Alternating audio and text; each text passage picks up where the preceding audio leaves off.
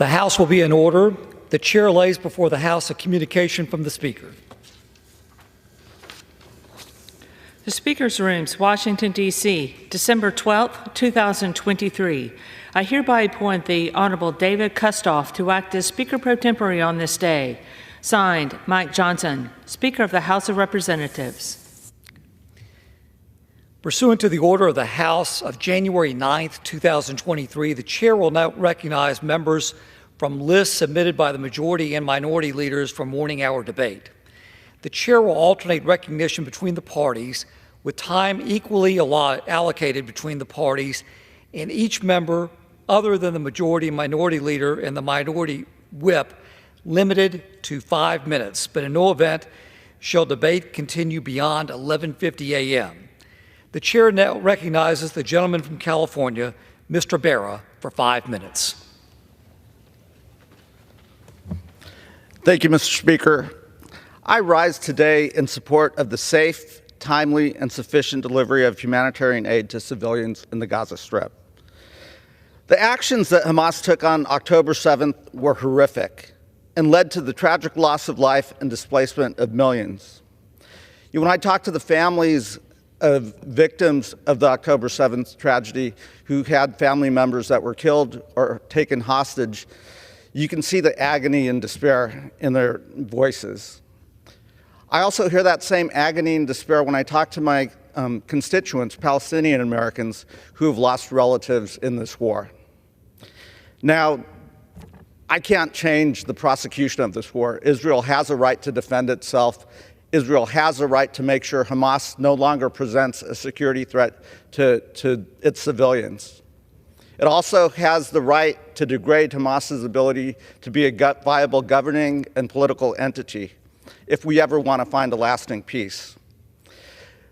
But that's the horror of war. I can't prevent that. But what we can do is prevent what we're watching unfold in front of our eyes right now.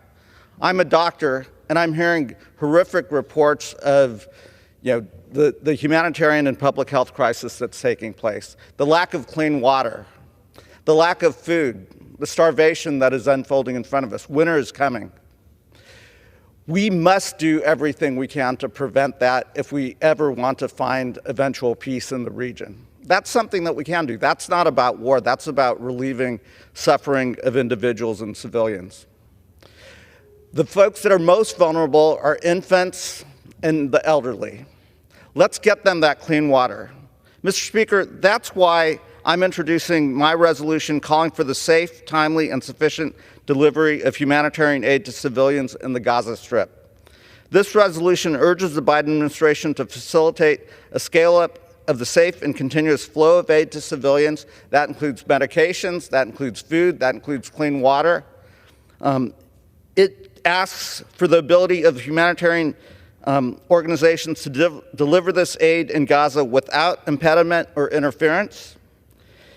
It encourages the distribution of fuel to humanitarian organizations working in Gaza and for the proper oversight to ensure the aid is appropriately delivered and not commandeered by Hamas.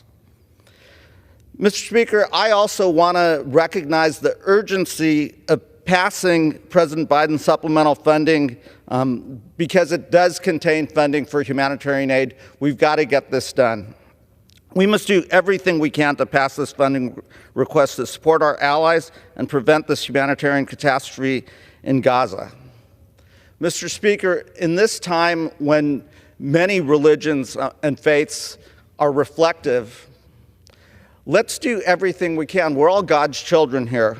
We can do this, and this is not about war. This is about saving lives. This is about allowing humanitarian aid to flow into Gaza on a continuous basis to provide food, clean water, medications, fuel to keep hospitals operating, and energy to make sure we save these lives.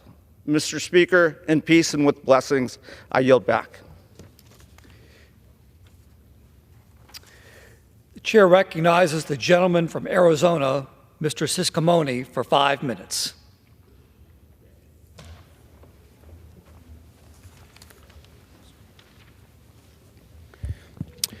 Mr. Speaker, I rise today to congratulate Campbell Stewart, a student from Pushridge Christian Academy in Oro Valley who was named to the 2023 National Youth Orchestra. Campbell's passion for the timpani, also known as the kettle drum, started when he was just in 3rd grade. This program allowed Campbell to perform at Carnegie Hall with 89 other talented students over the summer.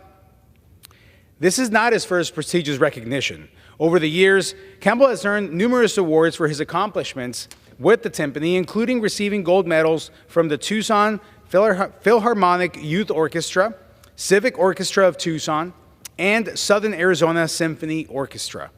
Additionally, Campbell also had the privilege of participating in the 2021 Juilliard Percussion Seminar, the Hilton Head Jazz Camp in South Carolina, and the Brevard Musical Festival. Once again, congratulations to Campbell Stewart for his achievement in being part of the National Youth Orchestra at Carnegie Hall. His unwavering dedication and his commitment to the world of music does not go unnoticed. Mr. Speaker, I rise today to celebrate the remarkable life and achievements of Luann Preble.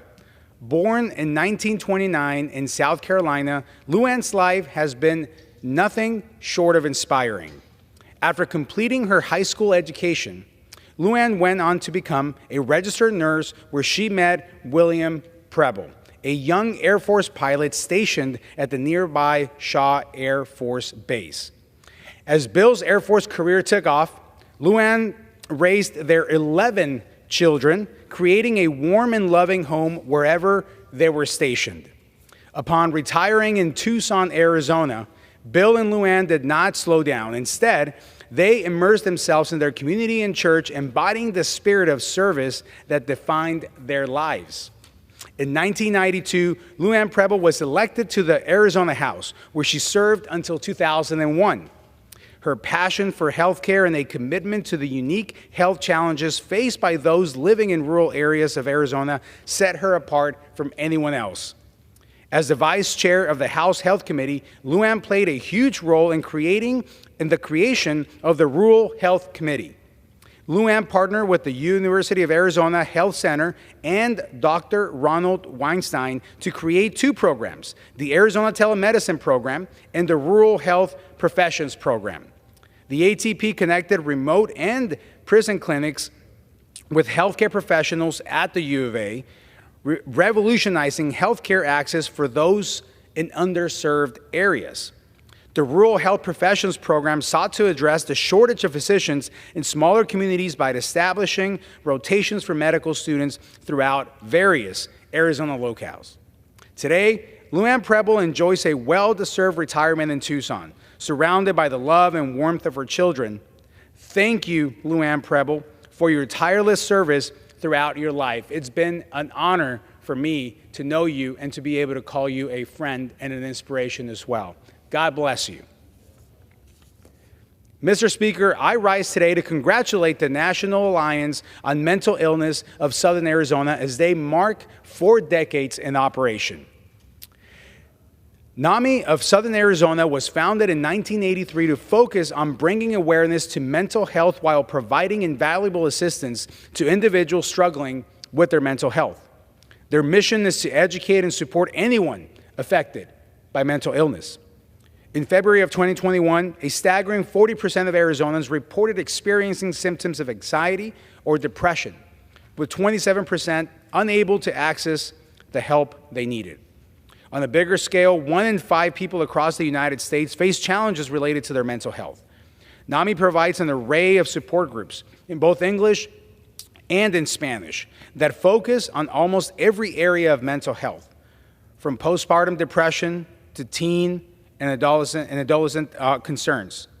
NAMI in Southern Arizona has been a beacon of hope, helping individuals in managing their mental health effectively. We need more nonprofit organizations like this in the world. The impact of NAMI's efforts over the past 4 decades is truly remarkable. I am honored to highlight all the good work they do to help our community thrive today. And with that, I yield back. The chair recognizes the gentleman from Illinois, Mr. Davis, for 5 minutes.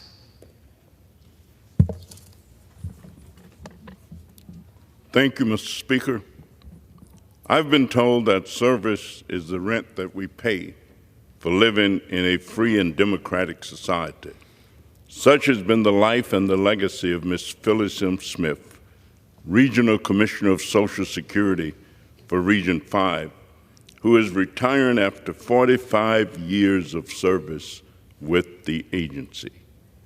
Commissioner Smith has worked with thousands of individual clients, and her supervisory and leadership roles have placed her in position to positively impact the lives of thousands of others. Commissioner Smith started work for Social Security in 1978 as a Title XVI claims representative in the Chicago East Field office. She has stated that her initial plan was to work with SSA until she could decide what her long-term work plans were. She stated, and she has written it down, and I quote, that when I saw firsthand the impact of SSA on people with whom we worked, and I saw my hard-working, compassionate colleagues, I was hooked. And she was. As a matter of fact, she moved through the ranks to become the commissioner. And if you can imagine working 45 years for one agency, you've come in contact with many clients, and she also had great impact on improving and enhancing the quality of life for thousands of individuals. And so, Commissioner, you have done exceptionally well. You have done your job, more than your job. You have given unselfishly of yourself for the benefit of others.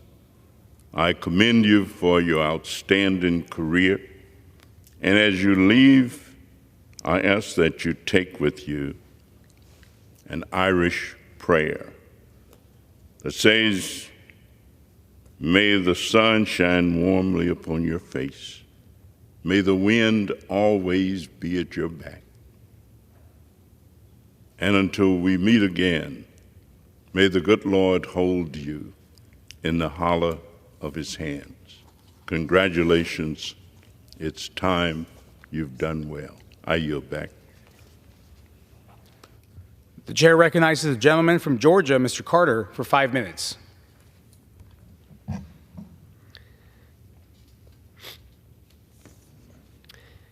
Mr. Speaker, I rise today to honor the life of Charlie Stewart, who passed away this past October in Brunswick, Georgia.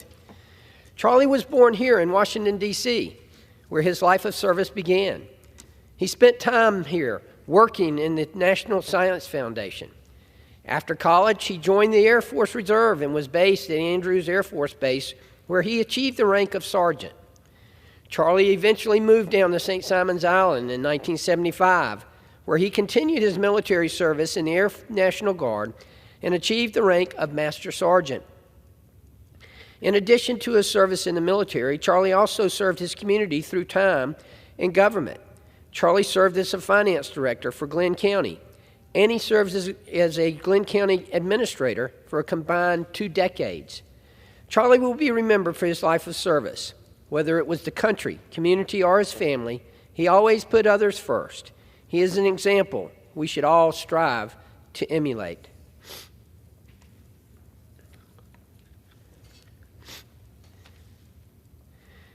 Mr. Speaker, I rise today to celebrate the achievements of my friend, Ron Adams. Ron is retiring after a fruitful career as clerk of Glenn County Superior and Magistrate Courts. When Adams first took office back in 2017, it was a very difficult time for the courts, as a former clerk had stolen more than $1 million. Ron ensured that the court continued to operate smoothly under his leadership while efforts to secure the money were made. Throughout his career, he overcame other challenges, including the high-profile Ahmaud Arbery murder case. Adams' hard work made sure that this very emotional case could proceed smoothly and effectively. Adam's dedication and loyalty to his community will continue to serve as a blueprint on how to be an effective clerk, a position that is essential to our justice system's success. Congratulations, Ron, on your achievements and on your recent retirement.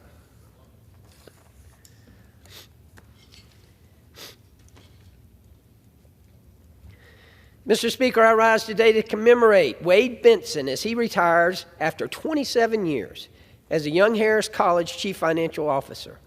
Wade began at Young Harris College in 1986, coming to the college as an auditor with his father's accounting firm.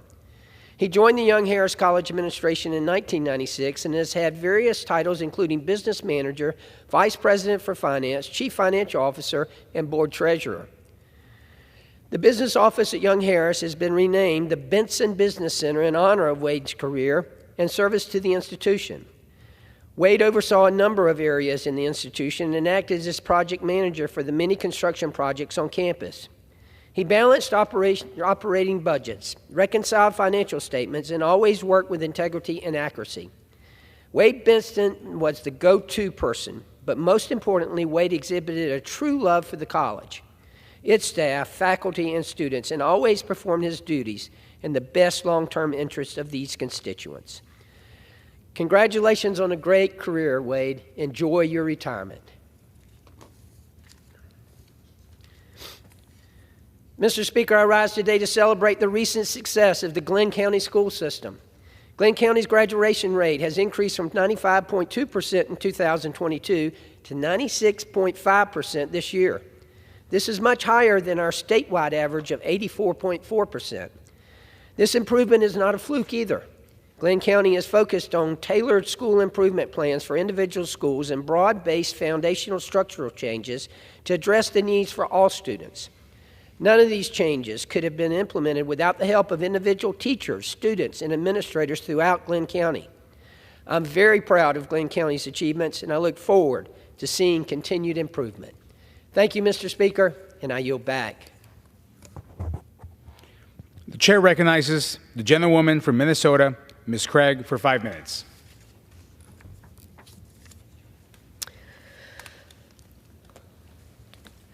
Mr. Speaker, too many American families know the immense heartbreak of losing a loved one to an overdose. But overdose deaths are preventable, and we have a responsibility to do everything we can in this body to save lives.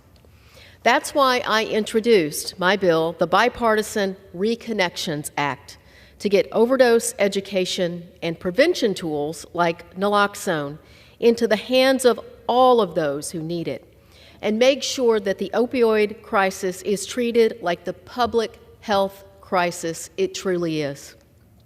I'm proud that my colleagues have recognized the urgent need to expand access to these life-saving overdose prevention resources. But we must continue our bipartisan work to keep our communities safe. I want to say thank you so much to my Mental Health and Substance Use Advisory Council, a group of law enforcement officers, educators, parents, and community members who I work with regularly to find ways to address the opioid crisis in our home communities and across this great country. Your stories, and especially the memories of your loved ones that you have shared with me over the years, have truly touched my heart. And it is these stories and memories that have informed the policies that we champion here and are at the top of my mind as this bill stands on the House floor today. Thank you for your tireless drive and dedication. You are helping to make our community safer. We have so much more work ahead of us as a community in Minnesota too, and as a nation. But if it helps to save just one life, it's worth doing the work. Thank you to the members who are coming together from both sides of the aisle today to support this important bill. Thank you, Mr. Speaker, and I yield back.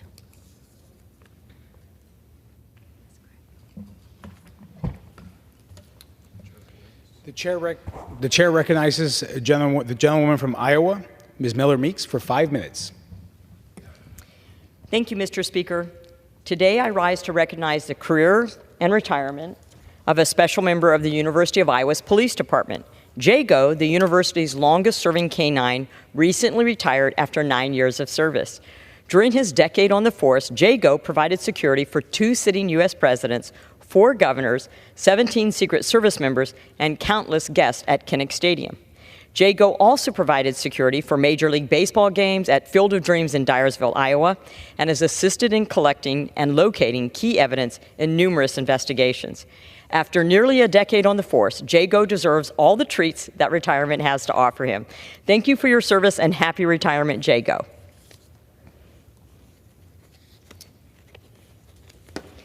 Last month, the University of Iowa's women's soccer team earned an automatic bid to the NCAA tournament after securing a win in the Big Ten Championship. For the first time in Big Ten Championship history, an 8-seed team won it all. In a nail-biter of a game, the Hawkeyes defeated the Wisconsin Badgers 1-0. The sole point scored during the game came from a penalty kick from midfielder Josie Durr in the first half. Needless to say, the University of Iowa women's soccer team made us all very proud this season, and I cannot wait to see what they accomplish next year. Keep it up, Hawkeyes.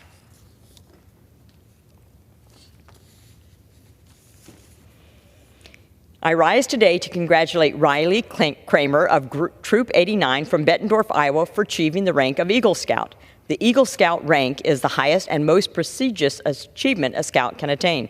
To earn this rank, scouts must fulfill leadership roles, exemplify the scout oath and law, display exemplary outdoor skills, speak better than their congresswoman, earn at least 21 badges, and complete a comprehensive service project for their community. For Riley's Eagle Scout project, he worked with the mayor of Riverdale on a half-mile trail for the city. This trail supports our community and gives people space to exercise and get out and enjoy nature in Scott County. Congratulations, Riley, on this honor, and congratulations to Riley's family and everyone who supported him on his journey to become an Eagle Scout.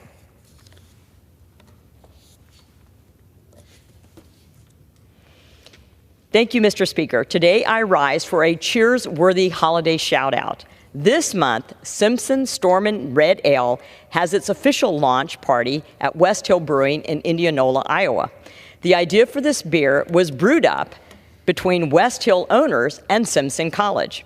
Aspiring graphic designers and artists were given the opportunity to design this year's logo. This year, Madison McDonald, a graphic design major from Winterset, Iowa, created the winning design. Moving forward, there will be an annual redesign contest, and West Hill also plans to donate a portion of all profits from Simpson Stormin' Red Ale to support student scholarships at Simpson College. Nothing quite brings people together like the holidays. Congratulations, West Hill Brewing and Simpson College, on another successful collaboration. With that, I'd like to wish everyone a very Merry Christmas, and I will yield back to the Speaker. The chair recognizes the gentleman from California, Mr. Correa, for 5 minutes. Thank you, Mr. Speaker. Today I rise to recognize Monica Lee Silvas and her successful career serving others. She's a Santa Ana girl, I'm proud to say, who made it big in Washington, D.C. And Mr. Speaker, we back home are very proud of Monica. Her passion for advocacy has made her work a defining voice within the labor movement. As part of the International Association of Machinists and Aerospace Workers, her labor leadership led to the development of their Spanish leadership program. And currently, she serves on the board of the Labor Council for Latin American Advancement and the Industrial All Global Union, where her voice impacts the lives of millions of workers across the globe. Monica, I just want to thank you for your dedication to the community and to the global labor movement.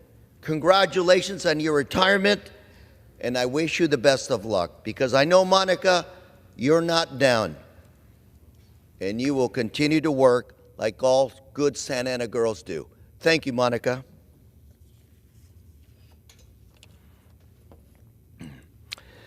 Mr. Speaker, I rise today to honor the career of Guadalupe Gomez, my good friend and president of la Federación de Zacatecanos del Sur de California. Lupe has spent 31 years working for the Federation as an organizer in a group that leads to help people on both sides of the border, the United States and Mexico, through economic development. In the past 2 years, as president of the Federación, Lupe has renewed a call for cooperation and mutual assistance across the border. From establishing new outreach programs for young people to strengthening programs like food banks in communities here in the U.S. and building communities, relationships, Lupe has been very impactful on both sides of the border. And Lupe, my very good friend, we want to thank you for your service and dedication to the wonderful community of Zacatecanos, both in the United States and in Mexico. Thank you, Lupe. Let's keep that good work up. And Mr. Speaker, I yield. The chair recognizes the gentleman from Pennsylvania, Mr. Thompson, for 5 minutes.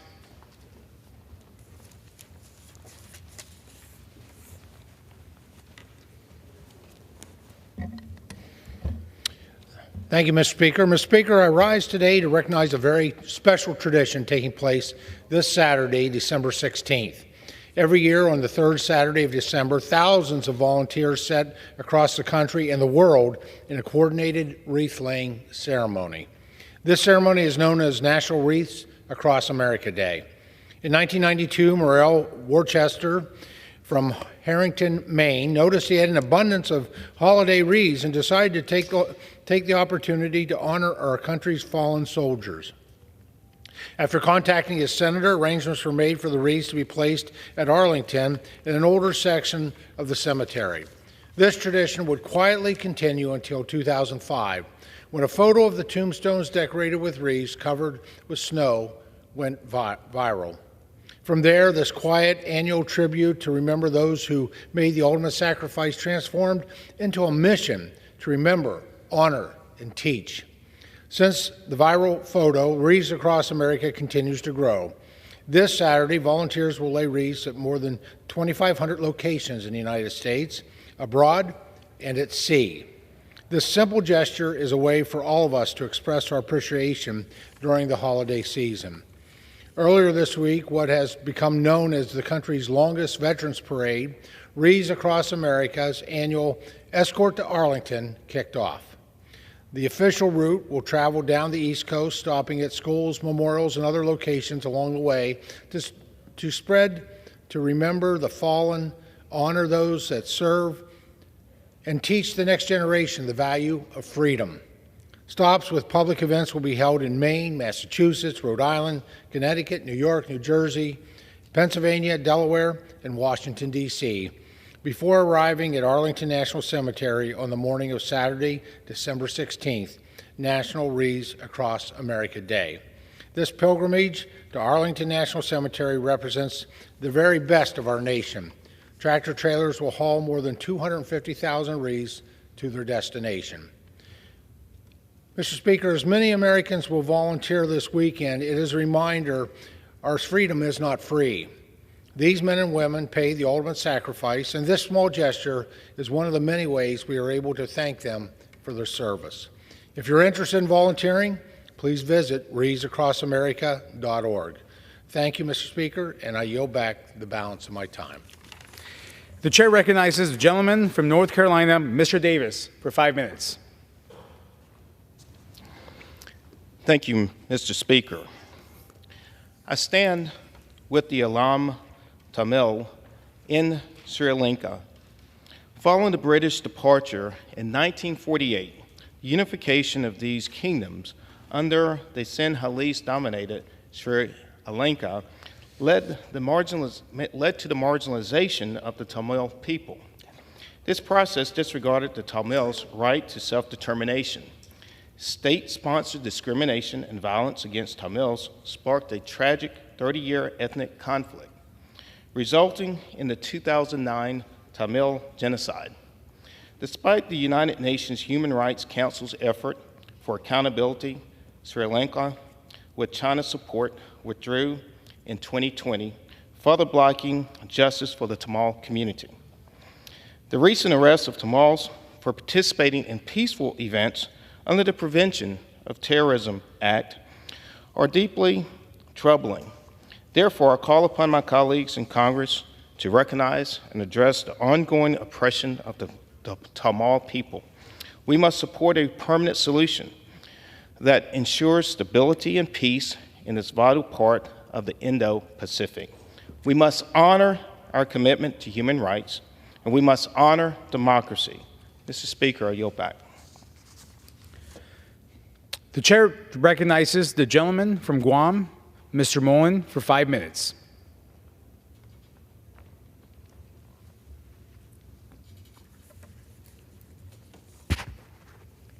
Mr. Speaker, I rise to celebrate and recognize a very important day in Guam's history, December 10th, 1898.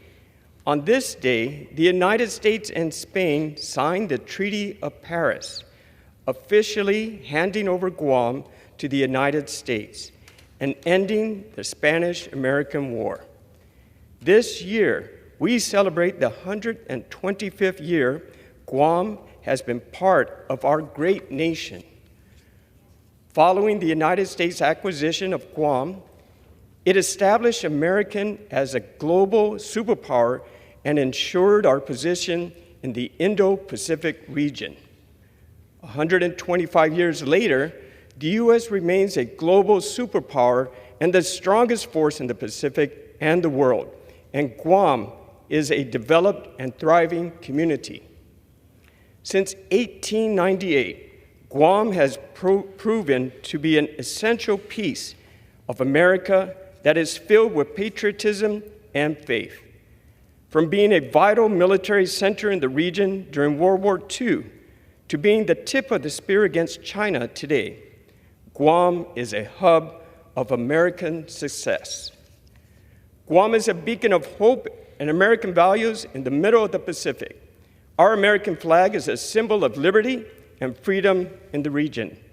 It is also a warning to all people who seek to provoke violence.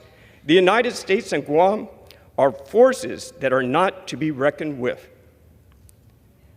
Let us take this day to reaffirm that the U.S. commitment to protecting freedom, peace, and democracy across the Indo-Pacific while maintaining the strong ties that connect Guam and our amazing country. Mr. Speaker, thank you. I yield back. The chair recognizes the gentleman from Illinois, Mr. Jackson, for 5 minutes. Mr. Speaker, I rise today in support of legislation that would posthumously award the Congressional Gold Medal of Honor to Marshall Walter Major Taylor, and would finally recognize him as America's first international sports champion. Marshall Taylor was affectionately known as Major Taylor, and he remains in death as he was in life, namely America's first sports superhero, a feat that took place in the late 1800s and makes what he's accomplished all the more extraordinary and astounding. Consider, if you will, the fact that here is an African-American man born in 1878 amid the sound and fury of post-Civil War America. And for those who miss the significance of this, it means that Major Taylor came into being at a time when the old resentments of the defeated Confederacy were beginning to push the nation back into the clutches of a desperate and cynical racial antipathy. Major Taylor did not come of age at a moment in American history when it was easy to be African American. In fact, he dared to be great at a time when the color of his skin was a crime. That is to suggest a punishable offense for which millions of black people were persecuted without justification or cause. And yet, in spite of the indignities assigned to him because of his race, in 1899, Mr. Taylor went on to become the fastest man in the world on a bike by the International World Champion Sports Cycling Association. And yet, oddly, Mr. Speaker, very few people in this country know anything about him. Very few people know the biggest sport in the latter half of the 19th century was cycling, and that an African American was the first great international champion in this country and in this sport. One wonders today, how is there such a thing even possible that Mr. Taylor can be forgotten? Why is it taking so long to honor a man who never should have been forgotten in the first place? How can it be the case that most people know little or nothing about the extraordinary contributions of this man to the American experience, to say nothing of his quantifiable greatness with respect to the American sports? Let me put a finer point on this. Before there was a Jack Johnson, before there was a Jackie Robinson, before there was a Jesse Lewis, before there was a Joe Louis, before there was a Jesse Owens, there was Major Marshall Taylor.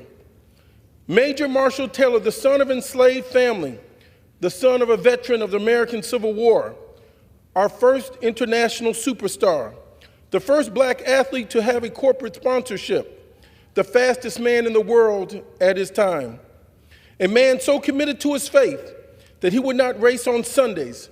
So subsequently, the governing body of the international cycling community changed racing day to Saturday in order to accommodate the discipline and dedication of his faith. Major Taylor was the first African-American world champion of any sport. And yet most people don't even know who he is because he has been conveniently erased. That is to say, he's been rendered invisible and therefore condemned to exist on the peripheries and in the margins of the historical memories of what he was and soon to be forgotten and was not of any note. He had no value in our history, tragically insignificant and unimportant, but nothing could be further from the truth. With the heel of an entire nation pressing down upon his neck, after 280 years of enslavement in America for a people, here arose Mr. Major Marshall Taylor. He had no one to look up to. He had to set a precedent. He had to exemplify greatness and carry that great burden of the race on his shoulders, and he did so magnificently. The recriminations of an entire culture withholding him from the support he deserved. When he won in America, they played Dixie. When he won abroad internationally, they played the Star-Spangled Banner. Major Marshall Taylor said that made him so proud to be an American.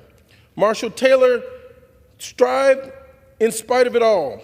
He didn't just win, rather, he won in spite of the facts. He didn't just succeed, he succeeded against the odds. He didn't just achieve, but impressively, he achieved with one hand tied behind his back, and he would not be stopped. Frederick Douglass said that a man should not be judged by how high he climbs, but rather he should be judged by the depths from which he's had to climb from. Major Marshall Taylor is the quintessential example of the American spirit and the African-American capacity for resistance and excellence in the midst of it all. Mr. Speaker, I thank you for this time. I yield back. The chair recognizes the gentleman from Iowa, Mr. Nunn, for 5 minutes. Thank you, Mr. Speaker. I move to extend and revise my remarks. With that objection.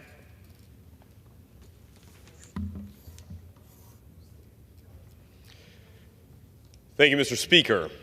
Thank you to the members of Congress who are here today. Today, we stand on the forefront of discussing the future of America's capability to collect and protect our nation's most critical intelligence. This is known as the Foreign Intelligence Surveillance Act, specifically Section 702. Now, some have asked, why is 702 essential? And I answer in no uncertain terms, it has saved thousands of American lives. It is a powerful tool to safeguard hundreds of millions of Americans from the attacks coming from terrorists, foreign agents, and vicious attackers. Some have rightfully asked, are we willing to sacrifice America's liberty for the sake of security? With this, I will not abide.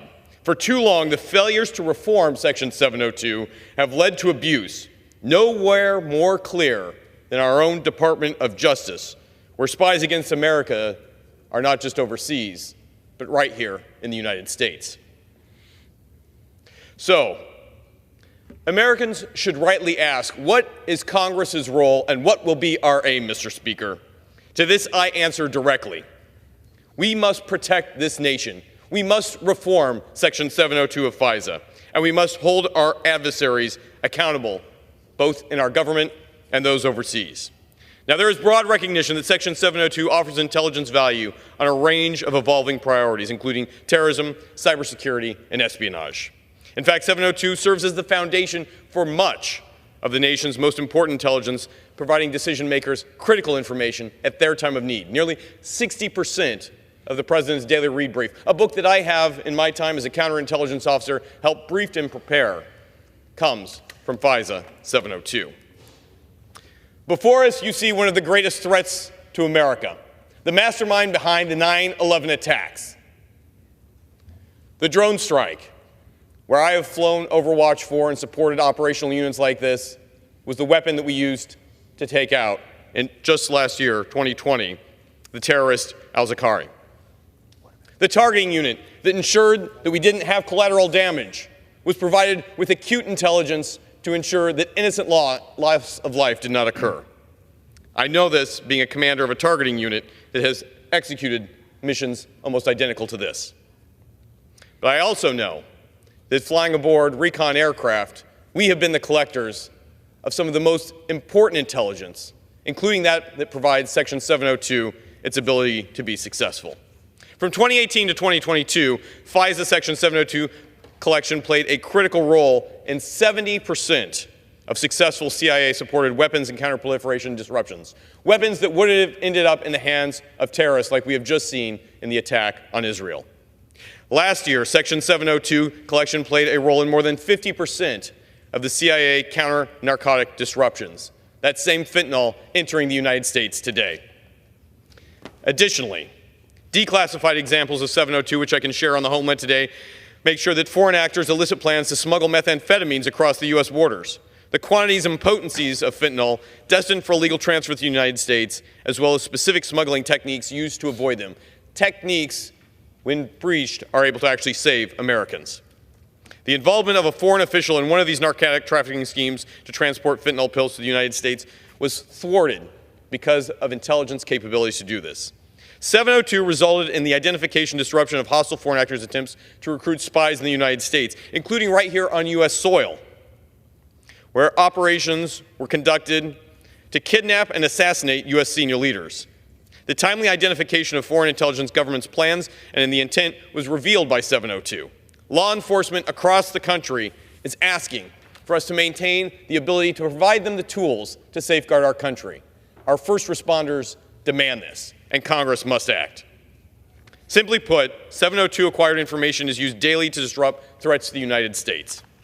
However, given the FBI's unacceptable compliance failures, there is also a responsibility that Congress must include safeguards to uphold the privacy, civil liberties, and international trade in a digital world, including criminal punishments for those in our own government who continue to this day to go unchallenged. As a member of Congress, we must work together to reform and reauthorize 702. It should be our overarching goal to protect the United States from foreign threats while simultaneously protecting Fourth Amendment privacy rights of U.S. citizens. Importantly, any lapse or significant change that hinders the use of 702 unnecessarily blinds the United States to a range of threats, meanwhile taking dangerous risks to allow foreign terrorism to occur right here on our soil. So in closing, Mr. Speaker, it is no secret that the threats we face in the 21st century are both multifaceted and ever-evolving. Terrorism, cybercrime, the activities of hostile actors, and a demand for sophisticated adaptive response. Therefore, we must move forward in holding not only the FBI accountable, but making sure that Americans have the ability to protect themselves from threats overseas and within our own government. Thank you, Mr. Speaker. I yield back my time. The chair recognizes the gentleman from California, Mr. LaMalfa, for 5 minutes. Thank you, Mr. Speaker. Well, Mr. Speaker, the several hundred private aircraft have left Dubai after a couple of weeks of whining and dining in the hot climate there in order to tell us how we should live our lives, how we should cut back or eliminate meat in our diets, how we should change our agriculture in this country to just be less of it. I guess they want to put us all on a forced diet according to their view of the world. So what does that really mean for us here? Less agriculture less products grown in this country, less in the European countries, the other enlightened ones that want to play along with the Paris Accords and such. One interesting little fact that gets in the way of all that is that the US and Europe have already reduced their CO2 emissions down 10 to 15% the last few years. This is without the Paris Accord even having come fully into effect yet. It's the other countries, like in Asia, their numbers are dramatically increasing on CO2. Now that assumes that CO2 is actually a problem. CO2, carbon dioxide, is only represented by 0.04% of our atmosphere. 0.04% is what CO2 makes up, not the 20. I talk to people on the street or gatherings at events I'm speaking at. How much of the air do you think is actually CO2? And they've been hyped so much ever since grade school. They got kids scared to death that CO2, somewhere between 20 and 50%. No, it's 0.04%. It's not a poisonous gas. I've had the argument like, it's like having fentanyl in your cereal or something like that. No, it's a necessary gas for plant life. We're all breathing it in right now. We're exhaling it right now, and there's plants somewhere gladly absorbing it. If we go below 0.02%, plant life starts dying off. We'd be in a pretty bad way. Yet the hype over CO2 continues as they have the COP28 in Dubai, as they sit there hatching plans to control our lives, especially in the Western countries. Now, the plans for China and places like that continue to ramp up with more coal power plants, much more use of oil and gas. Oil and gas has been villainized by California, by the EPA, by so many, including an idea over there that the Arab countries that produce so much petroleum, they're supposed to have that conversation as part of COP28. They kind of put that off as getting rid of oil and gas. Well, if we were even to contemplate that, you couldn't do it for at least 4 or 5 decades because we're so ingrained with using that product to do anything, and planting crops and transporting anything. If you got it, a truck brought it. It's probably a diesel-powered truck. As you see so many failed efforts of electrifying vehicles, cars, trucks, etc. There's a few out there getting around, yes, but not on a dependable basis to keep our supply chain going. So what do we keep learning is that you have elites over at conferences like this saying we need to cut back on meat, we need to cut out agriculture. They want us to cut 30% of our agriculture. Well, there's already a food shortage in much of the world, and even in some of our urban areas in this country, as we call them, food deserts.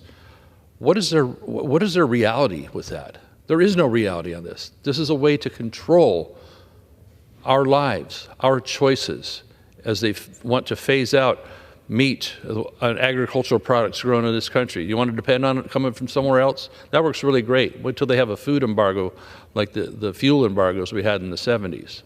The rest of the world does not look out for the needs of the United States like we do ourselves. So it's about time we put aside this nonsense of getting to some kind of zero output of carbon by 2035 or 2050 or whatever nice round number that they dream up as a goal, like in my home state of California. They do it all the time. At the same time, they're saying less carbon. They're also taking away the means to produce carbon-free electricity, such as tearing out the dams on the Klamath River and other dams up in Oregon and Washington that make clean hydroelectric power, low-cost power. Why do we need to have our electricity cost so much? Because of some people's wild dream and controlling dream on eliminating CO2, which really is not a problem, which is not a poisonous gas, which is not negative. Carbon is a building block of all of what we have and what we do. That isn't talked about a lot. Instead, we hear this side of the room half the time, it's all about carbon. Every conversation, every committee has to filter something through climate change. Climate change is a constant in our lives and on our planet. Yet that reality doesn't get talked about. It's just hype, hype, hype.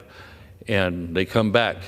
Czar Kerry comes back with more and more ideas on how to control us and take away the basic sustenance that makes this country strong with its energy and self-provisions on food that keeps us strong. I yield back. The chair recognizes the gentlewoman from Illinois, Ms. Miller, for 5 minutes. Thank you, Mr. Speaker. I has permission to address the House? Yeah, gentleman is recognized. Thank you, Mr. Speaker. Today I rise on behalf of those who cannot speak for themselves, the unborn. Since 1973, over 60 million American children have lost their lives to the atrocity of abortion, the greatest human rights violation in history. We often boast that we are a nation of life, liberty, and the pursuit of happiness, yet we deny this sacred right to the most innocent among us. Last year, the Supreme Court gave the unborn a monumental victory with the Dobbs ruling, returning the issue of abortion to Congress and the states. That is why today I'm introducing a series of 3 bills designed to further protect the most vulnerable among us, the unborn. First, the Love Them Both Act. This would prevent the Equal Employment Opportunity Commission from exploiting the Pregnant Workers Fairness Act to cover abortion or abortion-related services. The Pregnant Workers Fairness Act is designed to protect pregnant women from discrimination in the workplace, and it should not be used for political purposes. We have a responsibility to ensure both women and their unborn children are treated equally and fairly, and the Love Them Both Act does exactly that. Second, the Pregnancy is Not an Illness Act would correct a longstanding but erroneous conclusion of the FDA. In 2000, the FDA fast-tracked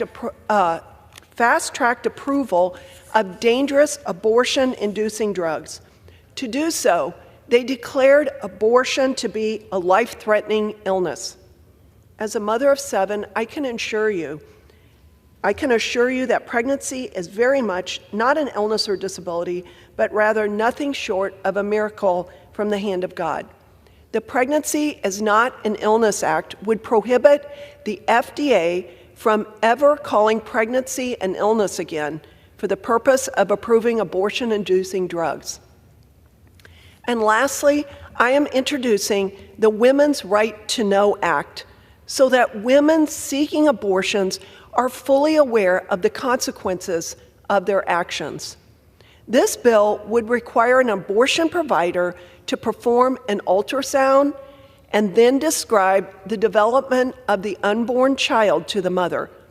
My bill would also ask for a 24-hour waiting period before an abortion is performed. These are simple, common-sense steps aimed to prevent a woman from making a decision she will regret for the rest of her life. In Psalm 139, verses 13 through 16, David writes, "For you created my inmost being, you knit me together in my mother's womb. I praise you because I am fearfully and wonderfully made. Your works are wonderful. I know that full well. My frame was not hidden from you when I was made in the secret place, and when I was woven together in the depths of the earth, your eyes saw my unformed body. All the days ordained for me were written in your book before one of them came to be." Life is the most precious gift we have. Without it, we have nothing. If we don't protect the right to life, all our other rights are in danger of being taken away. We cannot call ourselves a nation of liberty and justice for all when we deprive this most sacred right from the most vulnerable among us. We are in the midst of the most joyous time of year, Christmas. Although this is a season of parties, concerts, family time, that's not why we celebrate. We celebrate Christmas because of God's greatest gift to mankind, Jesus.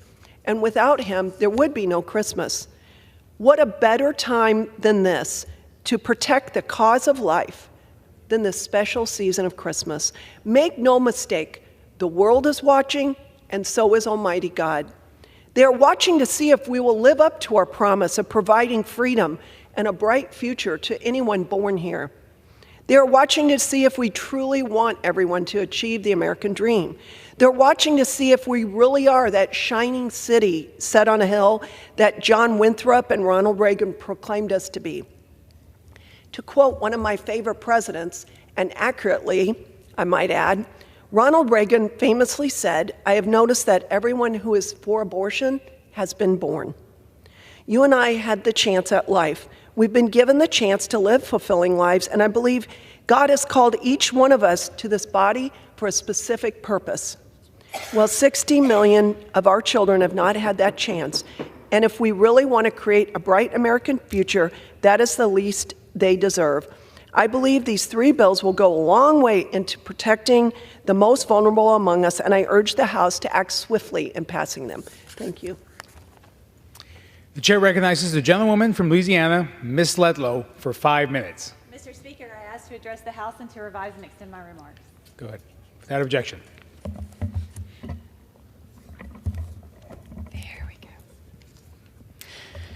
Mr. Speaker, I rise today to celebrate the retirement of a dear friend and respected member of the Ruston, Louisiana community, the president of Louisiana Tech University, Dr. Les Geis.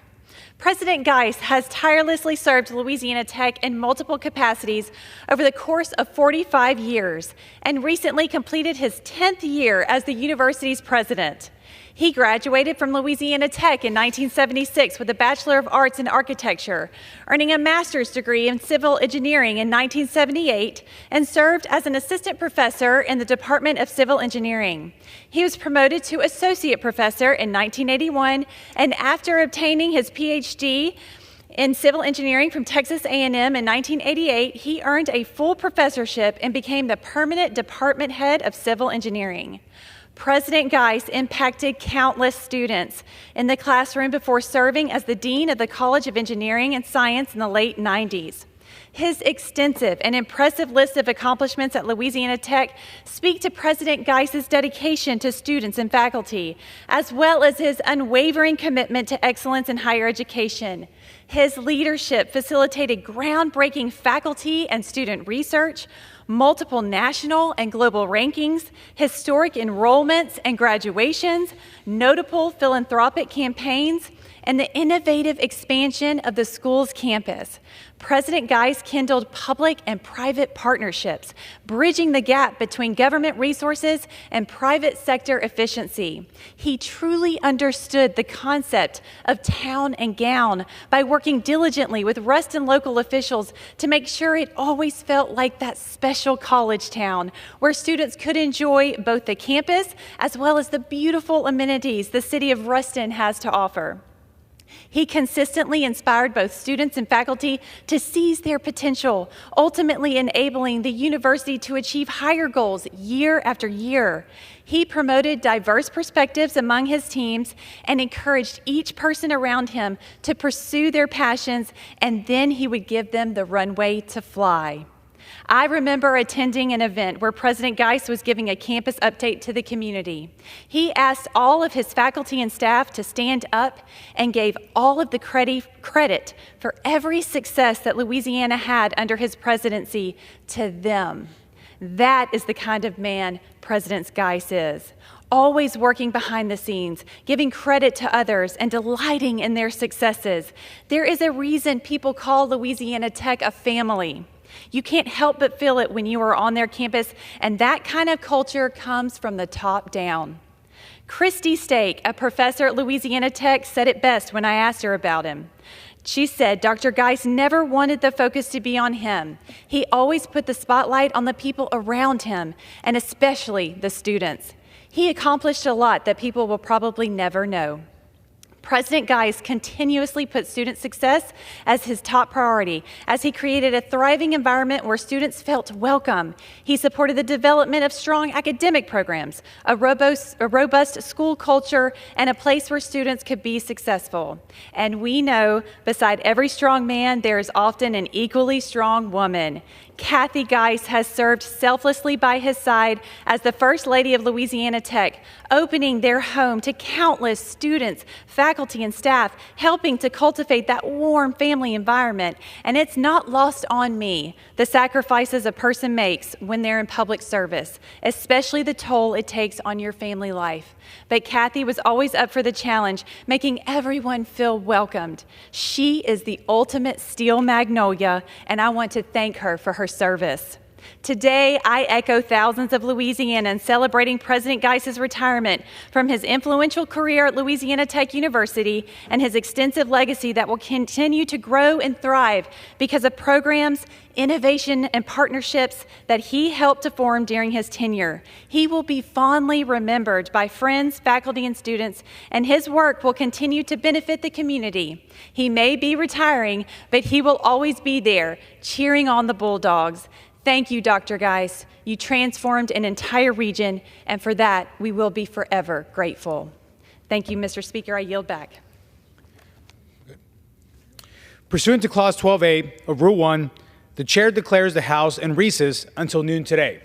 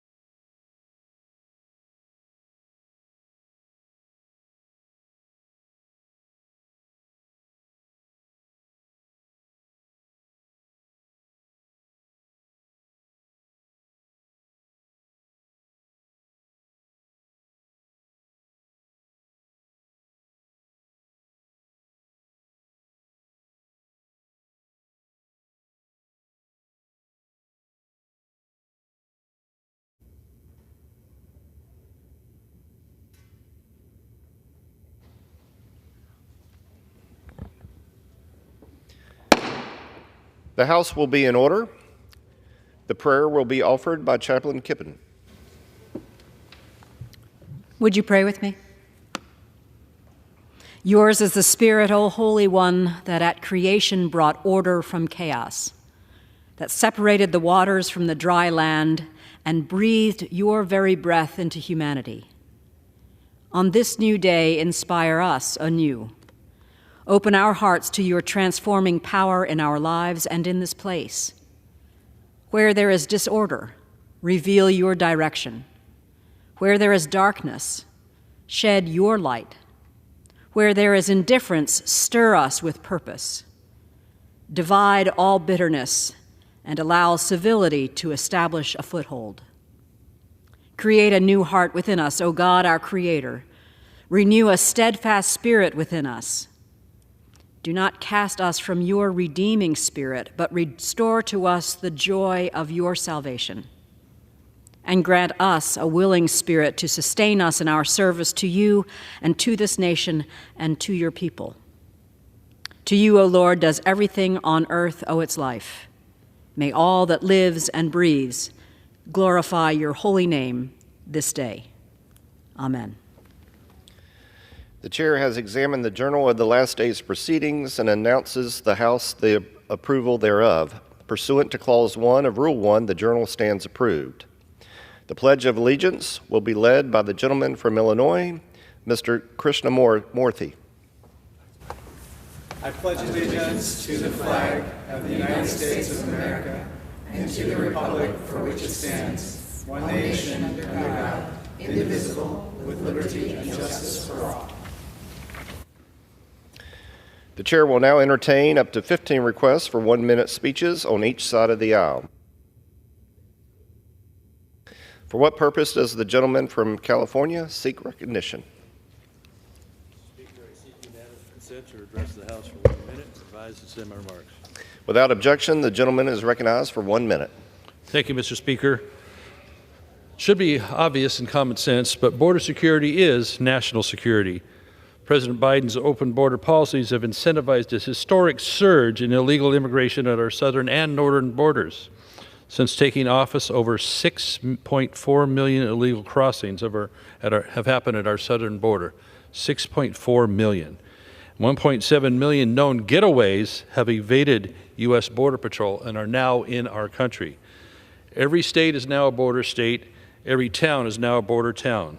They're living that in New York. Democrats are proposing that our national parks be used not for people to enjoy, but to house illegal immigrants, which will only further encourage more crisis. Republicans, Democrats alike have condemned Biden's border crisis. But we must stop further incentivizing more waves of illegal immigration by providing them with free housing. House Republicans will continue to fight to secure our border and eliminate the financial burden illegal immigrants are putting on American taxpayers and our institutions, our towns, our states. That is why we passed H.R. 2 to secure the border, which is the strongest border security package in American history. I yield back. For what purpose does the gentleman from Illinois seek recognition?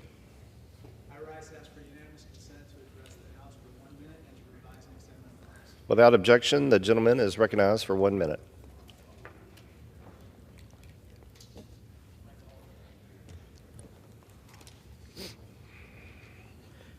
Mr. Speaker, thousands of janitors, bag handlers, wheelchair attendants, and others at our nation's airports work for wages as low as $2.13 plus tips. That is not a typo. This is called the national sub-minimum wage, and it's unacceptable. Workers who help more than 3 million airport travelers every day deserve better. In Chicago, more than 6,000 such workers represented by SCIU Local 1 now get a living wage and decent benefits. But far too many workers still depend on the luck of a tip jar to augment their measly $2.13 hourly wage. A $2.13 hourly wage will not fly. Let's ground a $2.13 hourly wage once and for all. Let's pass the Good Jobs for Good Airports Act now. I yield back. Gentleman yields back. For what purpose does the gentleman from Pennsylvania seek recognition? Mr. Speaker, request unanimous consent to address the House for 1 minute and to revise and extend my remarks. Without objection, the gentleman is recognized. Thank you, Mr. Speaker. Mr. Speaker, I rise today to recognize Haley and Stephanie Painter of Tioga County. The Painter sisters are fourth-generation farmers who started an organic skyr yogurt brand to preserve their family's Pennsylvania farm in 2020. Painterland Sisters yogurt now sells across nearly 2,000 locations at grocery stores, including Giant, Whole Foods, Sprouts, and Gristedes. They also sell the cream left over when making yogurt to make ice cream. Earlier this year, Painterland Sisters was named on the Forbes 30 Under 30 food and drink list. The Painter Sisters, like many young generation of farmers, were looking for a way to carry on their family's agricultural legacy while making it their own.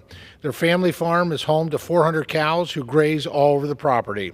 The Painter Sisters' dedication and passion for their family farm and business has led to tremendous success. Congratulations on this magnificent accomplishment, making delicious and nutritious yogurt. Mr. Speaker, farmers feed, nutrition matters, and whole milk heals. Thank you, and I yield back the balance of my time. For what purpose does the gentlewoman from Florida seek recognition? Without objection, the gentlewoman is recognized for 1 minute. Thank you, Mr. Speaker. I rise today to recognize the 100-year legacy of Liberia, a historically black neighborhood rich with culture, art, faith, strong families, and a rich legacy nestled in the city of Hollywood, Florida. This diverse community is filled with people of all backgrounds today, but there was a time when black residents were only afforded one option, the Liberia neighborhood. The Liberia name is fitting as it represents freedom. With this spirit of freedom imbued within the people, the community was inhabited mostly of black people from the Bahamas and the southern United States. Through determination, faith, and resilience, the residents of Liberia built a community with a strong foundation where they not only could live, but thrive. Some of the early residents, such as Robert Mitchell and Henry Graham, and fourth-generation Liberia resident Commissioner Linda Hill Anderson, were and are pioneers for progress for countless individuals who emerged from Liberia to become successful professionals, elected officials, athletes, artists, and role models. I celebrate the perseverance and brilliance of this community today and for generations to come. Congratulations, Liberia, on 100 years. Here's to 100 more. I yield back. For what purpose does the gentleman from Virginia seek recognition? Unanimous consent to address the House for 1 minute, revise and extend my remarks. Without objection, the gentleman is recognized for 1 minute. Thank you, Mr. Speaker. I rise to recognize the Hot Springs Volunteer Rescue Squad on 60 years of serving the people of Bath County. Since 1963, the Hot Springs Rescue Squad has provided emergency medical services to its citizens, including cardiac care, cave rescue, vehicle rescue, search and rescue, and water rescue, along with treatment and transport for medical and trauma patients. With 1 paramedic, 3 intermediate, 6 advanced, 5 drivers, and 20 basic providers, the squad responds to multiple calls for services weekly, and each one of the team members conducts their job professionally and swiftly. Throughout its history, the Hot Springs Rescue Squad and its members have been nominated for and received multiple awards, including the first place trophy at the state EMT competition in Roanoke. The squad's longevity stands as a testament to the civic spirit of the town and an example we should all follow, to always lend a helping hand. Congratulations again to the Hot Springs Volunteer Rescue Squad on their 60th anniversary, and I wish them many more years of success. I yield back. For what purpose does the gentlewoman from Washington seek recognition?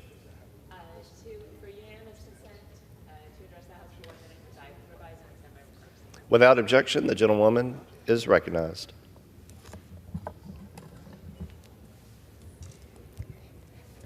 Thank you, Mr. Speaker. As a pediatrician, I understand sometimes competing concerns about making sure that children who are food insecure get enough good quality food to eat at school, and at the same time making sure that those meals do not contribute to our epidemic of childhood obesity and the accompanying diseases. It was trying to balance these priorities that led to 2012 guidelines that prohibited schools from offering 2% and whole milk.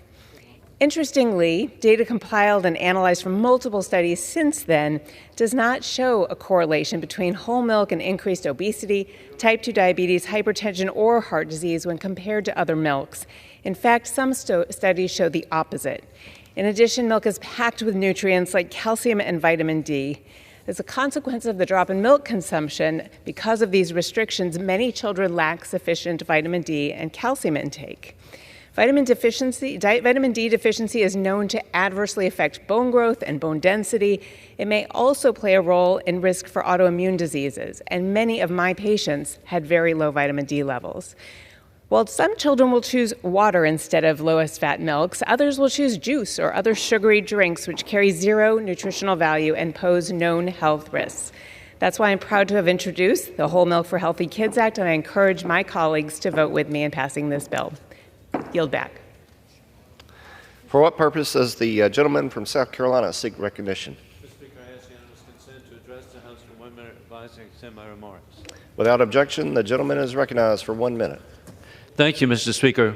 Over 110 times, I have warned that the global war on terrorism is not over, with appeasement in Afghanistan leading to terrorist attacks on American families with Biden open borders. The threat is clear. We see the shocking number of trained, well-financed mass murderers invading America. This has reached, this year, 169. Ukraine was invaded. Then Israel invaded. Now America invaded. House Republicans addressed the border early this year with the Secure Borders Act, blocked by Senate Democrats. It promotes restarting wall construction, advancing technology, adding Border Patrol, ending catch and release, and reversing executive authorities. Each congressional office has a rally point in the event of an attack, and I urge all families to plan a rally point. Communications may be disrupted, and every family member should know where to go for safety together before the roads are closed. In conclusion, God bless our troops who successfully protected America for 20 years. It's sadly clear there will be more 9/11 attacks across America, imminent, as the FBI finally has revealed last week. I yield back. For what purpose does the gentleman from New York seek recognition? I ask unanimous consent to address the House for 1 minute, extend and expand my remarks. Without objection, the gentleman is recognized for 1 minute. Thank you, Mr. Speaker. I rise today to recognize the women of the Brides March, who for 24 years now since Gladys Ricard's tragic death on her wedding day have held the annual Brides March in her memory to speak out against domestic violence. Each year I host the brides in Washington to honor Gladys' life and legacy. During the past National Domestic Violence Awareness Month, I introduced the Gladys Ricard Resolution, which fights back against domestic violence. We will not rest until Gladys Ricard's story is told across America and is a thing of the past. We will continue to fight against domestic violence to prevent it. Every state of the Union must have a code of laws against domestic violence. We will always remember Gladys Ricard. Thank you, Mr. Speaker, and I yield back the remaining time that I have. For what purpose does the gentleman from Idaho seek recognition? Mr. Chairman, I ask unanimous, Mr. Speaker, I ask unanimous consent for 1 minute to revise and extend my remarks. The gentleman will suspend. The chair will remind all persons in the gallery that they are here as guests of the House and that any manifestation of approval or disapproval of proceedings or other audible conversation is in violation of the rules of the House. Without objection, the gentleman is recognized for 1 minute. Thank you, Mr. Speaker. There is no reason our nation should be importing natural resources from Russia, as we have an abundance of untapped energy resources right here under our feet. H.R. 1042, the Prohibiting Russian Uranium Imports Act, represents a crucial step forward in protecting our national security, safeguarding our interests, and ensuring the responsible use of nuclear energy within the United States. We must recognize the importance of having safe nuclear energy in our national energy portfolio and the related need for responsible sourcing of critical minerals like uranium. The risk of relying on Russian imports is just too high. Becoming energy independent will make us stronger in the long run, and we must utilize our domestic resources and our trustworthy friends. Let us consider the strategic importance of securing our own nuclear fuel supply chain by passing H.R. 1042. We affirm our commitment to energy independence, national security, and responsible governance. I yield back. For what purpose does the gentleman from North Carolina seek recognition? Without objection, the gentleman is recognized for 1 minute.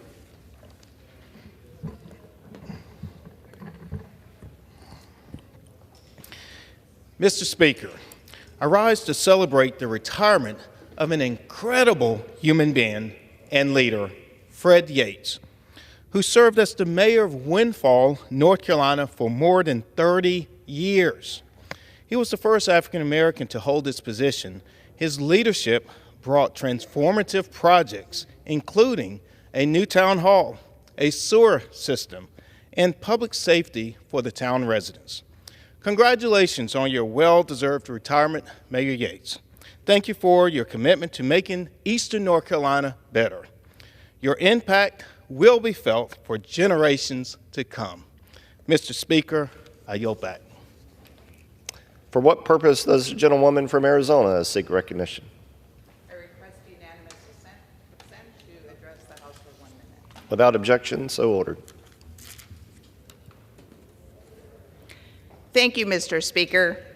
I rise today to pay tribute to a great American woman who has served our nation and my state so admirably throughout many decades. Sandra Day O'Connor is an American icon and was a trailblazer for thousands of women to pursue and achieve their dreams. This amazing woman was born in 1930 and grew up on the Lazy Bee Ranch in southeastern Arizona. She went on to serve in the Arizona Attorney General's office and then as the county's first female state Senate majority leader in the Arizona legislature. After being elected as a judge to the Maricopa County Superior Court, she was nominated by President Ronald Reagan as America's first female Supreme Court justice. She always showed courage, leadership, and independence throughout her time in government. Her contributions to the fabric of this nation will be cherished for generations to come. And I yield back. For what purpose does the gentlewoman from Vermont seek recognition? Oregon. Pardon me. I ask unanimous consent to address the House for 1 minute. Without objection. Mr. Speaker, I rise today to recognize the great progress my Democratic colleagues and I have made for our constituents this Congress. We worked across the aisle to keep the government funded and ensure our service members continue to get paid. We fought back against reckless attempts to cut Social Security and Medicare and restrict reproductive freedom. And despite the endless chaos and political theater, we've never stopped legislating. Because at the end of the day, Oregonians sent me here to get things done. And I can honestly say that I'm sticking to that promise. I've introduced 6 bipartisan bills and co-sponsored dozens more. And just last month, the House passed my first bill to restore land claims and compensation rights to the Grand Ronde Tribe. I'm proud of the things we've accomplished in 2024, but there is more work ahead of us. In the coming year, I urge my colleagues in both parties to join me in pushing past the gridlock. Working together, we can deliver real, tangible results for the American people. Thank you, and I yield back. Let's do this one more time. The chair would again remind members. We're okay. The chair will remind all persons in the gallery that they are here as guests of the House and that any manifestation of approval or disapproval of proceedings or other audible conversation is in violation of the rules of the House. For what purpose does the gentlewoman from Minnesota seek recognition? Mr. Speaker, by the direction of the Rules Committee, I call up House Resolution 922 and ask for its immediate consideration. The clerk will report the resolution. House Calendar Number 53, House Resolution 922. Resolved that at any time after adoption of this resolution, the Speaker may, pursuant to Clause 2B of Rule 18, declare the House resolved into the Committee of the Whole House on the State of the Union for consideration of the bill, H.R. 1147, to amend the Richard B. Russell National School Lunch Act to allow schools that participate in the school lunch program under such act to serve whole milk. The first reading of the bill shall be dispensed with. All points of order against consideration of the bill are waived. General debate shall be confined to the bill and shall not exceed 1 hour, equally divided and controlled by the chair and ranking minority member of the Committee on Education and the Workforce or their respective designees. After general debate, the bill shall be considered for amendment under the 5-minute rule. The amendment in the nature of a substitute recommended by the Committee on Education and the Workforce, now printed in the bill, shall be considered as adopted in the House and in the Committee of the Whole. The bill, as amended, shall be considered as the original bill for the purpose of further amendment under the 5-minute rule and shall be considered as read. All points of order against provisions in the bill as amended are waived. No further amendment to the bill as amended shall be in order except those printed in the report of the Committee on Rules accompanying this resolution. Each such further amendment may be offered only in the order printed in the report, may be offered only by a member designated in the report, shall be considered as read, shall be debatable for the time specified in the report, equally divided and controlled by the proponent and an opponent, shall not be subject to amendment, and shall not be subject to a demand for division of the question in the House or in the Committee of the Whole. All points of order against such further amendments are waived. At the conclusion of consideration of the bill for amendment, the committee shall rise and report the bill as amended to the House with such further amendments as may have been adopted. The previous question shall be considered as ordered on the bill as amended and on any further amendment thereto to final passage without intervening motion except one motion to recommit. Section 2. Upon adoption of this resolution, it shall be in order to consider in the House the bill H.R. 357 to require the head of an agency to issue and sign any rule issued by that agency and for other purposes. All points of order against consideration of the bill are waived. The amendment in the nature of a substitute recommended by the Committee on the Judiciary, now printed in the bill, shall be considered as adopted. The bill, as amended, shall be considered as read. All points of order against provisions in the bill as amended are waived. The previous question shall be considered as ordered on the bill as amended and on any further amendment thereto to final passage without intervening motion except 1 hour of debate equally divided and controlled by the chair and ranking minority member of the Committee on the Judiciary or their respective designees, and 2, 1 motion to recommit. Section 3. Notwithstanding Section 3Z of of House Resolution 5 on any legislative day of the second session of the 118th Congress before January 9th, 2024, A, the Speaker may dispense with organizational and legislative business, and B, the journal of the proceedings of the previous day shall be considered as approved if applicable. The gentlewoman from Minnesota is recognized for 1 hour. Mr. Speaker, for the purposes of debate only, I yield the customary 30 minutes to the gentlewoman from Pennsylvania, pending which I yield myself such time as I may consume.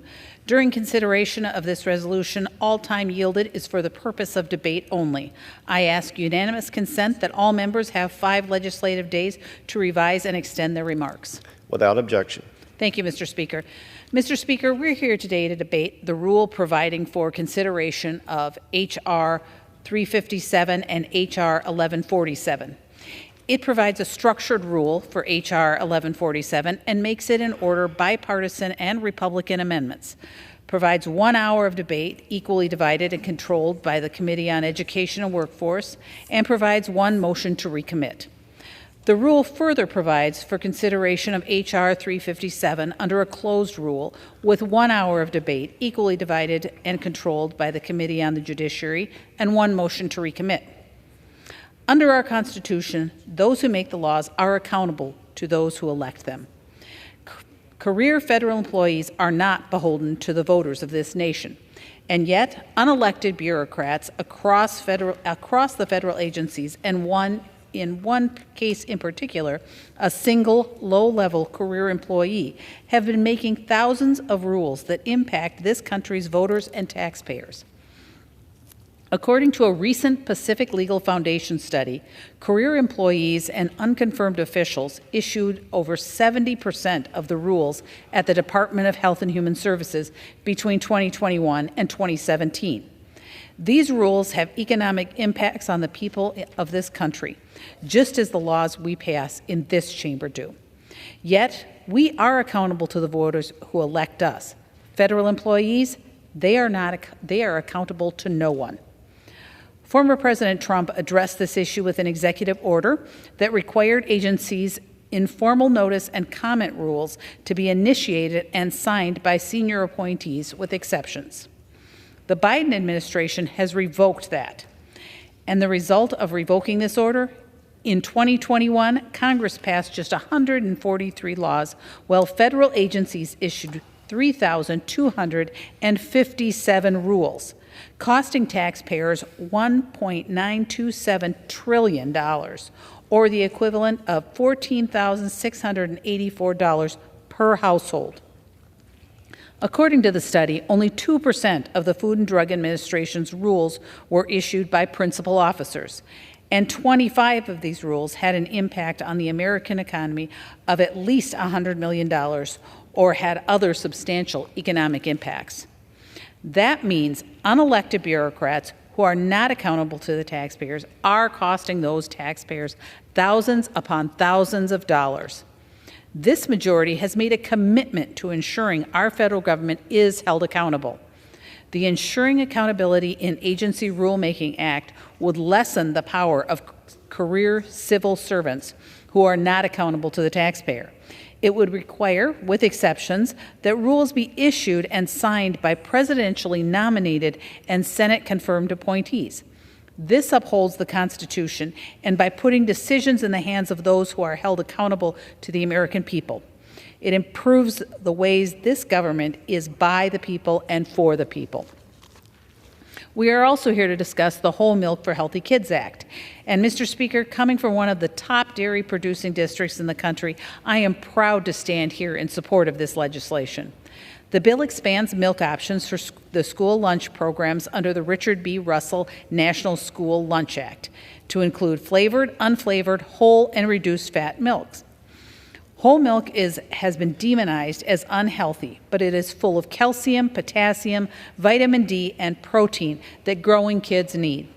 Since the misguided Obama-era regulations were put into place that the Biden administration has chosen to continue, rather than seeing health improve, we have continued to see child health decline.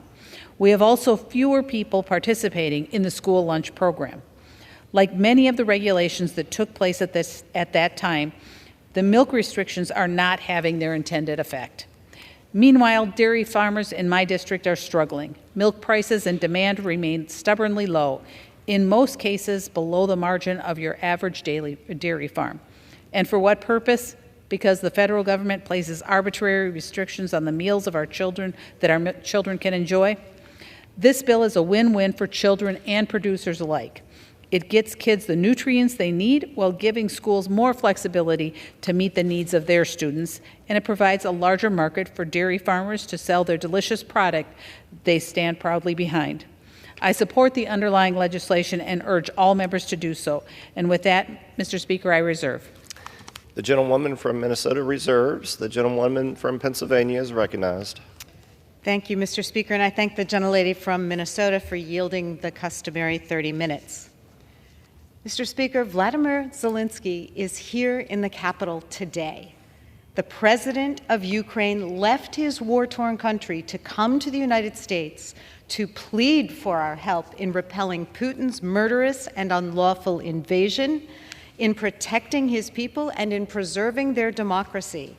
And as he did so, Putin unleashed a devastating missile attack on Kyiv and was captured on video drinking champagne and toasting the downfall of Ukraine if its Western allies falter. President Zelensky came here to ask the United States to stand tall and honor its commitment to an ally, its commitment to democracy, and its commitment to upholding international law. And in response, the United States House of Representatives is debating the merits of chocolate milk. We will not long remember the MAGA majority's great gas stove war of 2023, or their attempts to make it easier to kill the endangered lesser prairie chicken. But the sad fact is, these bills have consumed weeks of precious floor time this year, as the House majority struggles to pass any legislation of note. The world will, however, remember if the United States fails to support Ukraine in its hour of need. President Zelensky, our NATO allies, and the American people should expect better from this Congress. But under this extremist majority, they are doomed to disappointment, which again brings us here today to debate chocolate milk. When I was home this past weekend, I had the chance to talk with many of my constituents. I met with women small business owners to discuss their challenges. I talked to college students about their concerns regarding attacks on reproductive freedom here in the United States. I gathered with people in our community who've lost loved ones, neighbors, and friends to gun violence, and I listened to their calls for action on common sense gun safety legislation. Overwhelmingly, people came to talk to me about making our country a place where all Americans, all children, can thrive. That means bringing down the costs of health care, child care, household energy, and high-speed internet, so families can care for their kids, heat their homes, and stay connected. It means investing in infrastructure, good-paying jobs, and public education, so we can strengthen our economy, lower costs, build safer communities, and create opportunities so everyone has a shot at a brighter future. These are the things I came to Congress to do. But in these last legislative days of the year, these aren't the things that House Republicans are doing. I would call it unbelievable, except we've seen the same story play out over and over and over again in this chamber all year. For months on end, the MAGA extremists have dragged our country to the brink of default, nearly shut down the government twice, and even ousted their own speaker. Pushed by the most extreme members of their conference, they've brought chaos to the House floor. They put up bills only for them to tank and have to be withdrawn as they fight among themselves. They spent 25 days just arguing over which one of them should be speaker, all on the American people's dime. Now, with pressing challenges at home and around the world, they're pushing a completely discredited impeachment inquiry and other naked political stunts, all to distract from their own inability to govern. They've done nothing to deliver for the American people, and Americans deserve better than this. But House Republicans refuse to get their act together. Today, they've brought to the floor two misguided and marginal bills that fail to address any of the major threats or concerns our country or our constituents face. And both bills open the door to the influence of more special interests in our government's functions. I should note that today we were supposed to consider 2 additional bills impacting our national security and individual rights. But due to infighting among Republicans and their own committee chairs, these measures were pulled last night from the schedule, leaving us with another wasted day of chaos and incompetence. So, the first bill we have today is H.R. 1147, which makes changes to school nutrition standards in a way that would undermine science and undo important progress made over the past 13 years. Schools play an essential role in our kids' health. For so many children, the meals they get at school represent the majority of calories and the most nutritious meals they consume all day. We saw this reality clearly during the first days of the pandemic when, as schools closed down, the prospect of missed school breakfasts and lunches threatened the health of children across America. The meals served in schools are based on the most recent set of dietary guidelines as determined by child nutrition experts. These guidelines stay current. They're updated at least every 5 years. And in fact, in February of this year, the Biden-Harris administration began the latest update.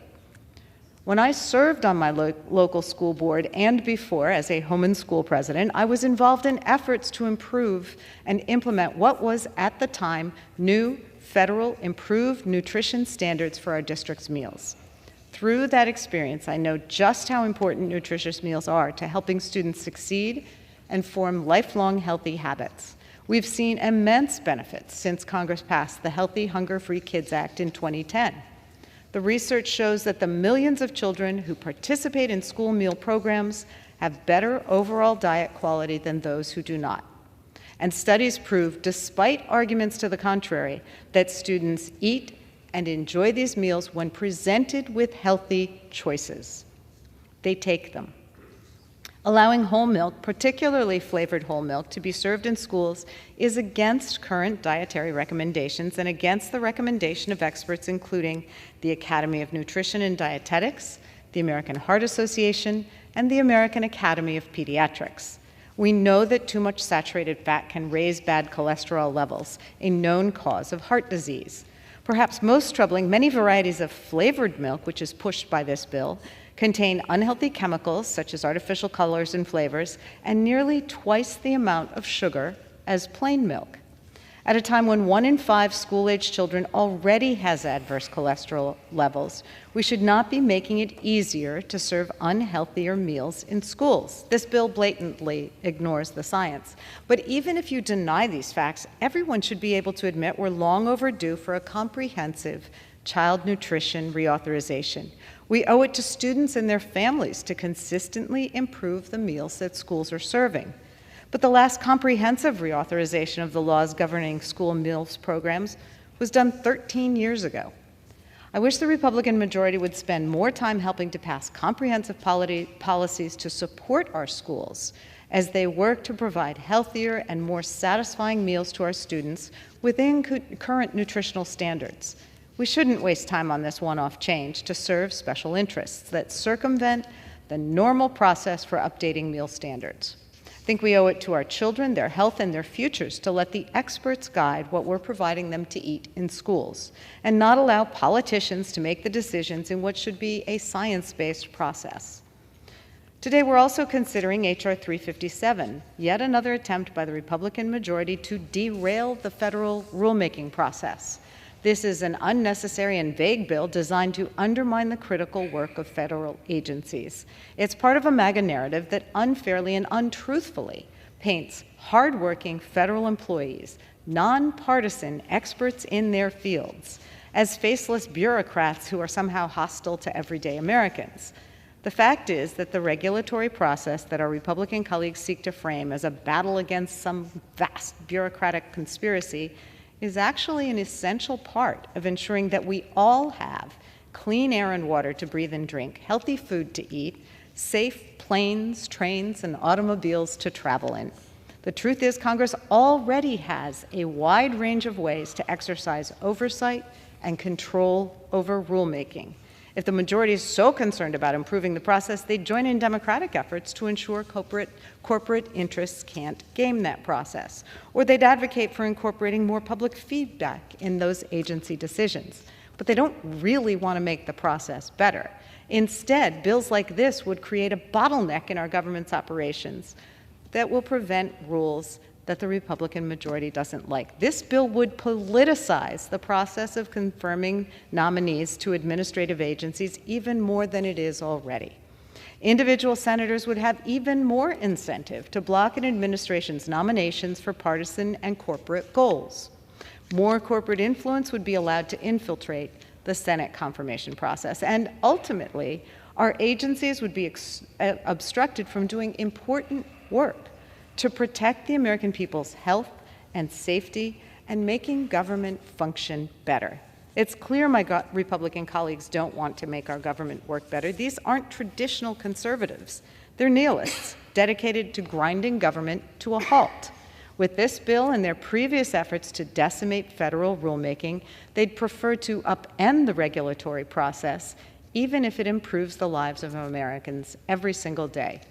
The federal government has long played an important role in promoting the health, safety, and welfare of the American people, and we should ensure that it is able to continue doing so. Again and again, we've seen this Republican majority prioritize the wrong things this year, and today is no different. They're using valuable floor time and committee time to pass marginal bills, enable their own infighting, and launch an act of petty political vengeance against the current president. Then they're going to call it a year and go home for the holidays. This is an unacceptable way to govern. It's not governance at all. I deeply oppose this rule, and I reserve my time. The gentlewoman reserves. The gentlewoman from Minnesota is recognized. Thank you, Mr. Speaker. And I just want to comment, rules and rulemaking is one of the things that I hear from my constituents. It's one of the most important things that they talk about and call me about when they have concerns.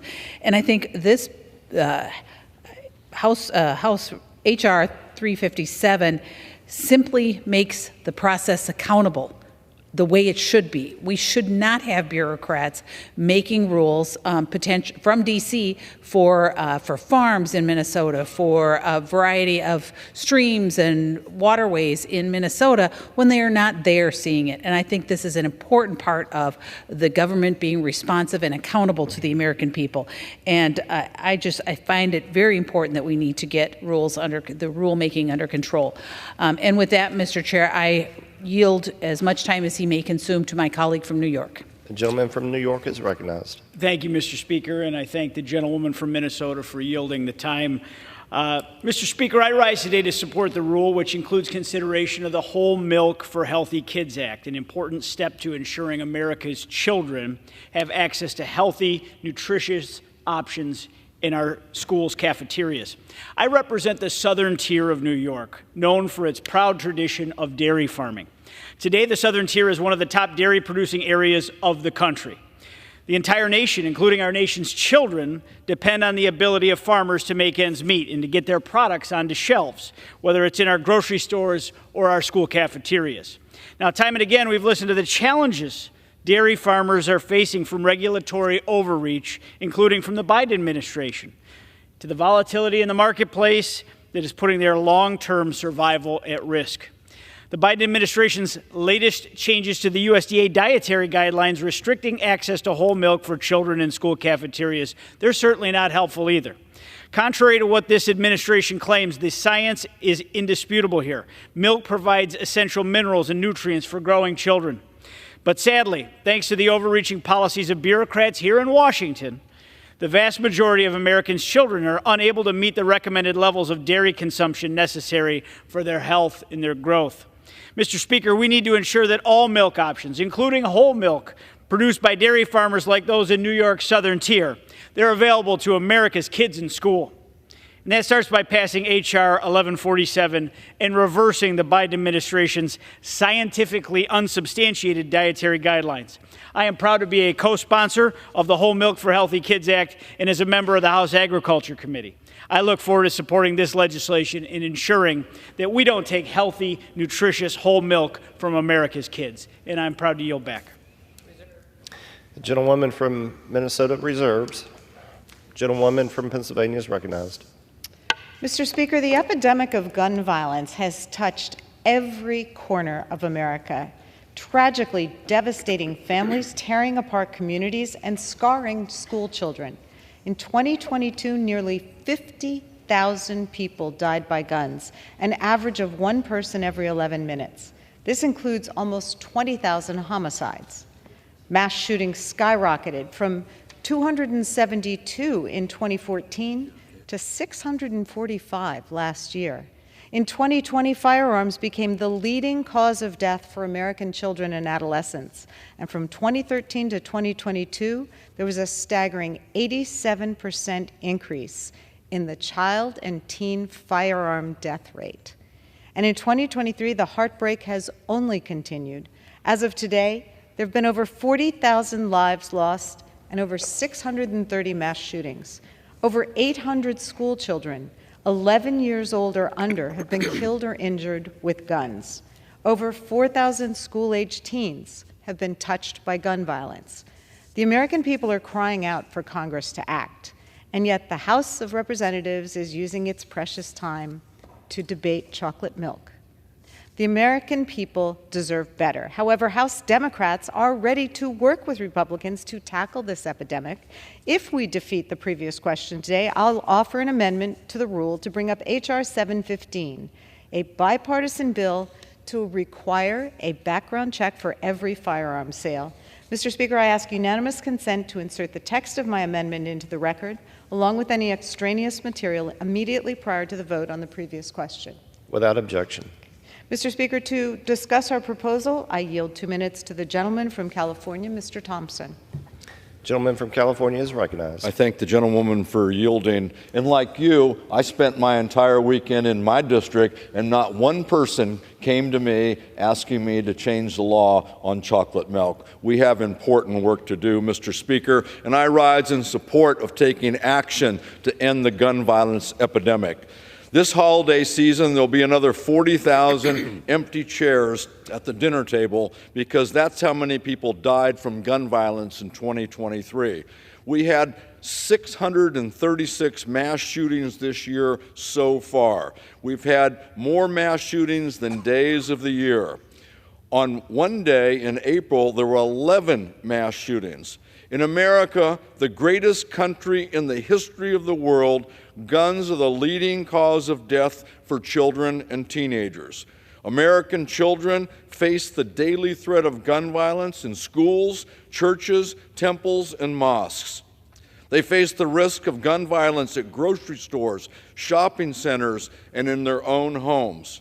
And instead of taking action to protect our kids from gun violence, House Republicans have used valuable floor time playing political games, and this week is just more of the same. Recently, a House Republican colleague stood on this floor and begged for anyone on their party to come to the floor and name one accomplishment that the Republicans have been able to do that would allow people's lives to be made better. Well, there is an accomplishment in reach. Today, I call on Republicans to join Democrats and pass the Bipartisan Background Check Act. Background checks are popular. They're supported by over 90% of the American people, including a majority of Republicans and even a majority of NRA members. Mr. Speaker, background checks are effective. Every day, background checks stop more than 160 felons and more than 50 domestic abusers from getting a gun from a federally licensed dealer. I urge my colleagues to oppose the previous question so we can pass the Bipartisan Background Check Act, save lives, and help ensure that more American families never have to suffer the loss of a loved one. Mr. Speaker, I yield back the balance of my time. I reserve. Gentlewoman from Pennsylvania reserves. Gentlewoman from Minnesota is recognized. Mr. Speaker, I'm prepared to close. Gentlewoman reserves. Okay. I'm prepared to close as well. The gentlewoman is recognized. With the rule we consider today, the Republican majority ends a failed year in the chokehold of its most extreme members. They're finishing out 2023 as they started, unproductive, ineffective, and unconcerned for the American people. They've ignored the real problems facing our nation today, issues like the gun violence crisis, ongoing threats to Americans' fundamental freedoms, access to economic opportunity and good-paying jobs, and threats to our national security. They've filled this chamber with culture wars and conspiracies and pushed policies that would hurt our children, families, students, seniors, members of the armed forces, and workers. They've turned their backs on our allies, democracies standing in the breach against forces that pose serious threats to our own national security.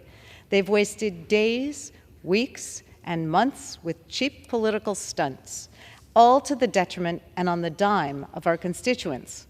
Congress is supposed to work for the people, and this is not what the people sent us here to do. Mr. Speaker, I urge my colleagues to put people over politics, to oppose the previous question in the rule, and I yield back the balance of my time. Gentlewoman yields back.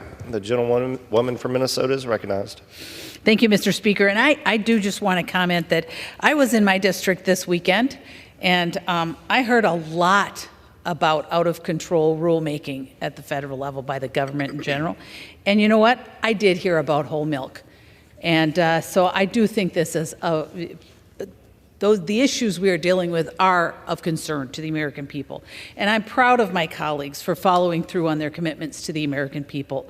The Whole Milk for Healthy Kids Act directly responds to constituents who want to expand the options for healthy drinks in our schools.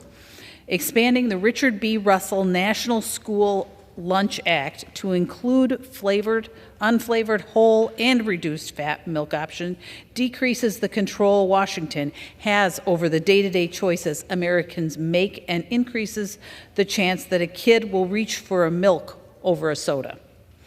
The Ensuring Accountability in Agency Rulemaking Act holds the government accountable by requiring rules made in federal agencies to be issued and signed by presidentially nominated and Senate-confirmed appointees, ensuring the rules made in federal agencies are beholden to taxpayers' priorities. I support the rule and the underlying legislation and yield back the balance of my time. I move the previous question on the resolution. Gentlewoman yields back. The question is on ordering the previous question on the resolution.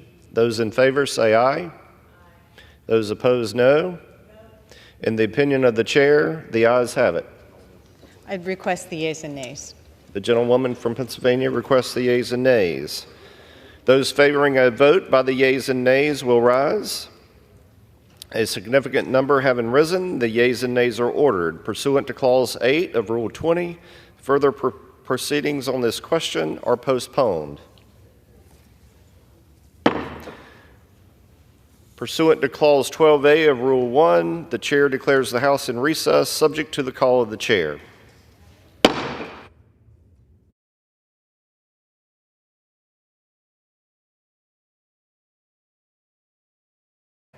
House will come to order. Proceedings will resume on questions previously postponed. Votes will be taken in the following order. Ordering the previous question on House Resolution 922, adoption of House Resolution 922 if ordered, and motions to suspend the rules and pass Senate 788, House Resolution 5119, H.R. 5524, H.R. 4531. The first electronic vote will be conducted as a 15-minute vote. Pursuant to Clause 9 of Rule 20, remaining electronic votes will be conducted as 5-minute votes. Pursuant to Clause 8 of Rule 20, the unfinished business is question on ordering the previous question on House Resolution 922, on which the yeas and nays were ordered. The clerk will report the title of the resolution.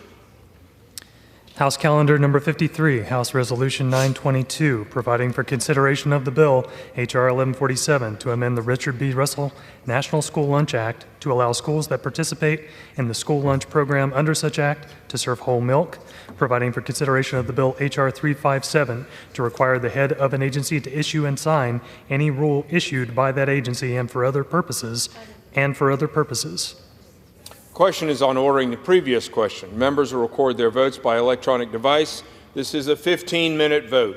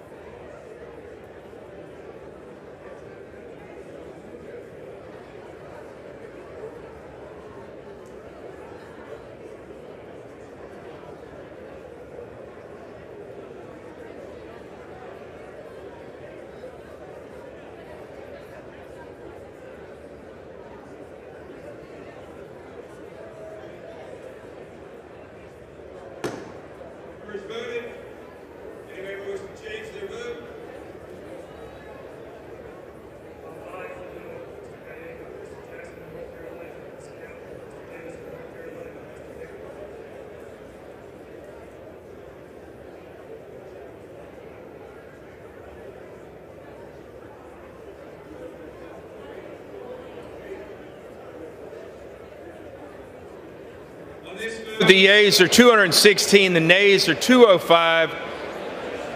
The previous question is ordered. The question is the adoption of the resolution. Those in favor say aye. Those opposed say no. In the opinion of the chair, the ayes have it. For what purpose does the gentlelady from Pennsylvania seek recognition? It's a recorded vote. Recorded vote is requested. Those favoring a recorded vote will rise. A sufficient number having arisen. A recorded vote is orders. Members record their vote by electronic device. 5-minute vote.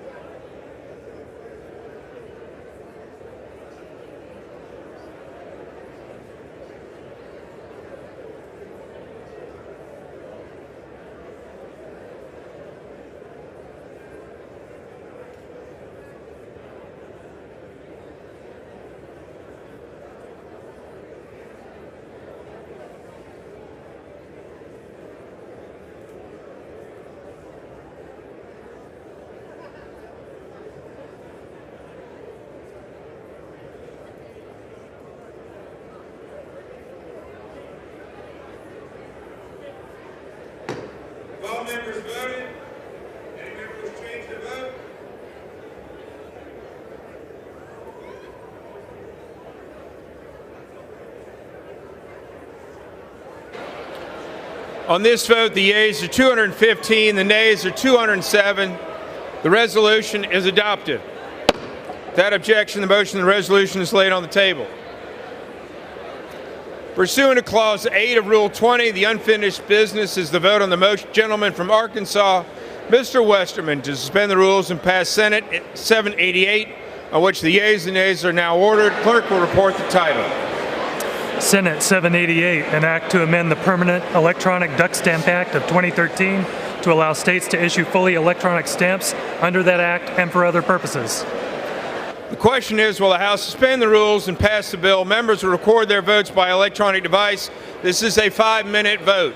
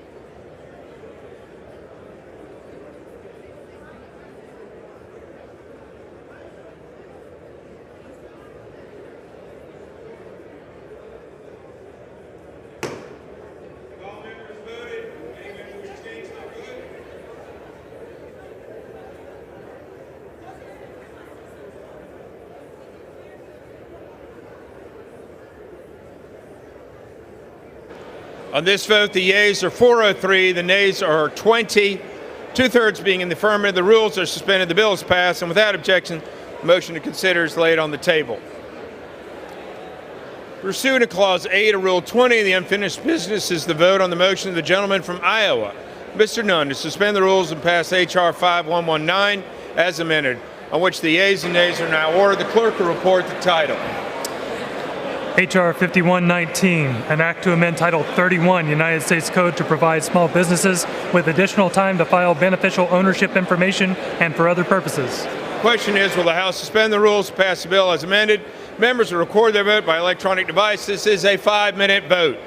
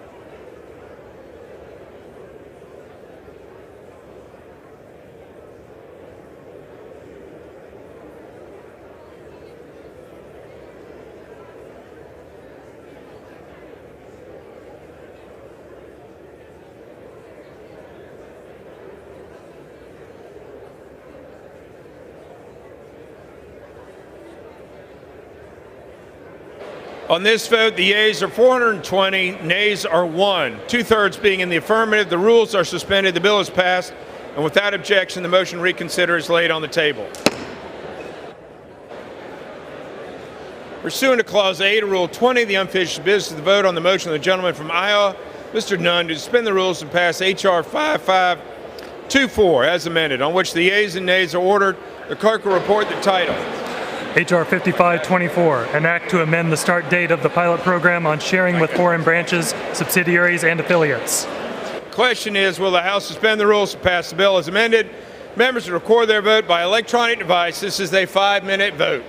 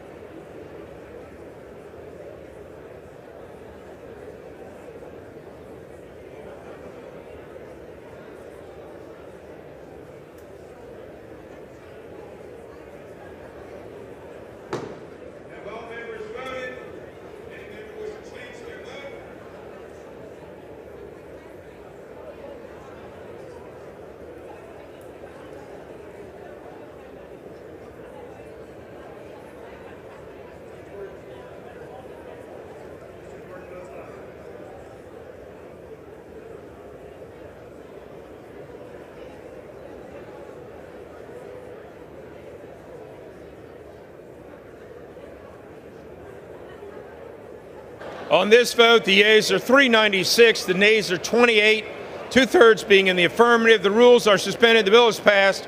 Without objection, the motion to reconsider is laid on the table. Pursuant to Clause 8, Rule 20, unfinished business is the vote on the motion of the gentleman from Kentucky, Mr. Guthrie, to suspend the rules and pass H.R. 4531 as amended, on which the yeas and nays are ordered. The clerk will report the title. H.R. 4531, an act to reauthorize certain programs that provide for opioid use disorder prevention, recovery, and treatment, and for other purposes. The question is, will the House suspend the rules, pass the bill as amended? Members will record their vote by electronic device. It's a 5-minute vote.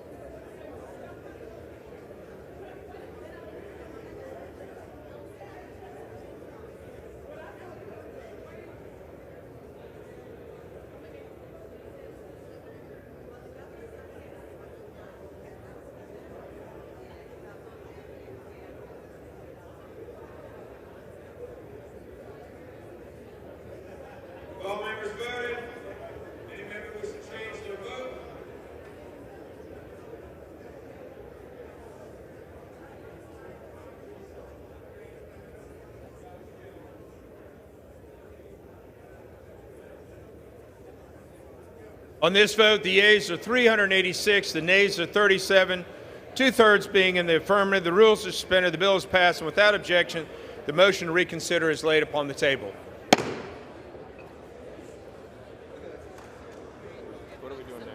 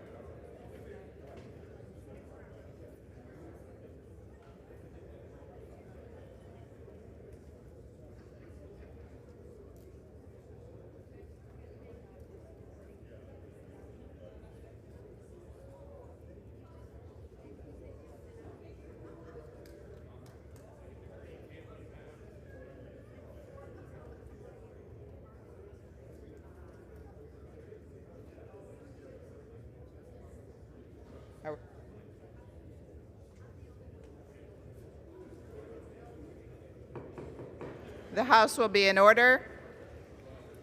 House will be in order. For what purpose does the gentleman from Virginia, Mr. Klein, seek a recognition? Madam Speaker, pursuant to House Resolution 922, I call up the bill H.R. 357, the Ensuring Accountability in Agency Rulemaking Act, and ask for its immediate consideration in the House. Would members please take their conversations off of the floor? The clerk will report the title of the bill. Union Calendar Number 226, H.R. 357. A bill to require the head of an agency to issue and sign any rule issued by that agency and for other purposes. Pursuant to House Resolution 922, the amendment in the nature of a substitute recommended by the Committee on the Judiciary printed in the bill is adopted, and the bill as amended is considered read. The bill shall be debatable for 1 hour, equally divided and controlled by the chair and ranking minority member of the Committee on Judiciary or their respective designees.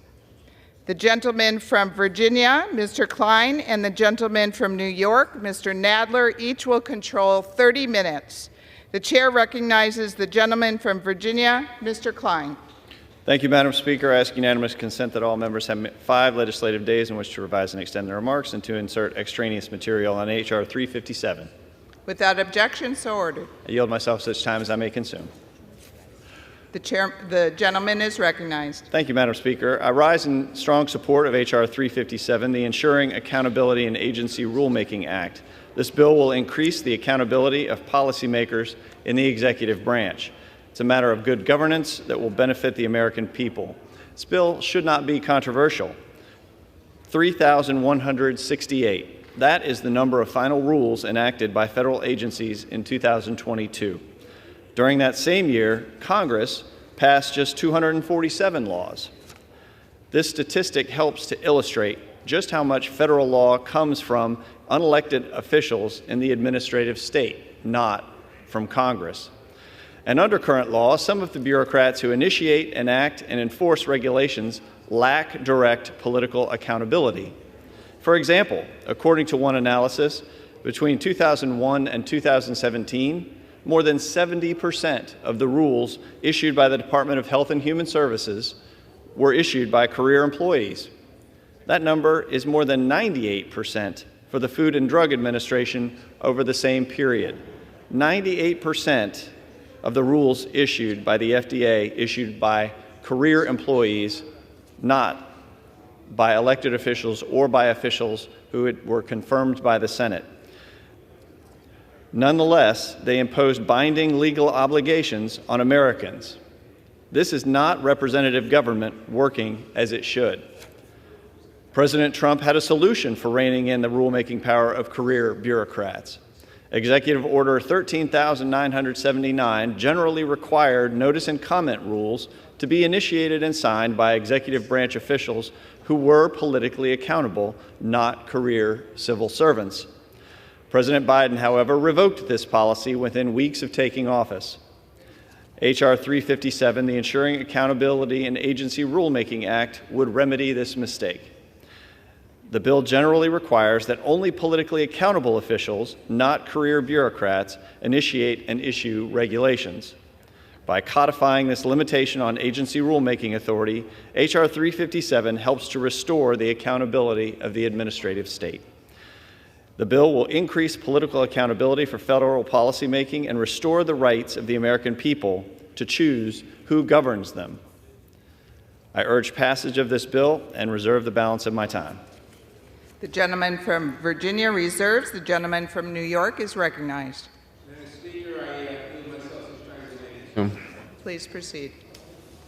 Madam Speaker, the so-called Ensuring Accountability in Agency Rulemaking Act is a misguided proposal that would ensure that the process of confirming nominees to administrative agencies is even more politicized and onerous than it is today, while also blocking the regular work of our executive branch agencies. This bill would require any agency rule promulgated under the Administrative Procedure Act to be issued and signed by someone who is appointed to their position by the President and confirmed by the Senate. This requirement on its face may seem innocuous, but it provides Congress with a weapon it can wield to prevent the ongoing work of agencies by blocking a president's nominations and leaving an agency without an eligible person to issue regulations. In the past few decades, the process for Senate confirmation has lengthened considerably. Although we have passed measures like the Federal Vacancies Reform Act to ease this burden, there are still over 1,000 executive branch roles that require Senate confirmation, and far too many go unfilled for years at a time as it is. By requiring that rulemaking must be initiated and signed by a Senate-confirmed leader, this bill would make the confirmation process even more politicized, and it could give individual senators even more incentive to block nominations for the sake of a partisan goal. This would add unnecessary delay in the creation, promulgation, and implementation of critical new rules, rules that serve to protect the public's health, safety, and security. The bill's sloppy drafting also adds ambiguity to the process. For example, the bill requires that any rule must be, quote, initiated by a senior appointee. But what action qualifies as, quote, initiating a rule? Is it when it is first raised in a meeting at the agency? Is it when staff starts drafting a notice of proposed rulemaking? Is it when a proposed rule is put out for notice and comment? Is it something in between? We do not know. Determining the answers to these questions will only lead to years of litigation and yet more delays. To the extent that the bill's sponsors are concerned about transparency and accountability in the regulatory process, Congress already has many ways to exercise its authority over the administrative process. For example, Congress can disapprove regulations under the Congressional Review Act, a power this majority has not been shy in using. It can limit agencies' rulemaking authority, it can restrict the use of funds to implement regulations, and it can conduct oversight of agency activity, among other powers. Madam Speaker, this legislation is just the latest effort by Republicans to undermine the regulatory process, a process that protects our health and safety each and every day. Regulations ensure that we have clean air to breathe, clean water to drink, and safe food to eat. They ensure that children's toys and cribs are safe, that medications are safe and effective, that the planes, trains, and automobiles we depend on for transportation will keep us safe. They ensure that consumers are protected from fraud and discrimination, that workers are treated fairly, that veterans are fairly compensated for their service, and so much more. But Republicans want to stop this process in its tracks and put our health and safety at risk. I urge all my colleagues to oppose this legislation, and I reserve the balance of my time. The gentleman from New York reserves. The gentleman from Virginia is recognized. Thank you, Madam Speaker. The gentleman from New York talked about the Senate having to waste its time confirming individuals to positions so that they can address these regulations. But the Senate needs to do their job. They need to advise and consent on the nominees from the administration. The Senate has a means by which to address whatever challenges the gentleman raises, and the President also has the means by which to address these concerns through the process of recess appointments. Now, that's not a very commonly used solution anymore, but the President does have that power. So there are ways to address the gentleman's concerns. In addition, there's an exception to these requirements in the bill. If the head of an agency determines that compliance would impede public safety or security, all that needs to happen is for them to submit a notification disclosing the reasons for the exemption to the OIRA administrator and publishing the notification in the Federal Register. And finally, I would state that the figure $14,684, that is the amount per U.S. household each year that agency rules cost American families. $14,000, that's an amount that not a lot of families have right now, thanks to the inflation that has been caused by the massive spending of the last Congress and the Biden administration. 17%, to my recollection, over the course of the Biden administration has been the cumulative inflation rate over the last 3 years.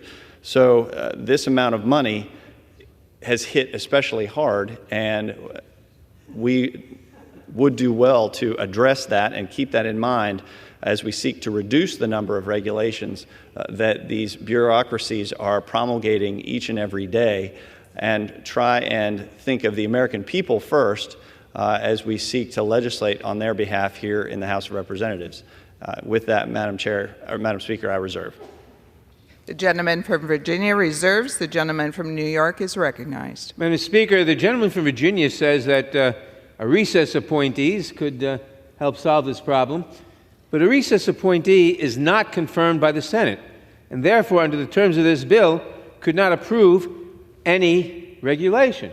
So the recess appointee question is irrelevant and doesn't mitigate the harm of this bill in any way. Madam Speaker, I now yield 2 minutes to the distinguished gentlelady from Texas, Representative Jackson Lee. The gentlelady is recognized.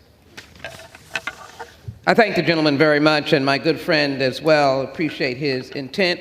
But let me be very clear. What we have here is a complete collapse of a system that is attempting to save lives. Our administrative process, our administrative APA, these individuals are grounded with the expertise of the particular agencies that they're in. Under this legislation, what we would have is a complete politicizing, even more so, of the presidentially appointed and Senate-confirmed appointees, because that would be another monkey wrench, if you will, into why they should not be confirmed. In addition, this will encourage gamesmanship. If you think the confirmation process is slow, wait till you see now where you throw into it, oh, they will be initiating rulemaking rather than the experts that are there. Congress already has, and the Republicans have used it quite often, the Congressional Review Act, so that we can determine whether or not rulemaking or a particular issue is one that should be reviewed or should be not only reviewed, but should be changed. In the rulemaking process with experts, and we oversee because we have congressional hearings, we're dealing with clean air, clean water, safe toys, safe cars, and safe workplaces. But more importantly, as I was sitting in a meeting today, we're dealing with a new initiative dealing with taking lead out of water. Do we want to stop the process of removing lead from water that our children drink because we implement this particular procedure that will stop our presidentially appointed officials from doing their job, from helping us to ensure that our children are safe? This is a slowdown. This is where lives are not saved. And I would argue to my friends that this legislation, unfortunately, should not move forward because it's too much good work going on, and the work that is going on will be thwarted, will be stopped. And so I'd like to put into the record a letter from the American Association of ASME, of federally and state, county, municipal workers, who oppose this particular legislation, along with the administration policy statement, along with a number of other agencies, and simply say that this legislation, I thank the gentleman, this legislation is opposed as well by the Coalition for Sensible Safeguards, and I think I'd like to just dwell on this question of water and lead coming out of water, since many of us were here during the Flint, and we also know what goes on in our own congressional district. So let's not stop children from living. Let's not stop life-saving regulatory process, and let's oppose H.R. 357. With that, I yield back. Without objection, the gentlewoman's article will appear in the record. You reserve. The gentleman from New York reserves. The gentleman from Virginia is recognized. I thank the Speaker and I thank the gentlelady for her remarks. I want to point out that when she talks about water, we are all concerned about safe water, and that would qualify as for an exemption under this bill if the head of the agency determined that compliance would be necessary, or would impede public safety or security. Would only need to submit that notification and publish in the record. And so I would say that this bill does actually consider that circumstance. I would also state that the letter that the gentlelady put into the record, coming from what I heard, I believe, to be an association of government employees who are the very bureaucrats who would be having their powers removed by this bill. So it makes sense that those who are being removed from the status quo, those whose powers are being taken away to promulgate these regulations and impose these costs on American businesses and families, are being taken away by the legislation. And it would be a surprise to me if they didn't oppose the bill. So with that, Madam Speaker, I would reserve. The gentleman from Virginia reserves. The gentleman from New York is recognized. Madam Speaker, let me make 2 points. The gentleman from Virginia says that, points out that paragraph 1 and 2 does not apply if the head of an agency determines on a non-delegable basis that compliance with the relevant paragraph would impede public safety or security. But there is nothing in the bill to define public safety or security, so it doesn't help at all. I'd also point out that the last president, not the current one, the last one, Mr. Trump, had a lot of acting agency heads. And in fact, he has stated that he'd like in another term to have a lot more acting agency heads, so he doesn't need Senate confirmation. That would mean that few, if any, people would have the ability to okay safety and security rules to keep our people safe and our water clean, our air safe, etc. I now yield 2 minutes to the distinguished gentleman from Indiana, Mr. Mervan. The gentleman is recognized. I thank Ranking Member Nadler for the time. Madam Speaker, I rise today in opposition to H.R. 357. As a member of the legislative branch, I take very seriously our responsibility to provide oversight of the executive branch. We must always look to utilize the tools that we have available to us, including through the appropriations process, to ensure accountability and provide the appropriate scope and direction to our federal agencies.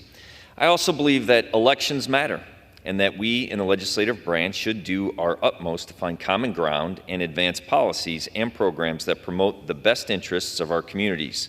Unfortunately, I believe that this measure goes too far to deliberately hinder federal agencies from advancing their priorities.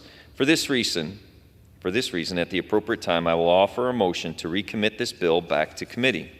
If the House rules permitted, I would have offered the motion with an important amendment to this bill. In addition to exceptions for rules that impact public safety and national security, my amendment would also provide exceptions for rules related to veteran health benefits. As the ranking member of the House Veteran Affairs Subcommittee on Oversight and Investigation, I believe we must continue to do all we can to work together and advance initiatives that ensure our veterans receive the care and benefits that they have earned. At this time, I would like to ask unanimous consent to insert into the record the text of this amendment. Thank you again to Ranking Member for the time, and I yield back. Without objection. I reserve. The gentleman from New York reserves. The gentleman from Virginia is recognized. Thank you, Madam Speaker. I appreciate the words of the gentleman and agree we are seeking to find common ground, even though I would oppose the motion to recommit. But I would state that when the ranking member of the committee mentioned that the rules have to be promulgated by the senior appointee who has to be confirmed by the Senate, the initiation of the regulation need only be done by the senior appointee regardless as to whether they have been approved by the Senate. It's only before the actual rule would be prevented does the nominee have to be confirmed by the Senate.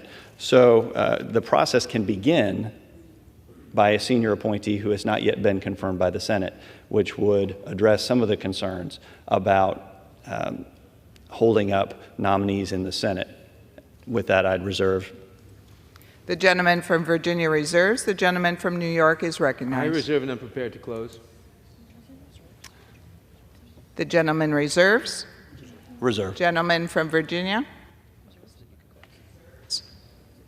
Madam Speaker, this legislation is just the latest in a long line of Republican bills meant to undermine and even block agency rulemaking altogether. This bill would not only erect another hurdle to the creation of critical rules that protect our air, water, land, and livelihood, but it would also require years of litigation to determine what the vague terms in the bill mean. We should reject any effort that would prevent agencies from issuing life-saving regulations. I urge all members to oppose this legislation, and I yield back the balance of my time. The gentleman from New York yields back. The gentleman from Virginia is recognized. Thank you, Madam Speaker. I'd urge my colleagues to support H.R. 357, the Ensuring Accountability in Agency Rulemaking Act. As stated, this bill requires that only politically accountable officials, not career bureaucrats, initiate and issue regulations, the cost of which is hurting families across this country, even as it seeks to help them through regulations. The regulations often are meant to address health and safety concerns. Those would be given an exemption, but those other regulations that put costs on families, put costs on small businesses, would be curbed unless they are signed off on by a senior official who has been appointed by the President and confirmed by the Senate. This will increase political accountability for federal policymaking and restore the rights of American people to choose exactly who governs them. And with that, I yield back the balance of my time. The gentleman from Virginia yields back. Pursuant to House Resolution 922, the previous question is ordered on the bill as amended. The question is on engrossment and third reading of the bill. Those in favor say aye. Those opposed, no. The ayes have it. Third reading. A bill to require the head of an agency to issue and sign any rule issued by that agency and for other purposes. From what purpose does the gentleman from Indiana seek recognition? Madam Speaker, I have a motion to recommit at the desk. The clerk will report the motion. Mr. Mervan of Indiana moves to recommit the bill H.R. 357 to the Committee on the Judiciary. Pursuant to Clause 2B of Rule 19, the previous question is ordered on the motion to recommit. The question is on the motion. All those in favor say aye. Aye. All those opposed, no. The ayes, noes have it. The motion is well.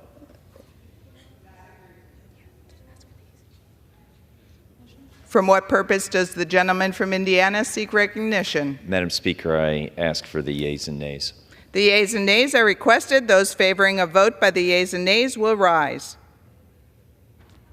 A sufficient number having risen, the yeas and nays are ordered pursuant to Clause 8 of Rule 20. Further proceedings on this question are postponed. Clause 12A of Rule 1, the Chair declares the House in recess subject to the call of the Chair.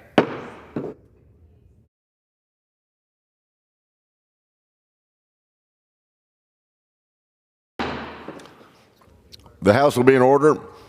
Proceedings will resume on questions previously postponed, and votes will be taken in the following order. The motion to recommit H.R. 357 and passive of H.R. 357 if ordered. The first electronic vote will be conducted as a 15-minute vote. Pursuant to Clause 9 of Rule 20, remaining electronic votes will be conducted as a 5-minute vote. Pursuant to Clause 8 of Rule 20, the unfinished business is the question on agreeing to the motion to recommit on H.R. 357 offered by the gentleman from Indiana, Mr. Mervin, on which the yeas and nays were ordered. The clerk will redesignate the motion. Motion to recommit H.R. 357, offered by Mr. Mervan of Indiana. The question is on agreeing to the motion to recommit. Members will record their votes by electronic device. This is a 15-minute vote.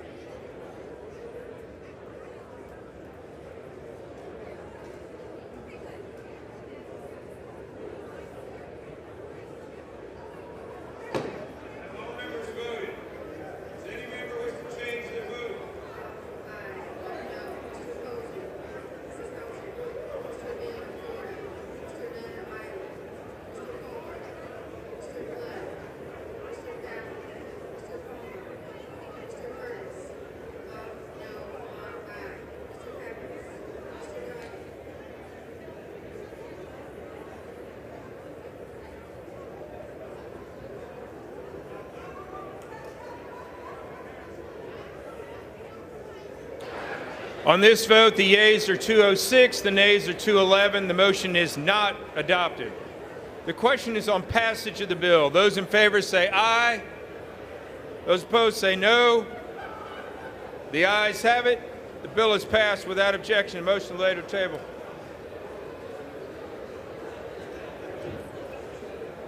Call for a recorded vote. A recorded vote is requested. Those in favor of a recorded vote will rise. Sufficient number having arisen. Recorded vote is ordered. Members record their vote by electronic device. There's a 5-minute vote.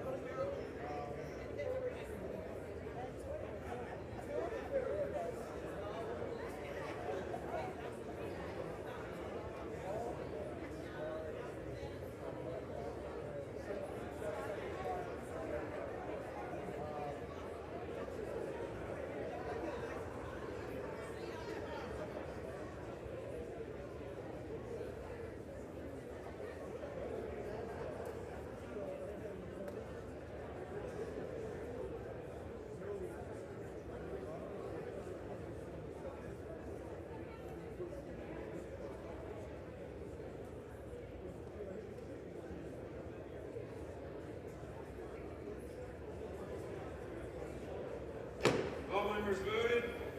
Any member wishing to change their vote?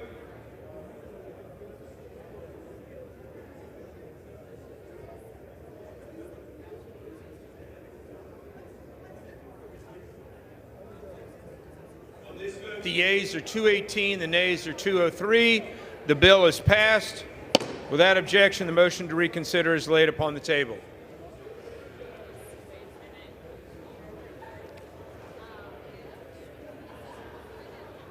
Oh, you're going to come do this now? Yes, sir. Because I've got it together.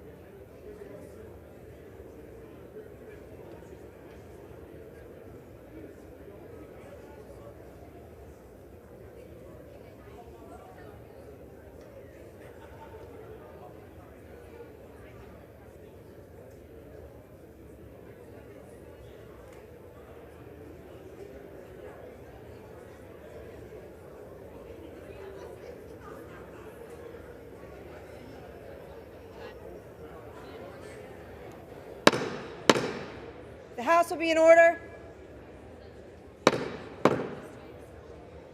The House will be in order. The chair will now entertain requests for 1-minute speeches. For what purpose does the gentleman from Georgia seek recognition? Consent to address the House for 1 minute, revise and extend my remarks, and the House is not in order. The gentleman is recognized. The House will be in order.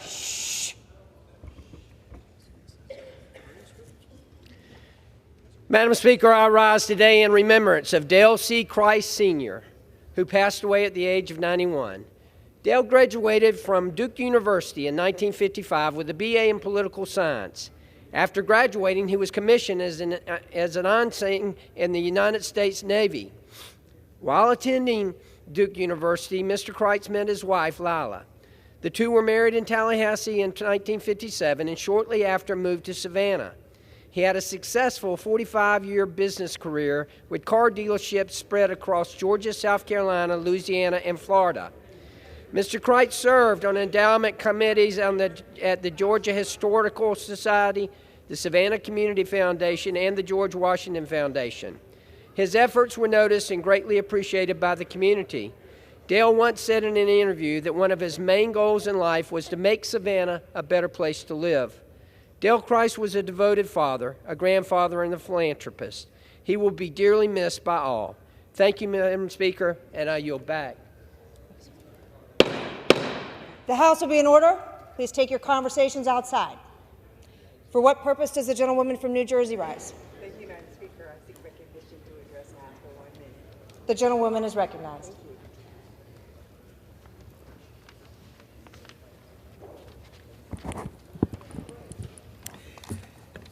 Madam Speaker, I rise today denouncing hate.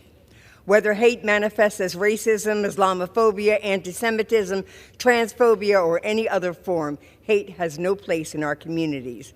That is why I am supporting Mr. Nadler's plan to combat anti-Semitism by implementing the U.S. national strategy to counter anti-Semitism and increasing funding for the nonprofit Security Grant Program. It's why I'm supporting Mr. Green's two-state solution resolution. It's why I signed on to Ms. Watson and Schultz's letter regarding the safety and security of our college campuses. Condemning hate is not just about words, it requires action.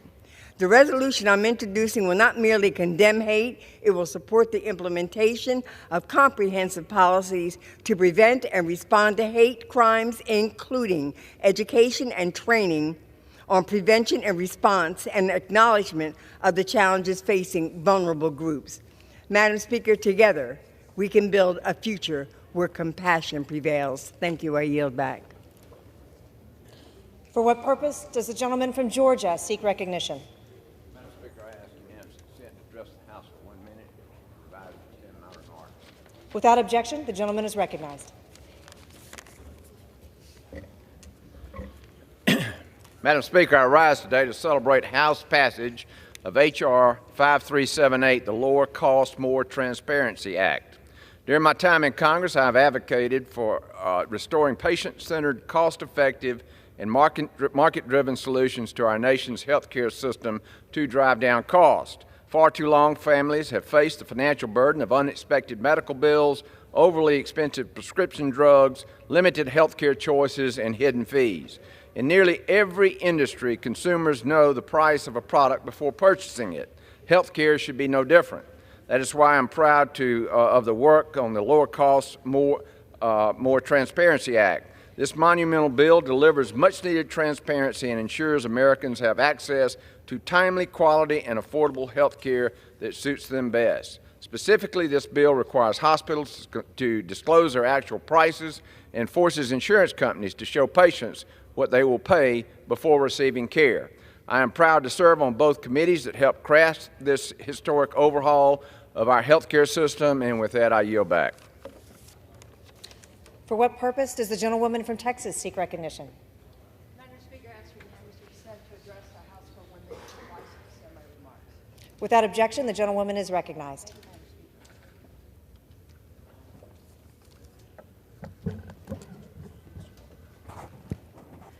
Madam Speaker, I rise today to congratulate Galena Park Independent School District's very own North Shore High School football team for the 5th time in a row going to the Texas State Championship.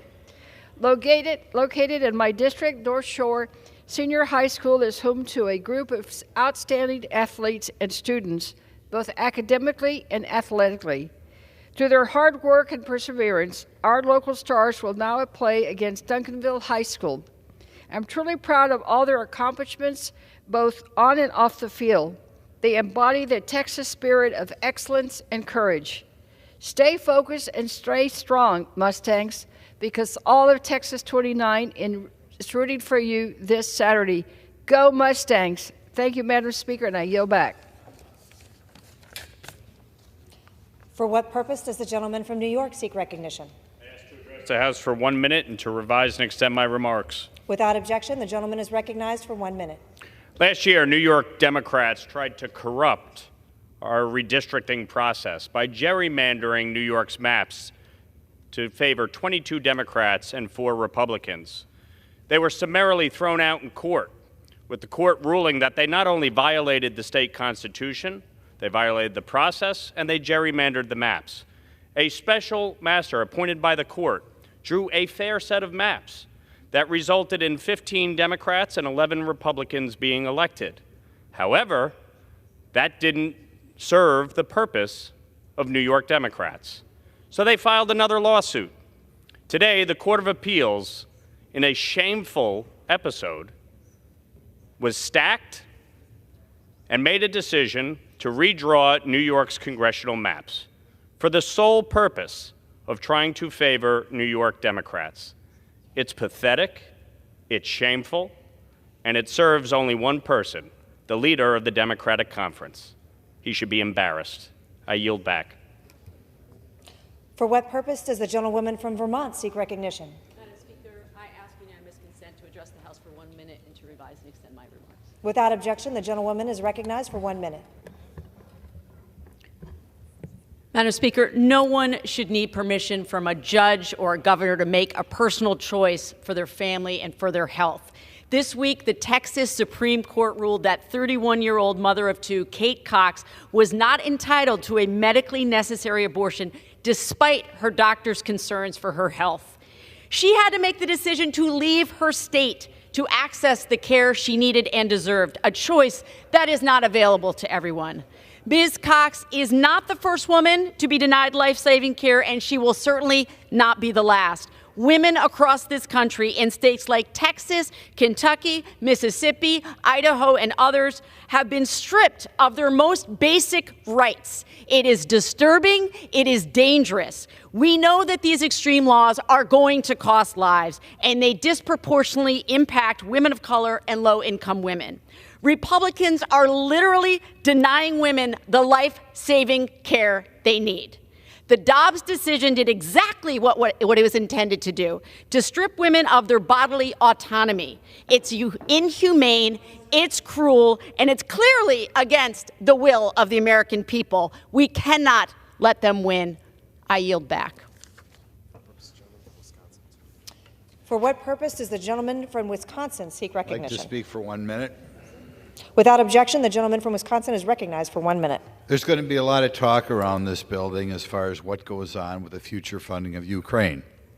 I have voted for funding in Ukraine in the past. I think it's important that the United States appear united as we work towards a peace in Ukraine.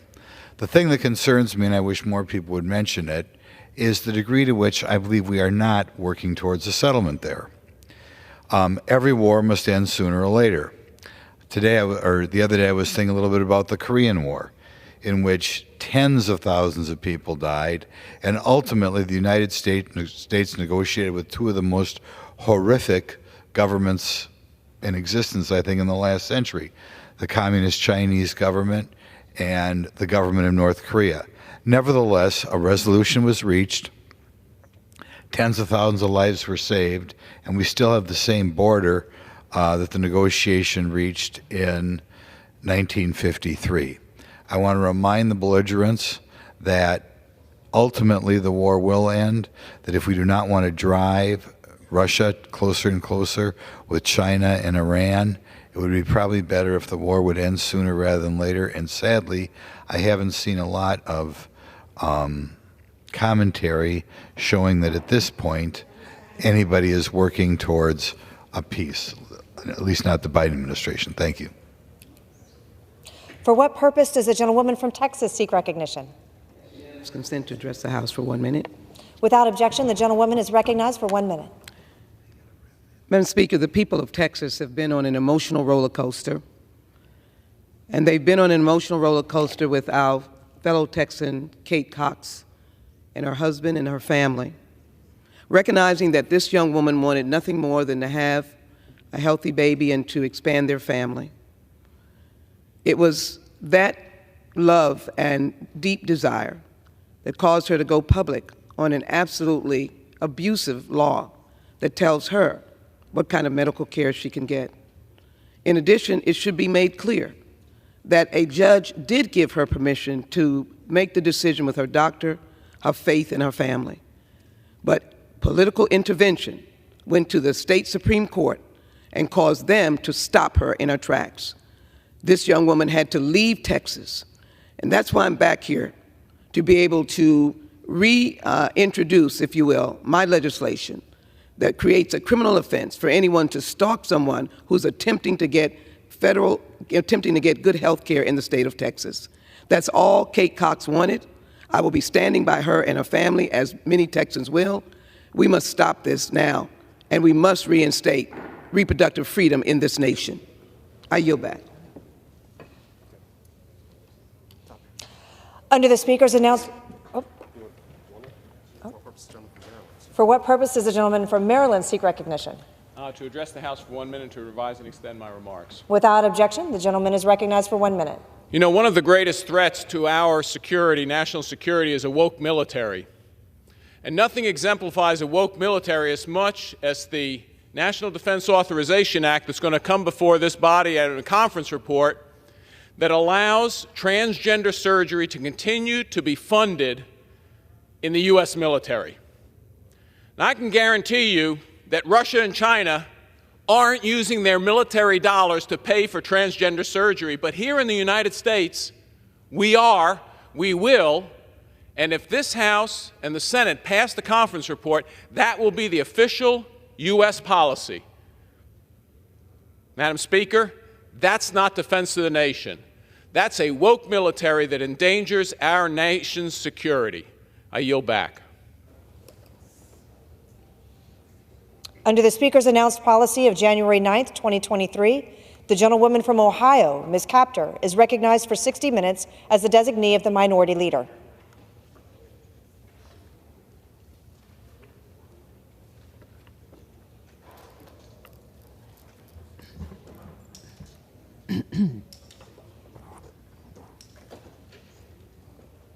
Madam Speaker, I ask unanimous consent to revise and extend my remarks and place extraneous materials in the record. Without objection.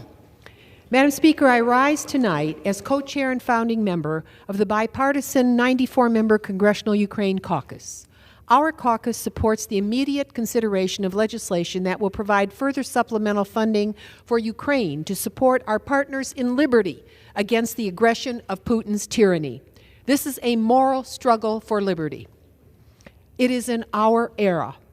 Liberty faces a new era of conflict being forced upon the free world by a burgeoning access of tyranny and terrorism, including the likes of Russia, China, Iran, Hamas, Hezbollah, and the Houthis. Ukraine is the scrimmage line of that conflict for liberty. Their fight is our fight. The America I know does not cower in the face of tyranny. Many Americans believe that the history of the struggle against global tyranny ended with the defeat of Nazi Germany and the fall of the Soviet Union. I am here today to tell them that liberty's history is still being written. We face not a new enemy, but an old one. This is not a new struggle, but one which America and our alliances of free nations have fought for nearly a century. Ukraine has fought for its liberty for centuries. Let us not forget a key reason why there is a war in Ukraine. As the Soviet Union collapsed, as a newly independent nation in 1991, it became the third largest nuclear power in the world. However, as a responsible nation, Ukraine signed the Non-Proliferation of Nuclear Weapons Treaty at the behest of the United States and the demand of Russia, and gave up its stockpile of nuclear weapons. In exchange, Ukraine's security was to be guaranteed under the 1994 Budapest Memorandum signed by the United States, Russia, and the United Kingdom.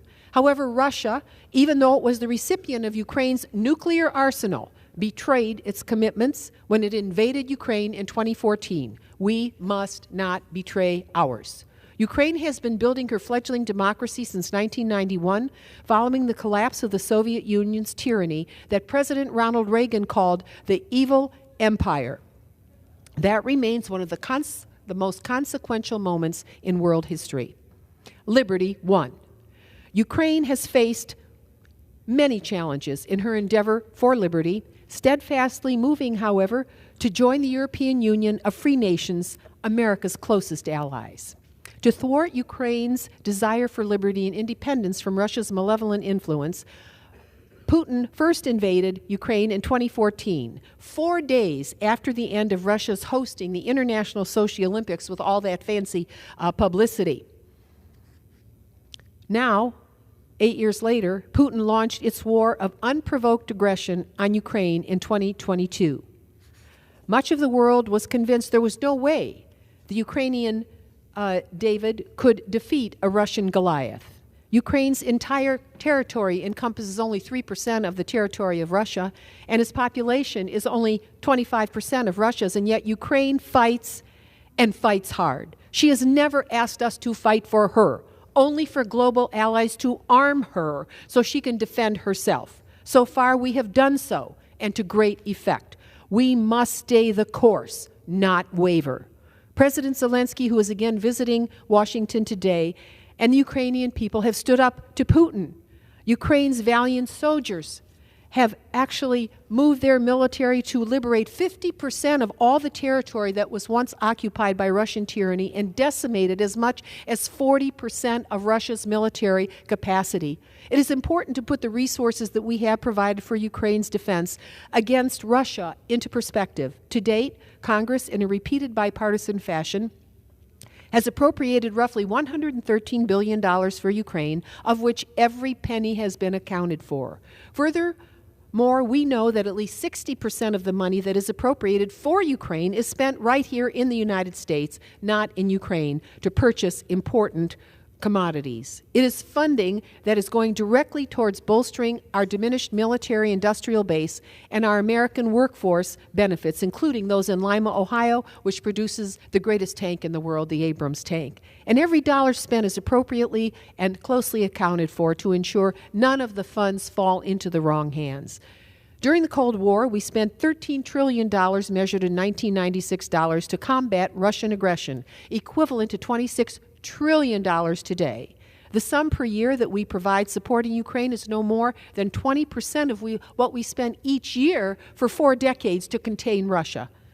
America's alliance with our NATO partners has helped ensure European nations have bolstered our support to Ukraine with their own. And as a percent of GDP, 15 European countries have so far provided a higher level of aid to Ukraine than the United States. This is the costliest war in human casualties and plunder since World War II in Europe, the continent on which over 500,000 U.S. soldiers are buried from World War I and World War II.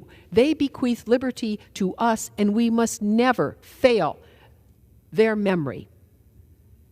The murderous dictatorships of Nazism, communism, and imperialism lay dead, and the 20th century's most consequential achievement was in fact that. But now, that cost in blood is being borne by Ukraine and the Ukrainian people alone. The fact remains that if America were to end its support of Ukraine, Russia would be able to defeat it.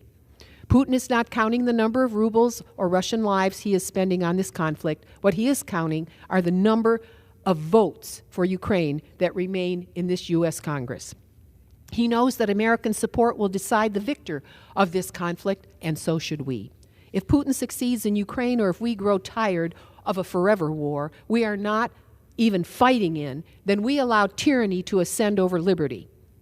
Putin has made clear he would then test our resolve over smaller, much harder to defend NATO members, a move that would force the United States and our NATO allies into direct war with Russia.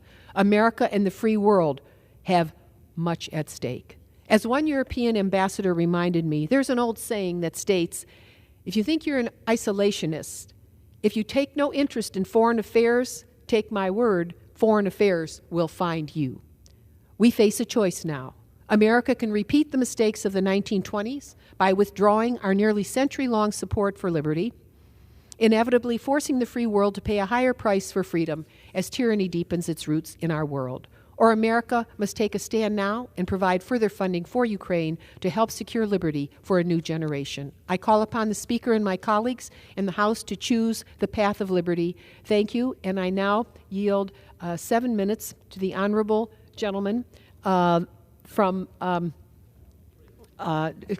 yield 3 minutes to the gentleman from Alabama, Mr. Rogers. I thank the gentlelady for yielding. Madam Speaker, we are rapidly approaching the 2-year anniversary of Putin's illegal and brutal invasion of Ukraine. The American people have responded with extraordinary support for Ukraine. Millions of Americans have donated their time, money to charitable organizations helping the Ukrainian people. Some have even volunteered to fight alongside Ukrainian defense forces. Congress has responded by providing over $50 billion security assistance and billions more in humanitarian assistance. These are unprecedented numbers, and it requires unprecedented oversight by Congress. I'm here to tell my colleagues who are concerned about where the money is going that we are doing that oversight. The Armed Services Committee has conducted vigorous oversight over U.S. military assistance to Ukraine. Every month since the war, the committee has held a classified briefing with DOD officials over Ukrainian aid.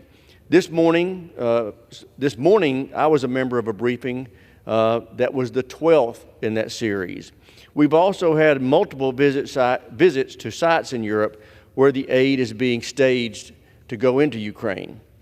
And we've held open hearings on the topic where we've heard from the DOD Inspector General. In the next couple of days, the House will take up the conference report on FY24 NDAA.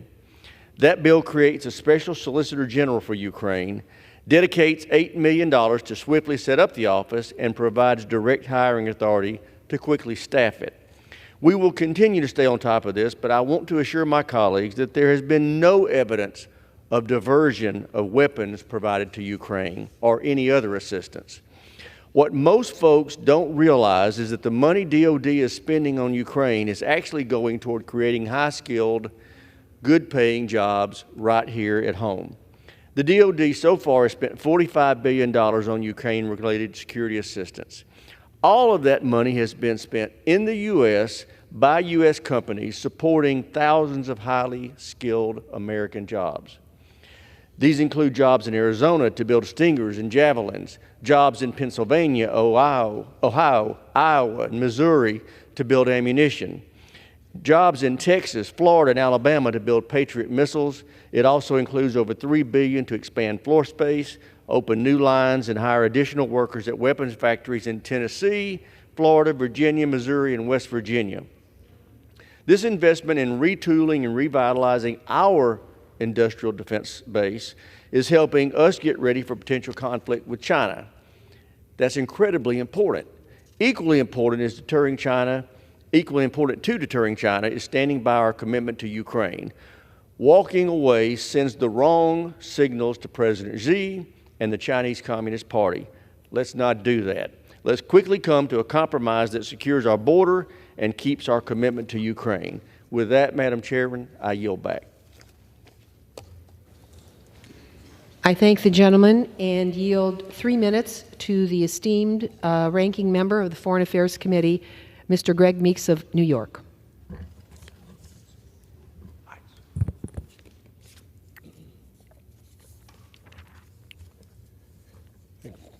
Thank you, Madam Speaker.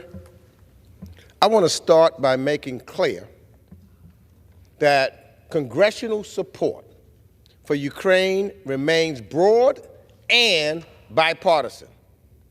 We know from previous votes on the floor, amendments, and the standalone bill on Ukraine funding that assistance to Ukraine has overwhelming bipartisan support in Congress.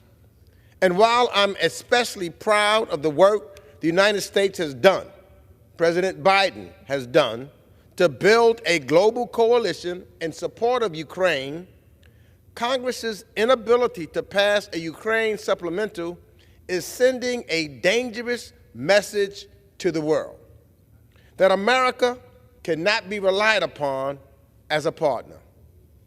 So the question for the Speaker now is, when will the House be allowed a vote to continue to support Ukraine?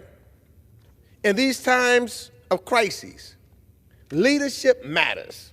And those of us who continue to stand against Vladimir Putin's aggression, who continue to stand with the brave Ukrainians fighting on the front lines, defending their democracy and their people, history will judge us favorably.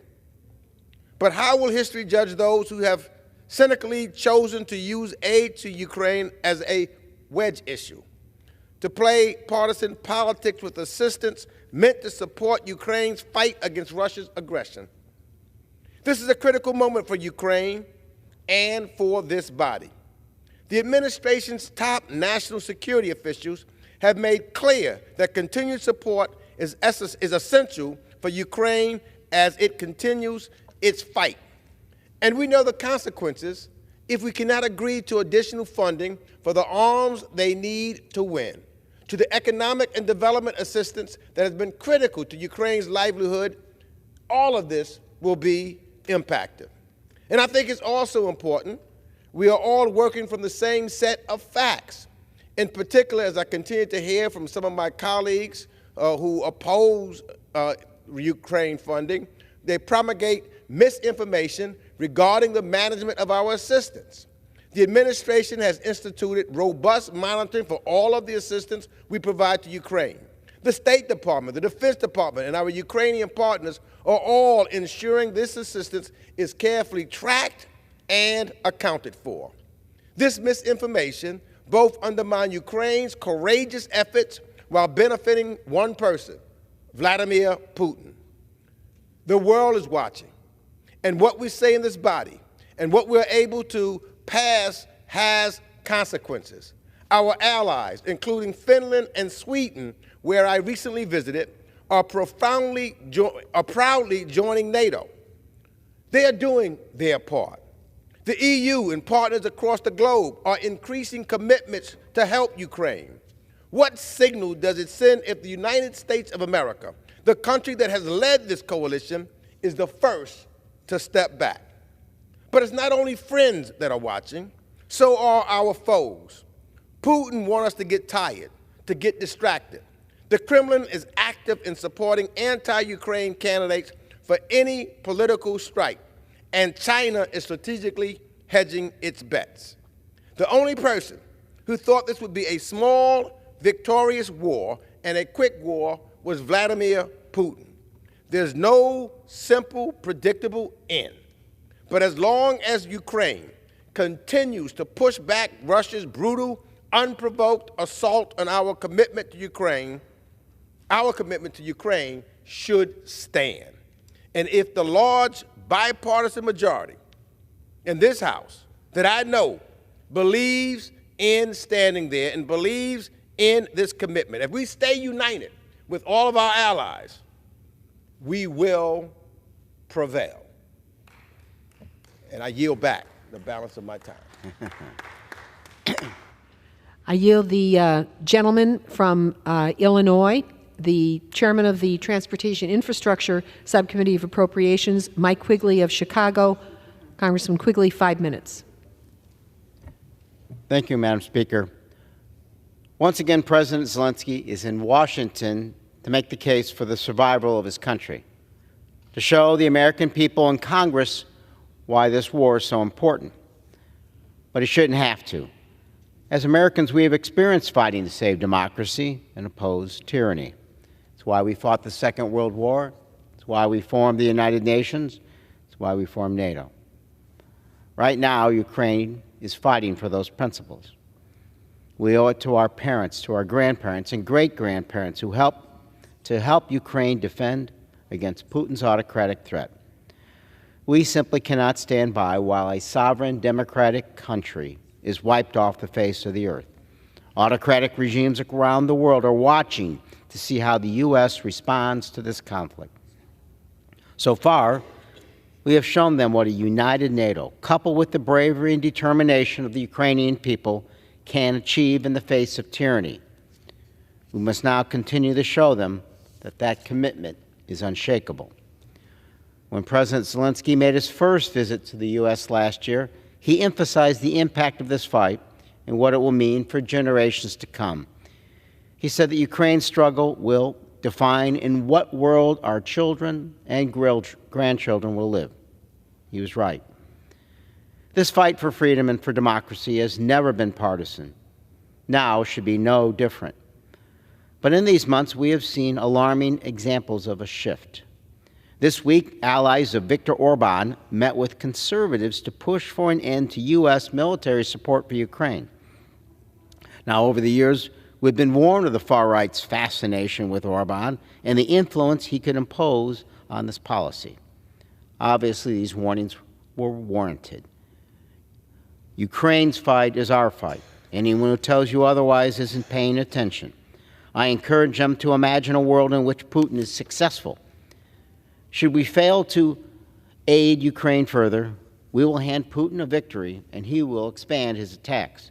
I've seen firsthand the devastation he has imposed in places like Bucha, maternity hospitals in ruins, and bodies piled in mass graves following the Russian army's onslaught.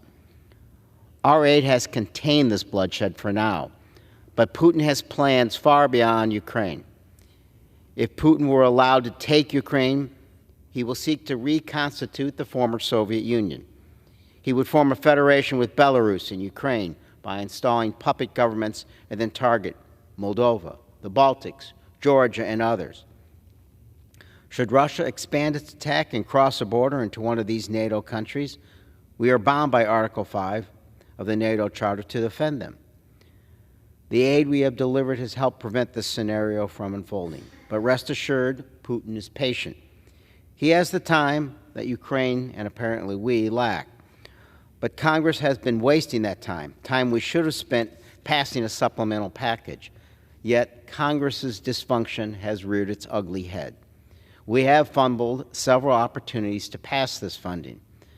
And there are those who argue that we must choose Ukraine or supporting Israel. Now they argue that we must choose Ukraine or our own border. These are false choices. In the words of NATO Secretary General Stoltenberg, we have the capability and the strength to address different challenges at the same time. We don't have the luxury of choosing only one threat and one challenge. The conflict in Israel and the conflict in Ukraine are linked.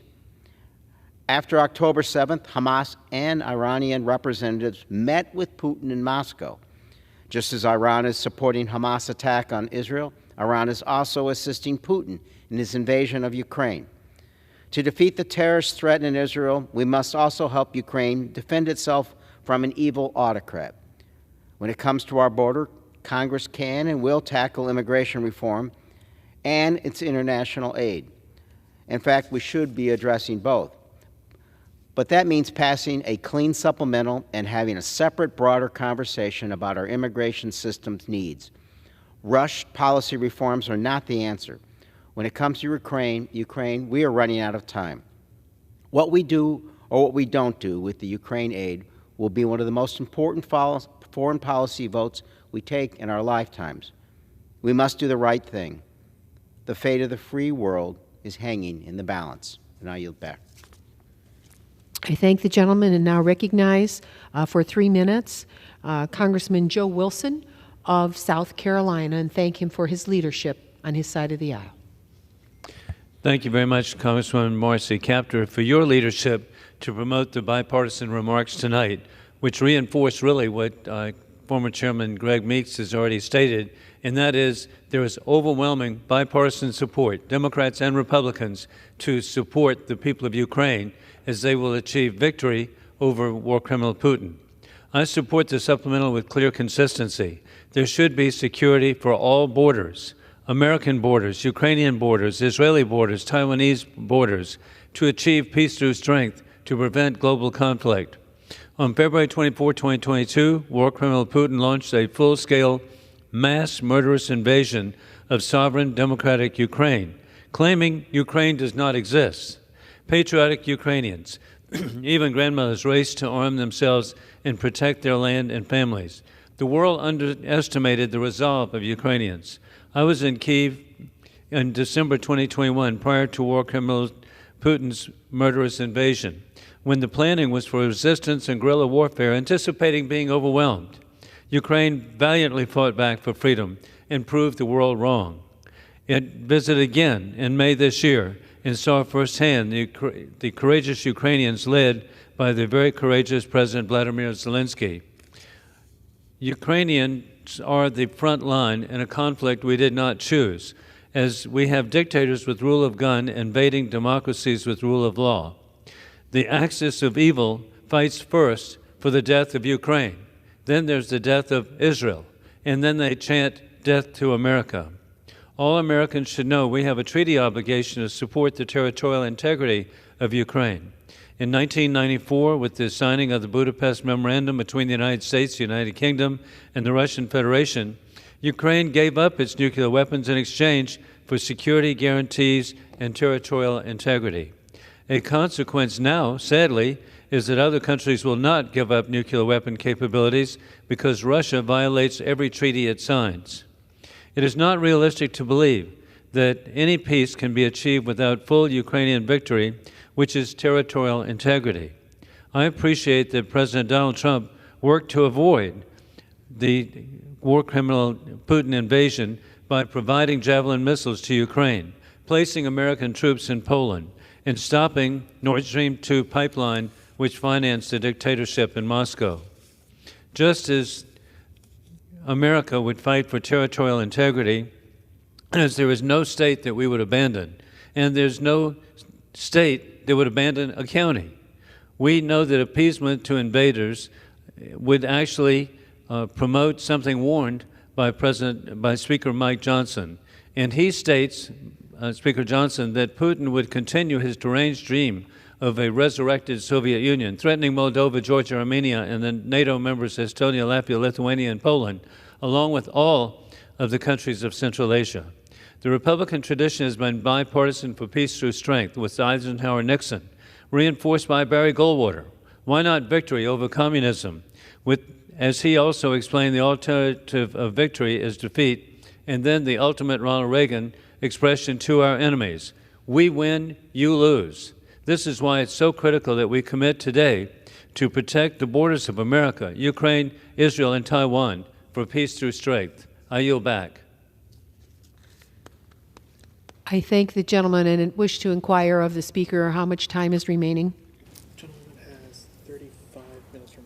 The gentlewoman has 35 minutes remaining. I thank the Speaker very much. I would like now to turn to Congressman Jim Himes of Connecticut. 3 minutes. Thank you, Madam Speaker, and I thank the gentlelady from Ohio for having this critical conversation today. Just outside this chamber, on January 20th, 1961, a new young president by the name of John F. Kennedy, just outside this chamber, said, "We shall pay any price, bear any burden, meet any hardship, support any foe to assure the survival and success of liberty." We would pay any price, bear any burden, and meet any hardship to assure the survival and success of liberty. What has happened to America that we shrink from our traditional role of standing up against tyrants and dictators and genocidal maniacs in the favor of liberty? What has happened to us? Why did Kennedy say those words? He didn't say those words because he wanted to replicate the pain and the tragedy of the World War in which he had distinguished himself as a war hero. He didn't say those words because he wanted young Americans to die in East Asia or around the globe in the service of the liberty. He said those words because he understood what he learned in the 1930s and the 1940s, which is that brutal dictators don't stop. They are stopped. They are stopped with those with the moral fortitude and courage to stop them. And if we accede to where half of the Republican majority is today, which is that we're not going to support Ukraine in this fight, Putin will not stop. And soon the United States will have no choice but to step in to stop Vladimir Putin. We hear these excuses. There's not enough accounting. There's not enough oversight. We didn't hear that when we were supporting the Afghani regime, profoundly corrupt. We didn't hear that about Iraq. We're only hearing that about Ukraine.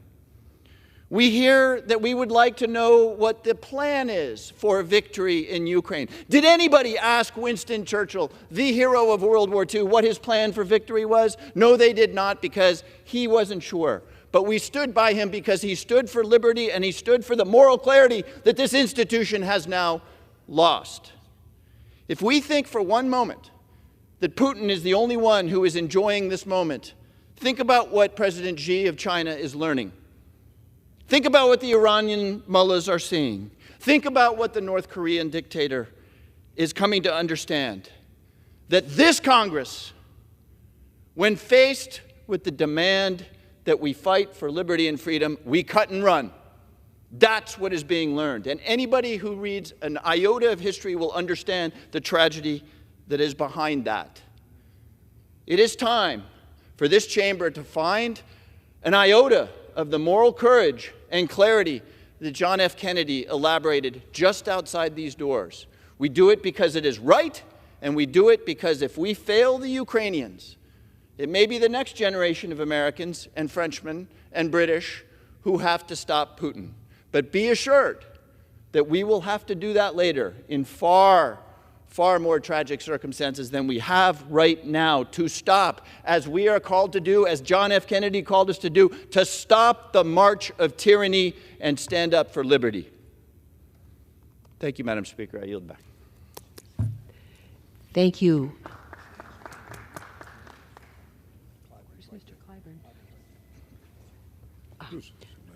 I would now like to yield 3 minutes to one of our preeminent leaders here in the U.S. House, Congressman Jim Clyburn of South Carolina.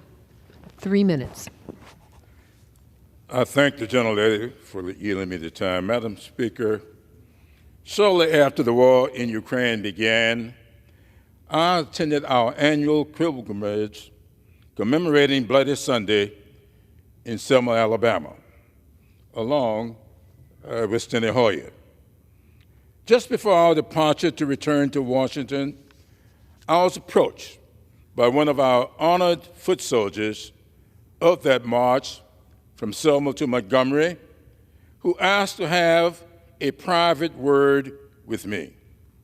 I assumed she wanted to discuss what we might or might not be doing about voting rights, which is always the major topic of that event. Instead, she shared her serious concerns about the war in Ukraine and stressed that it was Congress's responsibility to act in defense of democracy at home and abroad. I rise today to bring the concerns of that veteran of the war against voting suppression to the attention of this body. That longtime defender of our democracy here at home said to me that if we fail to do that which is necessary to stop Putin in Ukraine, we may soon find ourselves in need of defending our homeland. The failure to honor President Biden's supplemental request is endangering the safety and security of our closest allies. We need to do the right thing for freedom, for democracy, and for international stability before time runs out. The American people know that for the sake of our democracy, we can't let Putin win. This delay in funding is a gift to Putin, and every day that goes by without action strengthens his position and the resolve of other autocrats. History teaches us that there are global consequences when we allow dictators and would-be dictators to infringe on freedoms without opposition. Today, the front line is Ukraine. Tomorrow, it could be one of our NATO allies, requiring a higher price in treasure and American lives. We made a commitment to our friends in Israel. Also, we must support their efforts to eradicate Hamas, as well as provide necessary humanitarian assistance to the innocent Palestinians impacted by this conflict. This package will help accelerate efforts to ensure Israel's security and create space for stability in the region so we can begin in earnest the long process towards a two-state solution when this conflict ends. None of this will or can be possible until we honor our commitments to our allies. And I'll yield back the balance of my time. I thank the gentleman and yield 2 minutes to the gentleman from Kentucky, Congressman Andy Barn, to say Kentucky and Ohio have sent so many soldiers to war, and we know we both benefit from their valorous service. I thank my friend from Ohio for holding this bipartisan special order, because we should, in a bipartisan way, support the nation of Ukraine in a multilateral way, but we should also support a strategy of victory. Putin is evil. He's a war criminal. He kidnapped 30,000 children, killed women and children, bombed hospitals. He views himself as a reincarnation of Peter the Great. Putin will never stop. Moldova's next. Georgia's next. The Baltic is next. This is a conflict not just about territory, it's a confrontation between good versus evil, between the forces of democracy and the shadows of autocracy. By standing with Ukraine, we reaffirm our commitment to the fundamental principles of freedom and self-determination. But we have to provide Ukraine not just with a blank check, but with a strategy for victory. And that is why we call on the administration not just to support more security assistance, but also to reverse course on a misguided sanctions strategy that has failed. The G7 oil price cap strategy is a weak approach to depriving Putin of the funding that he needs. So yes, Congress should support security assistance, but we should also support a sanctions strategy that will actually prevent Putin from selling fossil energy to China and India and other parts of the world. The price cap is not working. Russian crude is selling over the price cap. It's not enforceable. We need to eliminate the general license in the sanctions on Russian banks so that no energy-related transactions that are funding this brutal aggression against Ukraine can finance this war. And there's a lesson here that deterrence requires toughness. And when you remove sanctions, like this administration removed on Nord Stream 2, and when you're not tough on sanctions, that invites further aggression. So yes, security assistance. Yes, this Congress is prepared to act, but we want a strategy for victory for the Ukrainian freedom fighters, and that requires depriving Putin of the very financial support that is funding this war of aggression, and that is energy sales, and that's why we want a revisiting of the sanctions strategy. So with that, we must expedite delivery of lethal aid to Ukraine, reinforcing their ability to defend themselves and deter further aggression. And in doing so, we will uphold the values of democracy and freedom while safeguarding the stability and security of our partner in Ukraine. The cost is nothing compared to what the cost would be if there was an invasion of a NATO Article 5 partner where U.S. troops would be on the ground. So let's take the fight to him now, Putin now. Let's end this war by depriving him of the funding that he definitely needs to prosecute this war. And remember that weakness invites aggression.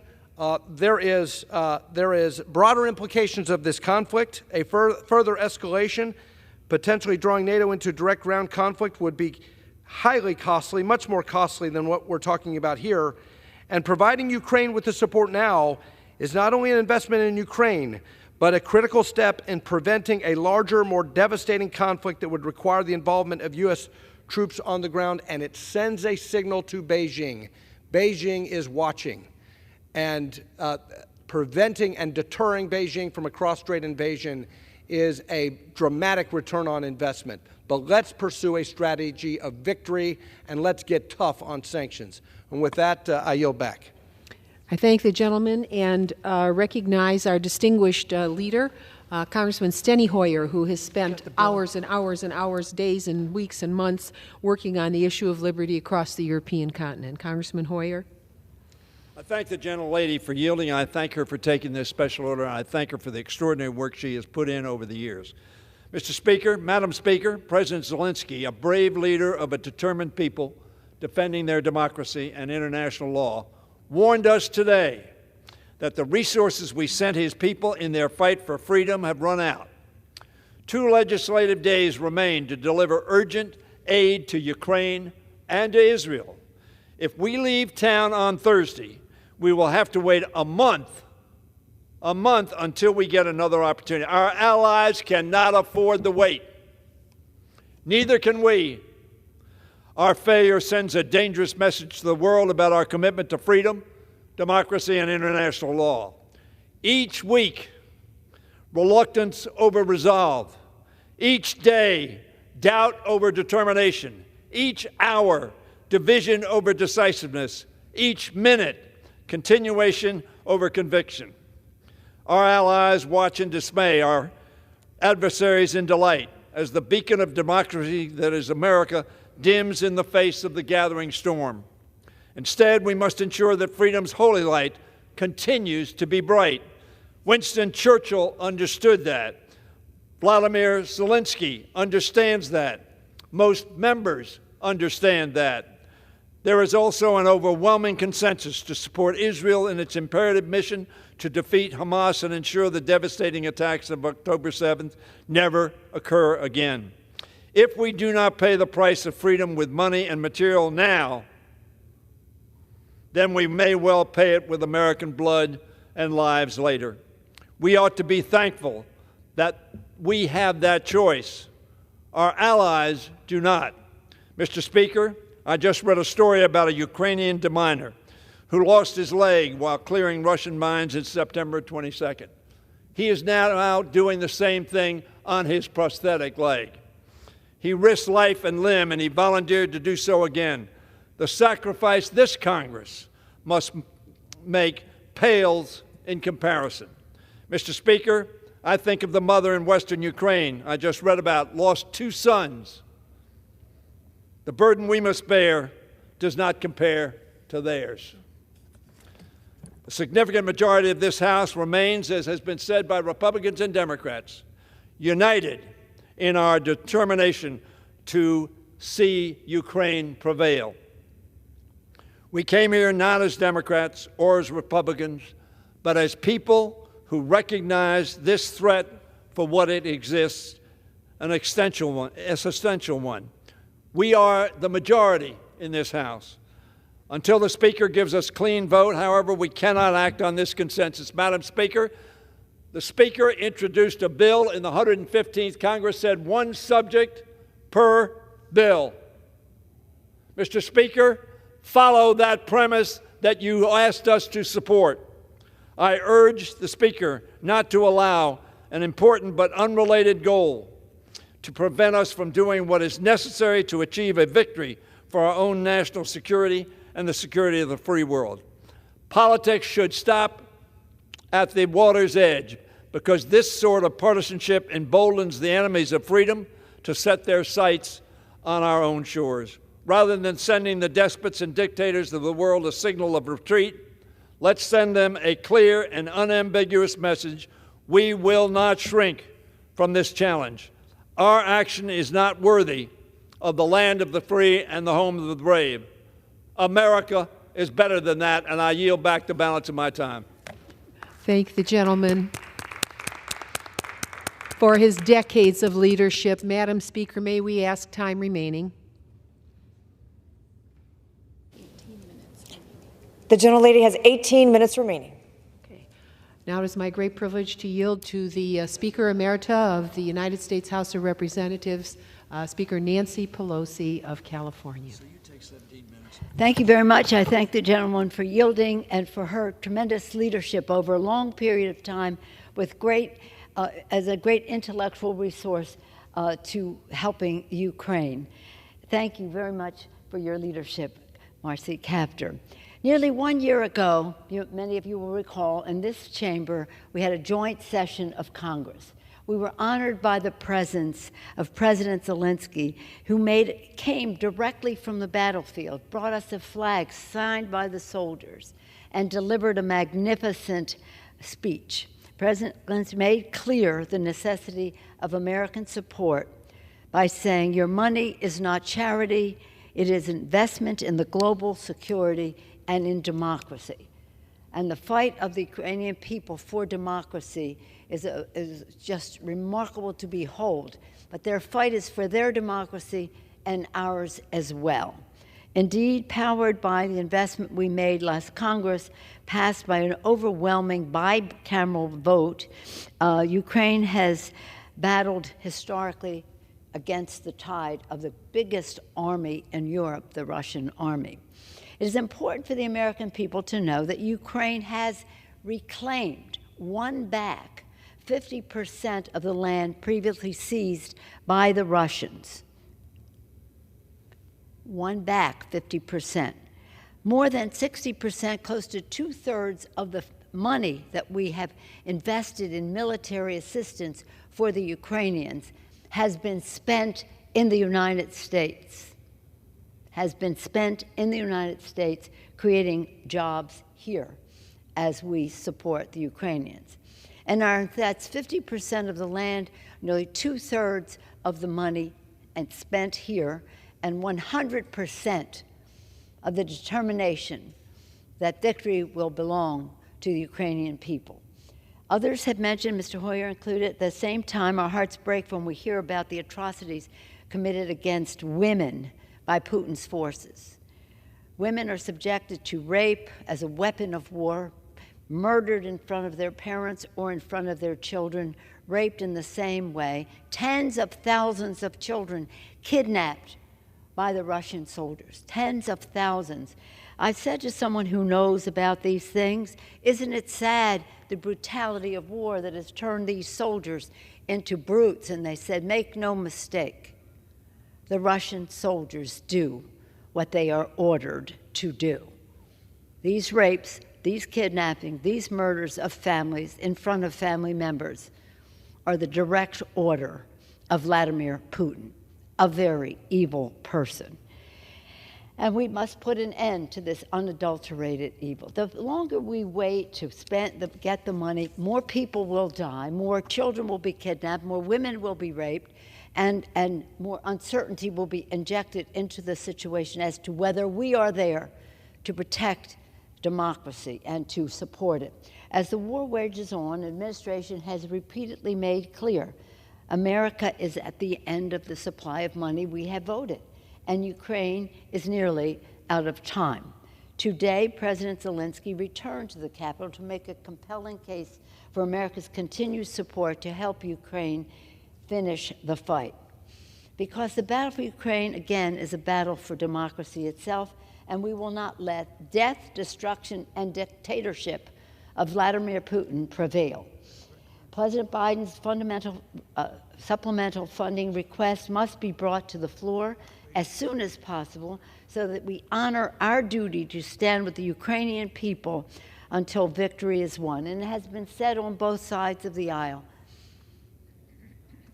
the cost of war is great. Should Putin prevail and then go on to other invasions of NATO or non-NATO countries, it'll only cost more money, more lives, more families separated. That cannot be what we are about. At the same time, this legislation calls for us to honor a commitment to peace in the Middle East by our support for Israel and the humanitarian assistance that is in the legislation for the Palestinian people, as well as others. With that, again, I thank you for your leadership, for taking the special order, for yielding time, and yield back mine. Thank you. I thank the gentlelady and thank every member on both sides of the aisle that has spent this much time today in furtherance of this very noble objective so Ukraine wins and wins soon. I would now like to yield 2 minutes to the gentlelady from Pennsylvania, Congresswoman Madeline Dean, a very hard-working member of our caucus.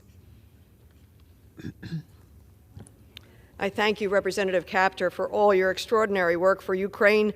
Many Congresses over, and especially now, since the brutal invasion. Thank you, Madam Speaker.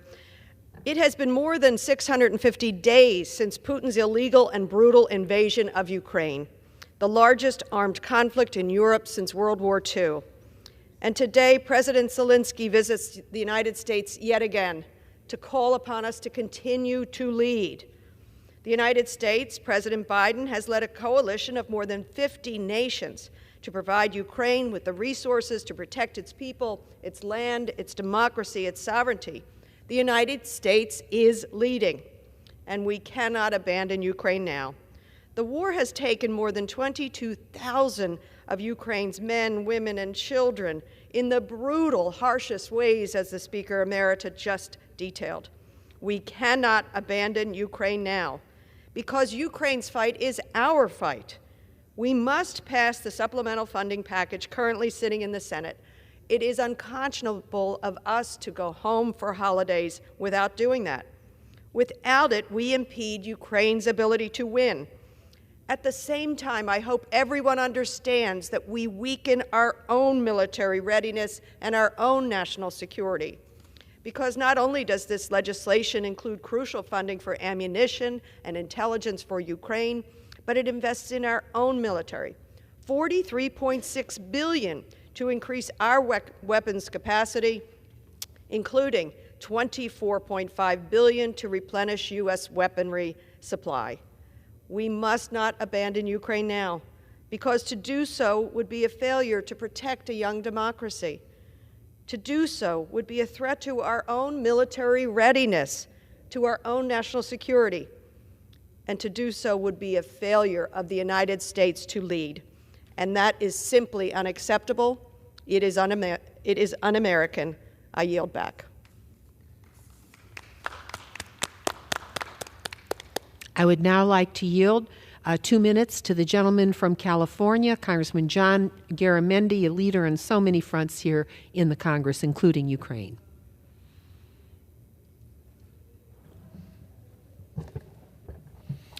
Madam Speaker, my friend Marcy, thank you. I've listened to this debate, and as it's gone on, I'm becoming more and more depressed that we do not have the courage, to continue to support Ukraine. Why? What is going on here? I want us just to think for a moment about the blood that's been spilled by the Ukrainians trying to protect their democracy. For more than almost 2 years now, they have fought every way to protect themselves. The women and children and men and women of Ukraine are dying, and we're sitting here doing nothing. This is a disgrace. There is no other way to describe it. Holding Ukraine hostage for an unnecessary change in the asylum laws is absolutely wrong. Yes, we do need to deal with immigration, but at the price of Ukraine, at the price of the women, the children, the incoming missiles from Russia. Putin is having a glorious day, and we are a disgrace. There's no other way to describe it. That the most powerful nation in the world is unwilling to stand up to continue to support Ukraine in its hour of need. Who are we that we are unwilling to do this? For what? Did anybody in this House actually read H.R. 2, the asylum legislation? 80% of it is downright foolish. Is there a compromise available? Absolutely. Who's working on it in this House? Show me one member of this House that's working on a compromise on that. I don't know who they are. Speaker Johnson, where are you? Where are you hiding? Where is your leadership? Ukraine is at risk. Think about it. It'll be a month and a half before any legislation will pass this House, if in fact we get our act together over the holidays. What will happen? The Ukraine government depends upon the American money to pay whom? The police, the firemen, the first responders. They won't have that money. And the military, the flow of equipment, the flow of ammunition, it will diminish. And how do they get started? How are they going to replenish? It's time for us to stand. It's time for us to act. We have 1.5 days to do it. Can we do it? You're damn right we can do it, if we find the courage to do it. If we find the very same courage that President Zelensky has exhibited over the last 2 years, and more importantly, the men and women of Ukraine that are fighting a desperate fight for their own future. I wonder if we have the courage. I know I have to stand down. I know the people of Ukraine will never stand down. The question is whether we will stand with them. I yield back. I thank the gentleman and ask the Speaker for time remaining, please. Gentlewoman has 6 minutes remaining. All right, the gentleman from Ohio, Congressman Greg Landsman of Cincinnati, a distinguished member of our Congress. We yield him 2 minutes. Thank you for coming tonight. Thank you, Madam Speaker, and thank you to my very good friend and colleague from the great state of Ohio, Marcy Kaptur. Your leadership on this is remarkable. I, too, rise today in support of Ukraine and its fight against tyranny. Imagine where we would be, the global community, had the United States and Europe joined forces in 1939 to stop Hitler when he invaded Poland. Imagine that. The world is watching us now, and Russia wants nothing more than for the United States and our allies to abandon Ukraine. That is the big win for Putin. Abandoning Ukraine would give Putin and his despots like him the green light to further their wars of imperialism and expansion. And history, as I mentioned, shows us that appeasing autocrats has devastating consequences. Doing so could draw the United States and our allies into direct conflict, putting American troops in harm's way. Ukraine is fighting for its survival. Eastern Europe is fighting for its survival. The United States, in partnership with our allies, must stand firm by Ukraine's side as it fights to defend its freedom, its sovereignty, and its future. We have to pass a budget. We have to pass this much-needed investment in our global partners, and we can if and when the Speaker realizes how serious of a moment this is and decides to be serious and bring us a bipartisan bill which will pass overwhelmingly. With that, I yield back. I would now like to yield 2 minutes to the gentleman from Tennessee, Mr. Steve Cohen, such a phenomenal leader in the law and on almost every subject we deal with here. Thank you, Ms. Kaptur. It's been said that everything has been said, but not everybody's said it. And everything really has been said, and I've heard such great oratory and such passionate, patriotic speakers. But what's clear is we have a duty as the leader of democracy in the world to support our friends and to fight for democracy in Ukraine, where they are defending democracy and keeping us from having to go in if Putin wins and gets into a NATO country, and saving our soldiers' blood and lives. And that will happen. And in Israel, where a similar foe, Hamas, like Russia, knows no limits, is threatening the existence of Israel. Now, I know the Speaker believes that we should support Israel. And when he was first elected, he went to the podium and he said, "We will support Israel." But later he said, we'll only support Israel if we cut $15 billion from the IRS and the budget, which would lose us $85 billion overall. Fiscally foolish and morally wrong. Israel should be supported unconditionally. And so should Ukraine. Two valiant countries whose existence has been threatened. These are existential fights for Israel and for Ukraine. What happened in Bucha right after the war started, before the Ukrainians were able to repel the Russians, was similar to what happened on October 7 in Israel. Murders, rapes, crime. If we allow Russia to win, which we will if we don't support Ukraine, there will be 3, 4, 5, 10 times what happened October 7 in Israel to happen to the women and the children of Ukraine. Because Russians showed they have no respect for women, morality, or mankind. So I urge Speaker Johnson to put these bills on the floor to support Ukraine, to support Israel, to support Taiwan, to support democracy, and to support human relief in Gaza for people who have been victims of innocent victims. Please put these bills on the floor and let us do what America needs to do. I yield back the balance of my time.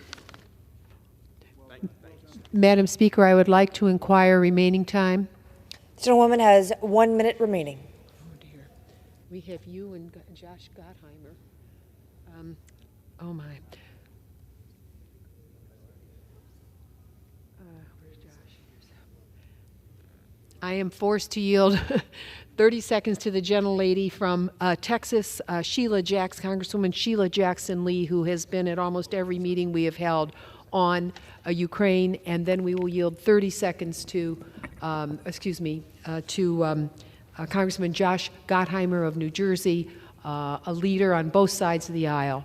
Thank you. Madam Speaker, thank you, and thank you to my great colleague for her great leadership. I stand here for the children. We must stand for the children. A little boy riding with his grandmother, Oleksandr Ivanov, was killed by the Russians, and more children have been killed in all the conflicts that are going on. We must move forward so that the humanitarian aid comes along with the aid that is needed to fight the Russians, who have lost 87% of their military since they started. This can be winnable for the children, humanitarian aid in all the wars that are now going on, and I want to stand for that fight. The bill named after Oleksandr Ivanov is to protect our children wherever they are, humanitarian aid and war aid, to ensure that the wars that are going on, that the children are our priority. And I hope that this fight will be won, and we will win for democracy, and we'll win for our children. I yield back. The gentlelady's time has expired. Madam Speaker, I ask unanimous consent to speak out of order for 1 minute. Without objection. Thank you, Congresswoman Kaptur. Israel and Ukraine may be 2,000 miles apart, but the evils they face are connected. Hamas and Putin have waged unprovoked wars on neighboring democracies, murdering thousands of civilians and kidnapping innocent people, including children. Recently, Moscow hosted Hamas and Iranian leaders. This is incredibly concerning because Hamas is funded by Russia's military ally, Iran. I fear the extreme ultra-right wing wants to cut and run and hand Putin a win. It sends the wrong message to China and empowers our adversaries. The United States has a responsibility to support Ukraine in its fight against a murdering dictator and provide the support Israel needs to kill the terrorists responsible for the atrocities on October 7th. Hamas terrorists have even made it clear they will not back down and are committed to a second, third, and fourth October 7th. We must pass bipartisan supplemental aid package that makes sure that we do not ever send the wrong signal. This is about fighting against terror and protecting global democracy and our national security. Thank you, and I yield back. I ask unanimous consent to speak out of order. Without objection. I thank the Speaker. I make a plea to Speaker Johnson and our colleagues on both sides of the aisle. Please give Vladimir Putin no succor. Stand up for liberty. This is the moment for Ukraine. Let us seize it. Let us seize it. And I would ask unanimous consent, Madam Speaker, that all members may have 5 legislative days in which to revise and extend their remarks and include extraneous material in the record. Without objection. Thank you.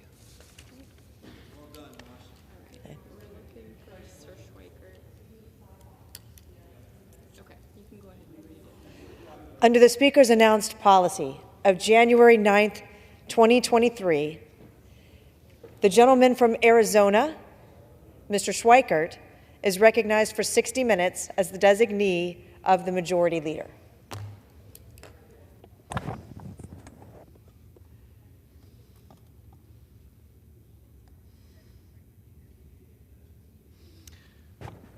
All righty. Thank you, Madam Speaker Pro Tem.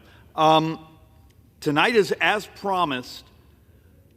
Last week I promised I was going to do something a little more positive. It's complicated because I have a compulsion. I sit on an airplane 10 hours a week when you're from Arizona, 5 there, 5 back, and I use these news aggregators and I collect articles. And then we do follow-up and research. And I just gathered up some of them the last couple days. These are positive things happening in our society, but one of the number one reasons I'm going to show them is there things that actually could make our lives better, make us healthier as a society, and, as you know, my fixation on the debt. But before we start to actually do some debt and deficit, and I'm going to try to minimize my sarcasm, but you got to give me a moment here. We should be very proud of ourselves. We did something today that we've never done before, other than in the middle of COVID, but we did something very special today. Over the last 365 days, our borrowing has increased so much. The last 2 months, we're at $80,600 a second. We did it. I was so proud of us. I knew we could actually spend ourselves into oblivion. We did it. We crossed 80,000. We're at $80,000 a second. And we're only a few ticks away from getting to $7 billion a day. So you think about the fussing that goes on here on the floor where we're knifing each other for this or that. Unless it's covering almost $7 billion in savings, that day we actually went negative. So just a point. The other thing that's also interesting in the data, since the beginning of the fiscal year, so we're let's call it 2 months and a week. Social Security is number one. Social Security is always going to be number one. But what's fascinating is I've gotten picked on a little bit for bringing my chart showing we're going to have $1 trillion this year in gross interest. Some folks go, well, that's not fair. You're paying interest to the Social Security Trust Fund. Okay. Well, guess what? Even if I use what they call net interest, which is only the interest we pay out to people who bought U.S. bonds, interest is still, so far this fiscal year, the second biggest expenditure in this government. Social Security, interest is number two, and then Medicare, then defense, then Medicare, then Medicaid. So just a little bit of fiscal housekeeping there. All right. I want to talk through how, as a body, as members of Congress and our staff, I need all of us to start thinking. We live in a time where there's a technology revolution happening around us. How do we use that technology to make people's lives easier, better, give them more time? And I'm going to start with one example that I think is so incredibly obvious. I chair oversight for Ways and Means Committee, so I have the IRS. And the number of times we've come up here just enraged that during the Inflation Reduction Act, Democrats moved an additional $80 billion to the IRS. And they tell us, well, it's for collection and customer service. What would happen if I came to you today and said, have you ever tried calling the IRS? Okay. And sat on hold and sat on hold and sat on hold, or got the call saying, or the response saying, hey, could you call back another day, or give us your phone number and we'll get around to calling you back. So I'm going to give them credit here. They tried an experiment. The IRS actually did an experiment last year. This last tax season. And it served 13 million people. And it was a chatbot. And most people go, oh, I don't like AI. But think about this. When you call an airline today, most of the time, do you think you're actually speaking to a real human? What if I could call the IRS and actually have the phone picked up right then, and I can ask a certain question saying, where do I put this line? I have this issue. Where do I find the document for this? Is there a YouTube video I can watch on how to fill out this form? The experiment worked. It was actually incredibly positive. And I'm told, because I've had their technology people in my office multiple times, even last week, it's going to get expanded for this next tax filing season. You're going to get the phone answered. What happens if the ability to do a chat bot at a government agency could mean better customer service, faster, and let's be honest, save a lot of money? because you don't have to hire as many government bureaucrats. It's a moment where those of us who are very concerned about that additional $80 billion going to the IRS could actually say, okay, there's an argument, we got a real customer service problem. How about using technology? Well, it's already being experimented and it's working. How do I get my brothers and sisters here when we do our oversight, when we think about our job of making government faster, more efficient, more affordable, and less borrowing? Oh, less borrowing. To say, what other agencies could basically get rid of buildings full of people answering the phone and move to technology that's crisper, faster, better, cheaper, more accurate, and actually can give you the link so you can see the video on how to fill out the form. So these are sort of where this discussion is going. There are positive things happening, or at least possibilities, if I can get this body to think.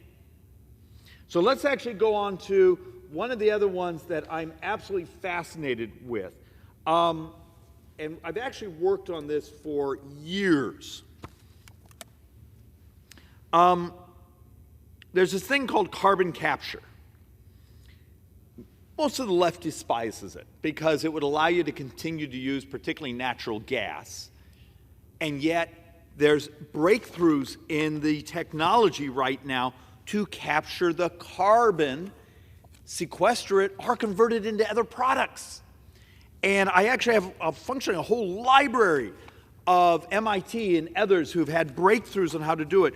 Facilities, like that's what this one is, being built.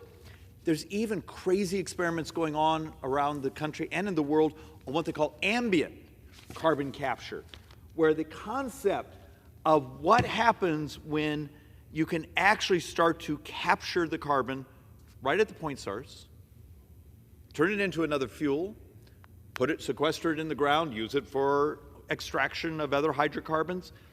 But there's a solution here.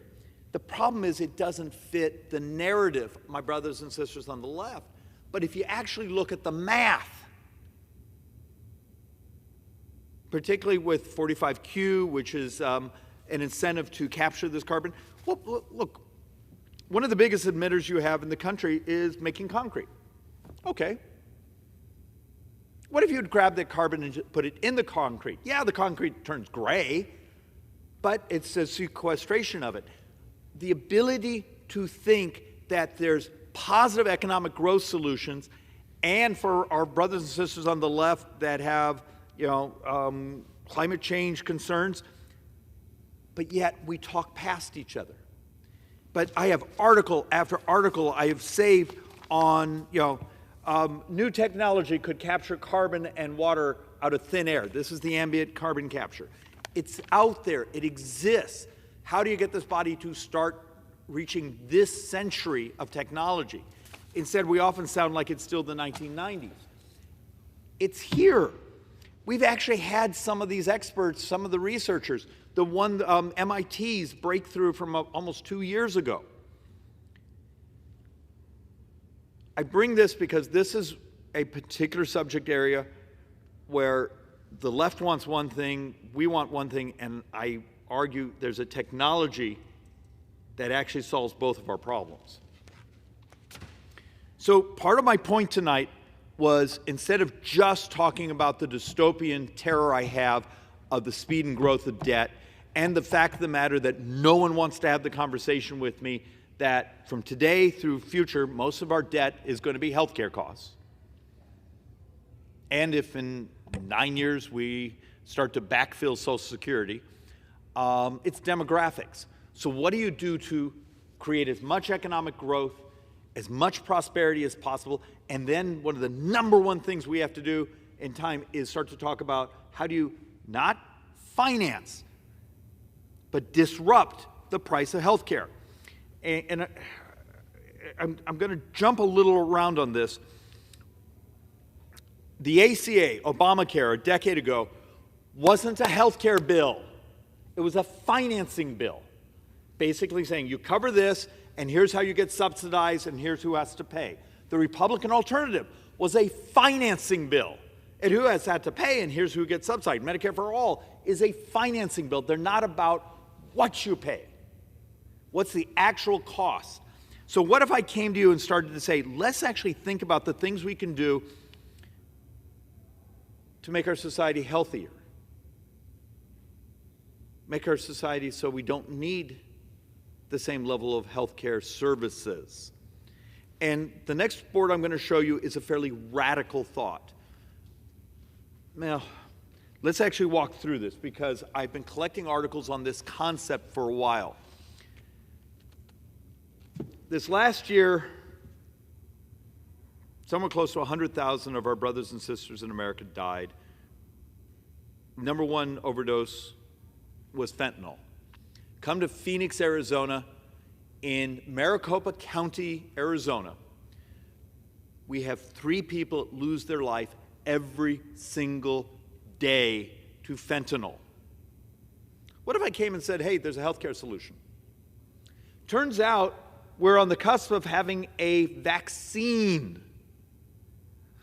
Now, I'm not an expert on this, but I've read the articles.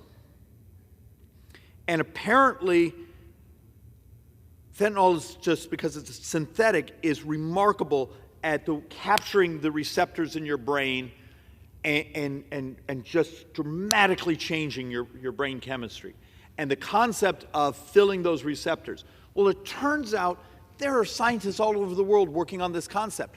If anyone's industrious enough, Google right now or use your search engine, vaccine for cocaine. Different formula. It's a binding to a protein. But I started following this a couple years ago when there was this article about a vaccine for alcohol addiction.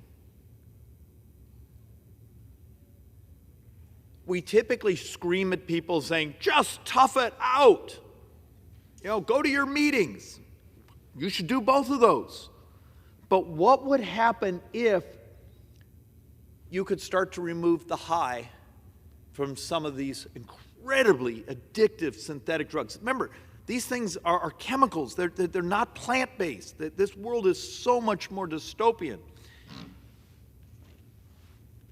What change would happen if the homelessness in our urban areas, if this was available? How many people out there could you help back into society? It's a tough conversation. There's some really tough ethical questions that come of, you have someone, it comes in off the street, they're addicted to fentanyl. There's a fentanyl vaccine available. Do they have to be able to choose it themselves? Probably. When are you in your right mind where you can make that type of decision? But this is on the cusp. This is projected to be here potentially next year. Are we intellectually, ethically, financially ready to deal with the opportunity of a disruption of something that's tearing many of our cities and our communities apart? This is optimistic. This is loving people. This is also trying to figure out a way to take on human misery. How many times have you had an idiot like me come to the floor of the House and say, maybe we should start to think about policy if there's now going to be vaccines coming that actually block the receptors for these types of drugs? And would that be good for society? And if it would be good for society, how do we carry it out?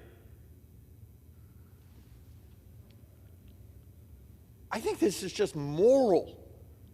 It's just moral, besides the fact that if you actually look at the 10-year cost of it, it may actually be a huge economic benefit and saver to municipal governments, city governments, state governments, and also us in our Medicaid subsidies. But it just may be the right thing to do. And there should be hope. There should be actually excitement about these sorts of things. So let's actually, as we walk through a few more of these, and forgive me, there's so many subjects here. I'm going to bounce around on this one only because this is one I've been collecting for years. A couple of years ago, I came across an article of some scientists that actually had been focusing on methane. Those of you who actually care about math, Methane apparently has a substantially higher impact according to formulas we're given, but a much shorter lifespan in the atmosphere. And the capture of methane was going to cost a fortune. Some of the early Biden administration rules of they wanted costs for upstream and downstream of production of natural gas. And the scientists wrote this article saying, hey, did you know clay, when it's also adjusted, I believe it was with copper oxide, you get the joke here if anyone's actually has a scientific brain, clay, it's kitty litter with copper oxide, it acts like a methane sponge. And it's incredibly inexpensive. I proposed it to some of my Democrat colleagues who claim to really, really, really care about climate change and methane and all those things, and they just looked at me like I was a heretic because I was giving them a solution that didn't require massive government subsidies. But now, here we are a little bit later, and the articles continue on, hey, the ability to do the capture, and even the ability to use that methane capture in agriculture, and the fact that there's actually even some new attempts to do it, and you don't have to bankrupt us. So is it enough to come and give speeches about how much you care about climate change and then not actually understand the science that makes it so you can do something without crushing people's livelihoods, without crushing your retirement and your next future generations in debt? Call my office. We have dozens of these articles we collect. We just subscribe to some really crazy blogs and scientific publications. But in this place, does anyone actually read the literature?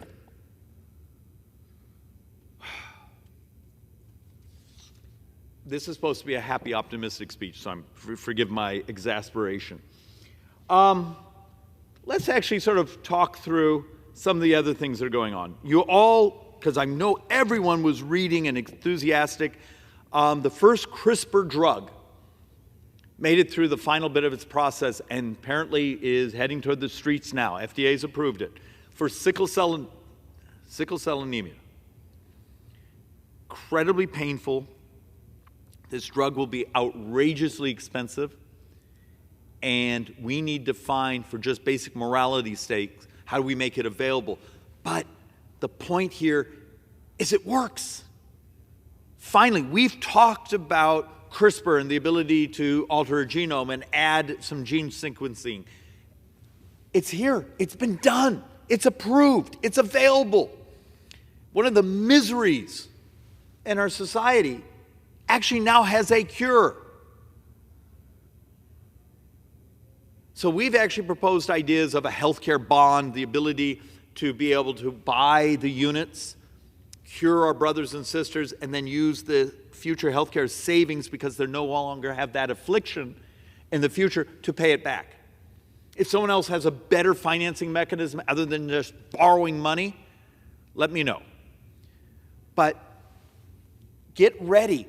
There's dozens of these types of pharmaceuticals, genetic, bio, other things that are in the pipeline that we have almost the moral obligation, if that ends misery and also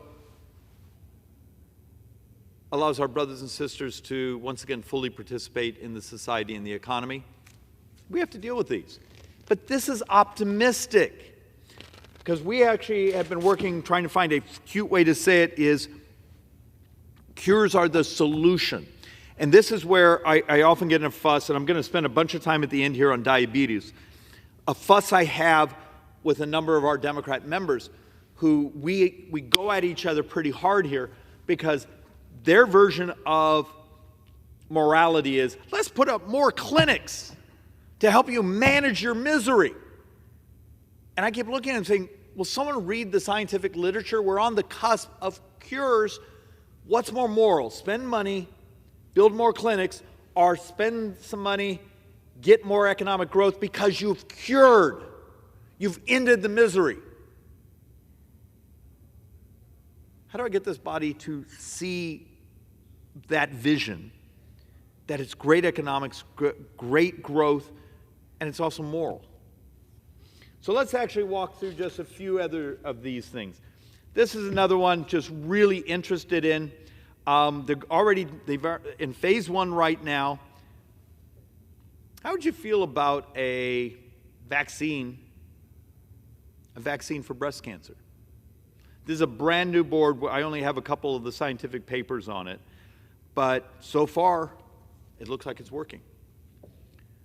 What would this mean for society? What would it mean for testing? What it would mean for mammograms? What would it mean for expenditures in the future? What it would mean for people like my wife that have gone through some misery here? Is this the right thing to pursue? Maybe it works. Maybe it doesn't work. But they're well into their phase 1, and the early data is great. Think about it. And you see, I'm trying to create thinking here. What happens if one of the ways we reduce future debt and spending is we ended misery, disease, cures? These are the sorts of things I wish we actually brought in front of our committees, talked about. We actually had staff that would understand the basic science. So the next one, I've actually brought versions of this to this floor for about 3-4 years. Even had a debate yesterday in the back of the room here when we were doing a piece of legislation that I thought was purely theater. And saying, okay, what is the simplest thing you could do tomorrow that by the end of next year you could have a major change in spending on health care? And people look at you and go, oh, don't know. What if I told you 16%, and this has been peer-reviewed multiple times, 16% of U.S. healthcare spending is associated with people not doing their pharmaceutical maintenance. So someone like me, I have hypertension. Can you believe that? As long as I take my calcium inhibitor, I'm most likely not to have a stroke. You know, someone that does a statin. Those pharmaceuticals are incredibly cheap. They've been around for 50 years. But it turns out, and this board is now 3 years old. Our latest number is over $600 billion. That's 16% of U.S. healthcare spending in a single year. Well, you're not going to get all that, but what happens if you could get 10% of it, 20% of it, by just a pill bottle cap that beeps at you in the morning, or a text message you would get on your phone saying, did you take your statin?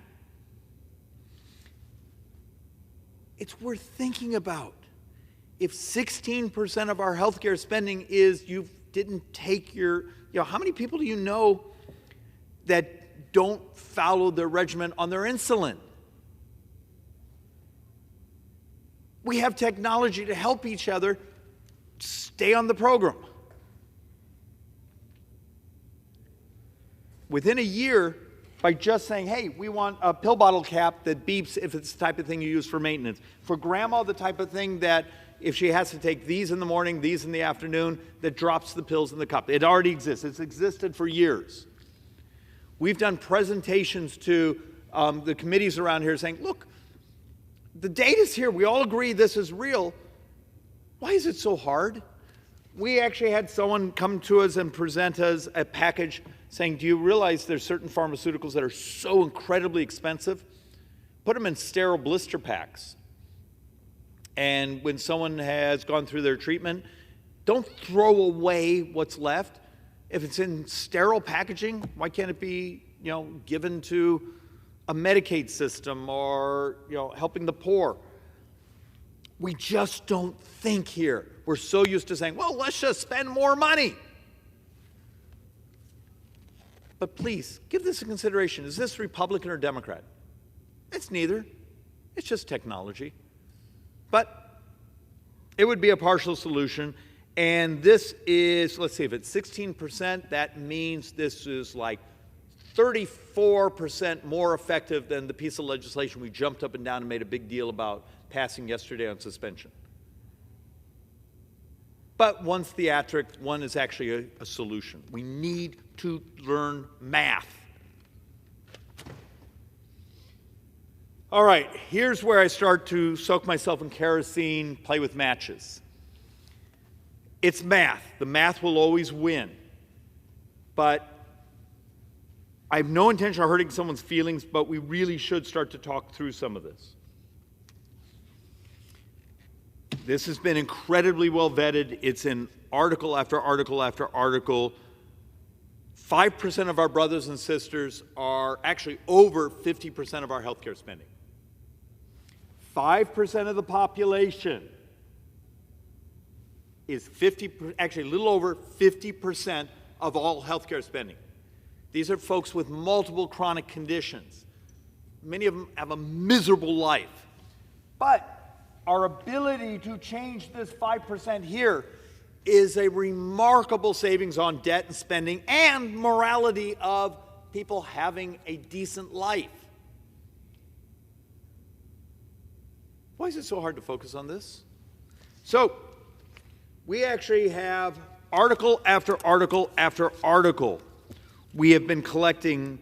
And look, for many of us, the ability to use AI to discover cures. This is happening all around us. Why haven't we updated our policy?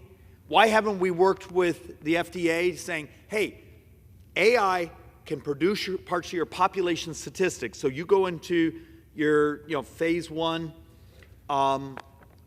you get certain data back. You can use AI to model your populations. You could cut the time bringing solutions and cures to market. The ability to actually change what the concept of telehealth is. Is telehealth grabbing your phone and FaceTiming someone, or is it the things you have on your body? Is it the wristwatch you have? Soon we'll have blood glucose. Once you have blood glucose and oxygen and heart rate and those things, you functionally have a medical lab on your body. Should you be allowed to take that data, run it through, and if it can be certified by the FDA, should be allowed to prescribe? Now, that's heresy I just said, but the fact of the matter, if you have data on your body, or like that flu kazoo I came here and showed on the floor years ago, the thing you blow into, and it's a breath biopsy. And within a couple moments says, hey, you have this virus. We're bouncing off your medical records. So it bounces off your phone. Here's your medical records. You're not allergic to this antiviral. We're going to order that antiviral, and maybe Lyft or Uber drops it off at your house in a couple hours. Would that be a good thing? Except the fact of the matter is we functionally keep that illegal. And if we don't make it illegal, we make it so it can't be reimbursed. It's a solution. Remember, part of this discussion is what do we do to change the cost and the ability to be healthy, not who's going to subsidize your health care premium, your insurance premium. We have article after article. There's actually some miracles starting to happen here in starting to understand cell dynamics. Now, this one's a big deal. If this starts to come around in the next few years, remember, we have a certain misery in this country we've got to deal with. This sort of goes back to my fentanyl vaccine. We may be about to walk into a 5th year of life expectancy, particularly for prime-age males, falling. Look, it's bad enough you live in a country that in about 18 years we have more deaths than births. But what happens when life expectancy in this country is shrinking? And we're going to get up to one of the things for that. How about this? What would happen if there is a universal flu vaccine? So instead of playing this game every winter saying, did they get the mixture right? Well, it's only about 30% effective, because it turns out the genome of the flu that actually started to circulate wasn't the one they expected. What if actually they figured out a way to do the SNP on the protein instead of... Have you ever seen the data of the economic impact of a major flu season? How many people don't go to work? It's really good economics, and I will argue, it's embracing science in a way where it's good for all of us. And I have article after article of these breakthroughs that are actually not in the lab right now. Many of them are actually being tested. Why can't we get this body to say, hey, that one belongs getting an X prize, because if they can bring that to market a year, 2 years sooner, think of the misery we end. Oh, and it's really good for the budget deficit. Hey, this one we need to work with the FDA. If we actually have to move someone over here to be able to do the review process instead of it being piled up on someone overworked bureaucrat so it sits there for a year. We need to think through the fact that time of a cure, the faster it comes, is moral. And it's also great economics. So let's actually now go where it gets even more uncomfortable. The number of mocking I took a couple years ago, and then the science actually turned out I was right, but I never got that reporter. And look, the DCCC is always going to attack us, but you would think they'd actually see the morality in actually ending misery in people's lives. Diabetes is the single most expensive disease in America. It's 33% of all healthcare spending. It's 31% of Medicare. 31% of Medicare is associated with diabetes. So, a few months ago, we actually had a healthcare innovation summit downstairs. We actually got 6 members of Congress to show up. We invited all of them. But 6 showed up to meet the company that looks like they have a cure for type 1 diabetes. And the fact that the other company sitting next to them looks like they had a path for type 2. But remember, that technology, there's 4 or 5 companies, because if type 1 is an autoimmune disease, what happened if you could teach your body not to attack its cells? That one's actually, I think, heading towards its phase 1. Why, if these things are so expensive in society, why can't we actually fixate on them? Of the $327 billion spent on diabetes by insurance and government, that's in 2017. $327 billion. We're going to knife each other around here for a few hundred million, maybe it's several $billion of savings. Incremental changes here on just helping our brothers and sisters if we could get to a cure of diabetes. And now here where it gets actually politically even trickier.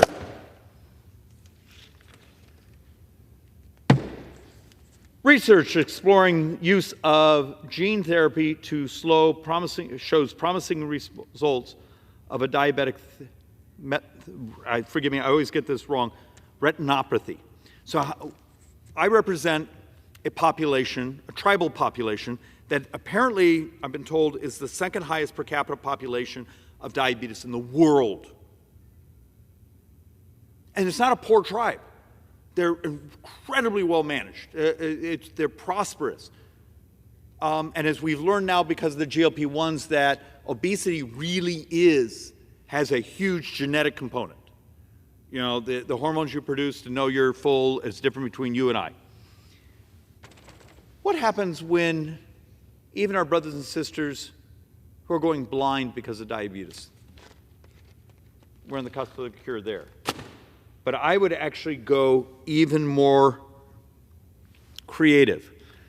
If anyone's willing to read something that's a little bit complex, about 6 months ago, the Joint Economic Committee Republicans, so these are a couple have PhDs in economics, we wrote a response to the president's budget, but we took it further. We said, think about what we could do for society if we were willing actually to do something about obesity in America. Turns out, remember how I just showed you that 5% is 50% of healthcare spending?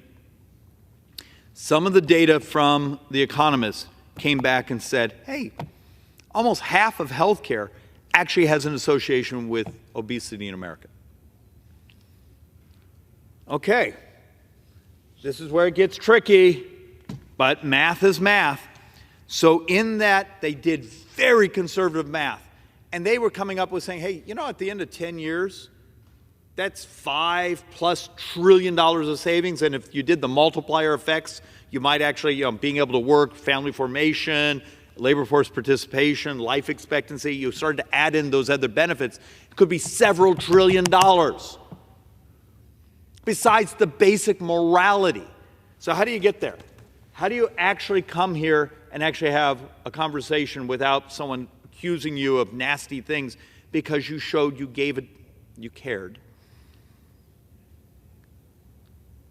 Well, you have some new categories of drugs, the GLP-1s. One apparently goes off patent next year. Could we actually, as a policy here in Congress, encourage a co-op? Make the one that's off patent, add competition, crash the price. The fact of the matter is, someone like me comes and fixates on the debt, and the Democrats are there fixated on wanting to tax people more.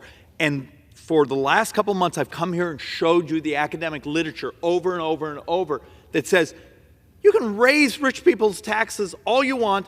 You hit the economic ceiling, and you get about 1.5 points. Maybe if the sky opened up and everything went, you got up to almost 2% of GDP. Over here, we've talked through almost everything we're able to cut. And there's only a couple percent of GDP that we could ever cut and survive, to just get the vote. Problem is, if you take away the fraud of crediting back to the administration the student loan money, you add it all up, we borrowed almost 8.4% of the economy last year. So borrowing last year was 8.4% of GDP. Did you hear my math? If taxing rich people only gets you a couple percent of GDP, and the cuts we want to talk about, and many of the cuts I'm absolutely going to vote for, but it's only a couple percent of GDP, does someone see a problem in the math? It has to happen through policy. Is having a healthier society that needs dramatically less health care, is that moral? Because it's surely great damn economics.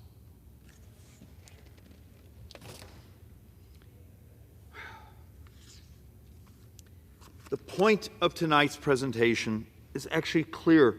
There is hope. But the idiocy often of we've calcified intellectually.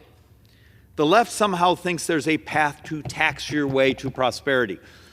I've tried to show repeatedly that if we did every tax the Democrats talk about to save the Social Security Trust Fund, you get close, but you still actually have very substantial cuts. I mean, when we've tried to model it, but let's say it covered everything. You've just used up all your gunpowder. So how are you going to, if 2/3 of all future borrowing is functionally Medicare, where do you get the cash for that? Because you've used it to shore up the Social Security Trust Fund. And that's actually part of the intellectual vacuousness of this place, is we'll just tax more. But there's not enough money, but we're not going to tell anyone that because it doesn't fit what we said on the campaign trail. How many times have some of my brothers and sisters on my side, it's foreign aid. And then you show the chart that every dime of foreign aid is about 11 days of borrowing. Remember, we're on the cusp of borrowing $7 billion a day.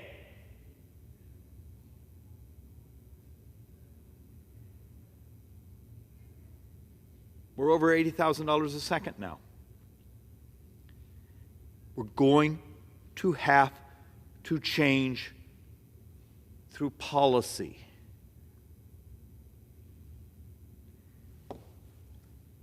I've done videos on how you could have a revolution on environmental by crowdsourcing the data.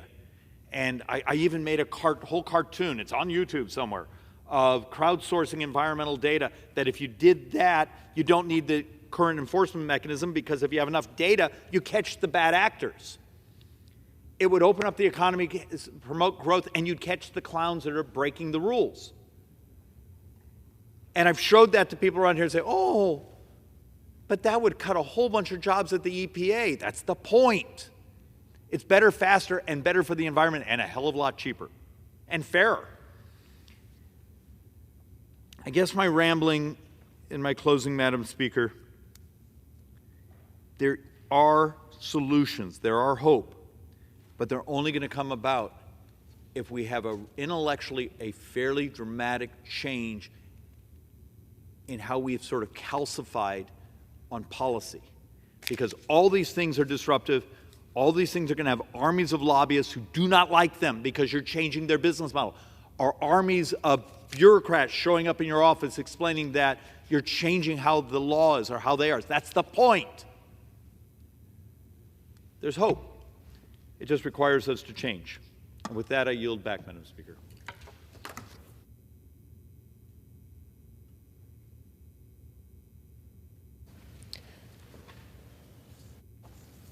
Gentleman yields back.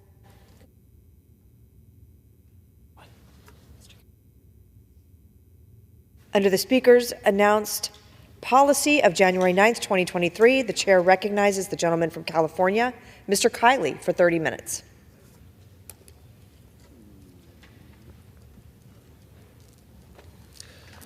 Madam Speaker, I wish to recognize and congratulate the Folsom High School football team on winning the 2023 CIF Division 1A State Football Championship, beating St. Bonaventure this weekend 20-14.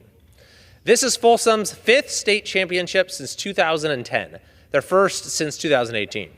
Head coach Paul Doherty got his team to buy in, and together they were able to achieve remarkable things, with defensive coordinator Sam Cole taking the reins and making life for the St. Bonaventure offense rather difficult. Sophomore quarterback Ryder Lyons opened the score in the first quarter, and Folsom held the lead at halftime. St. Bonaventure battled back and led 14-13 with less than 3 minutes left, when Folsom's defense stopped the St. Bonaventure offense and took over with a little more than 2 minutes to go. Lyons led the team downfield and completed a touchdown pass to Jamison Powell with 20 seconds to go. Coach Doherty and Coach Cole's defense held from there, and the Folsom High School football team won the championship, capping off an amazing 12-2 season. Coach Doherty and the Folsom Bulldogs should be congratulated on winning the championship of the entire state. We know how hard they have worked. This team brings so much pride to the city of Folsom, and congratulations to all the players on a very well-deserved victory and an amazing end to your season.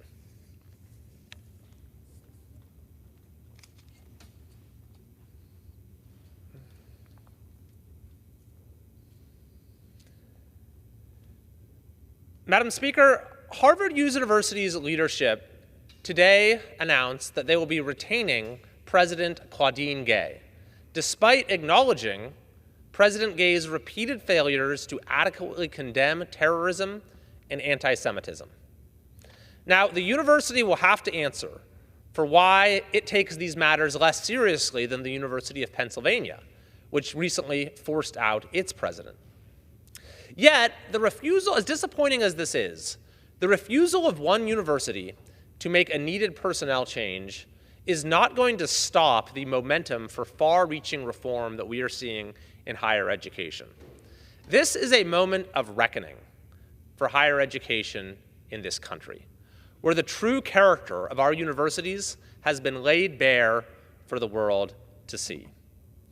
Even before last week's shocking testimony by the presidents of Harvard, MIT, and Penn, many in this country were asking the question, how is it that our leading academic institutions have been gripped by such an ancient and retrograde prejudice as anti-Semitism? How is it that institutions that have been suppressing free speech for years suddenly discovered the First Amendment as a reason not to condemn terrorism or to stop Jewish students from being bullied and harassed?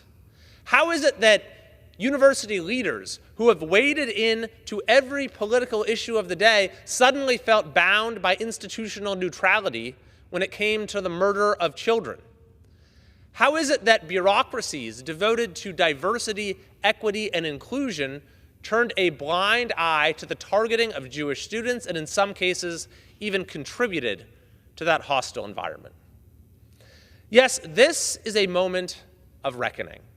Our universities cost too much, their degrees deliver too little value, and they have become among the most intolerant places in American life.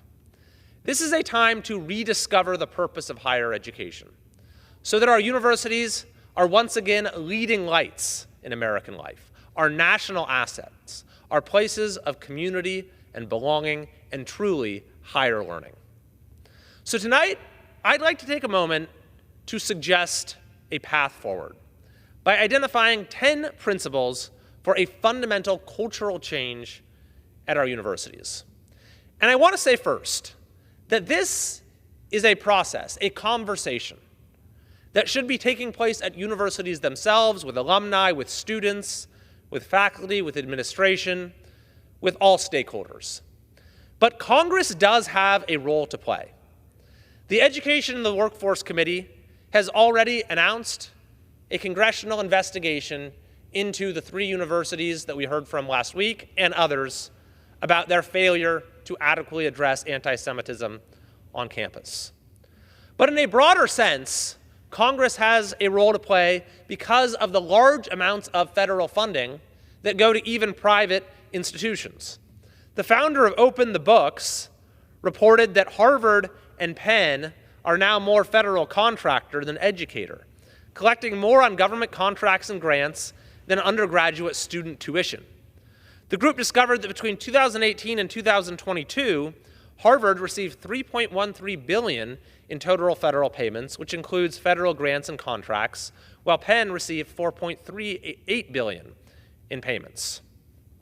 Yes, Congress has a clear interest in what is happening at our universities, and not just from the perspective of oversight of our funds, but also because universities are incubators for our broader culture. So many of the problems in our country today, censorship, the explosion of DEI, a redefinition of merit as something unaligned with excellence or even at odds with it, had their origins on campus. Which brings us back to the present crisis of anti-Semitism. By now, the world has seen the shocking testimony of President Gay and her counterpart at Penn and MIT, refusing to condemn a call for genocide against the Jewish people as a violation of campus policies. But even prior to that testimony, over the last 2 months, President Gay's inaction created an environment on Harvard's campus where, at the time of our hearing, she could not even say if Jewish students will feel safe and welcome. I asked her that several times, and she refused to answer. Could you look the family of a prospective Jewish student in the eye and tell them that their son or daughter would feel safe and welcome on your campus? She refused to even answer the question. In the aftermath of October 7th, President Gay's carefully parsed statements, her silence, her Orwellian use of the passive voice, made it very clear that she sees the forces of anti-Semitism as a constituency that needs to be catered to. And that sent a signal on her campus. It sent a signal that was clearly received by the forces of anti-Semitism on her campus, that reverberated across American higher education and seeped into our broader culture. But we can't simply say that this problem has only taken hold in the last couple months. The reality is that anti-Semitism has been growing on college campuses, and prior to October 7th had reached an all-time high. Many have been speaking up about this issue with a growing sense of alarm.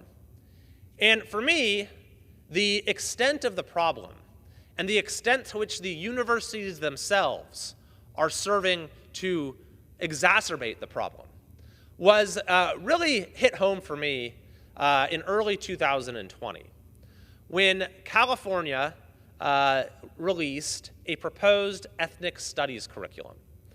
This was a 550-page curriculum that was designed by ethnic studies leaders from various school districts and universities appointed by the state's Board of Education. It received support from 22 California state ethnic study departments and education leaders throughout the state. The curriculum was broadly, universally condemned on both sides of the aisle on people of all different points of view. Indeed, Governor Gavin Newsom said at the time that it was offensive in so many ways and would never see the light of day.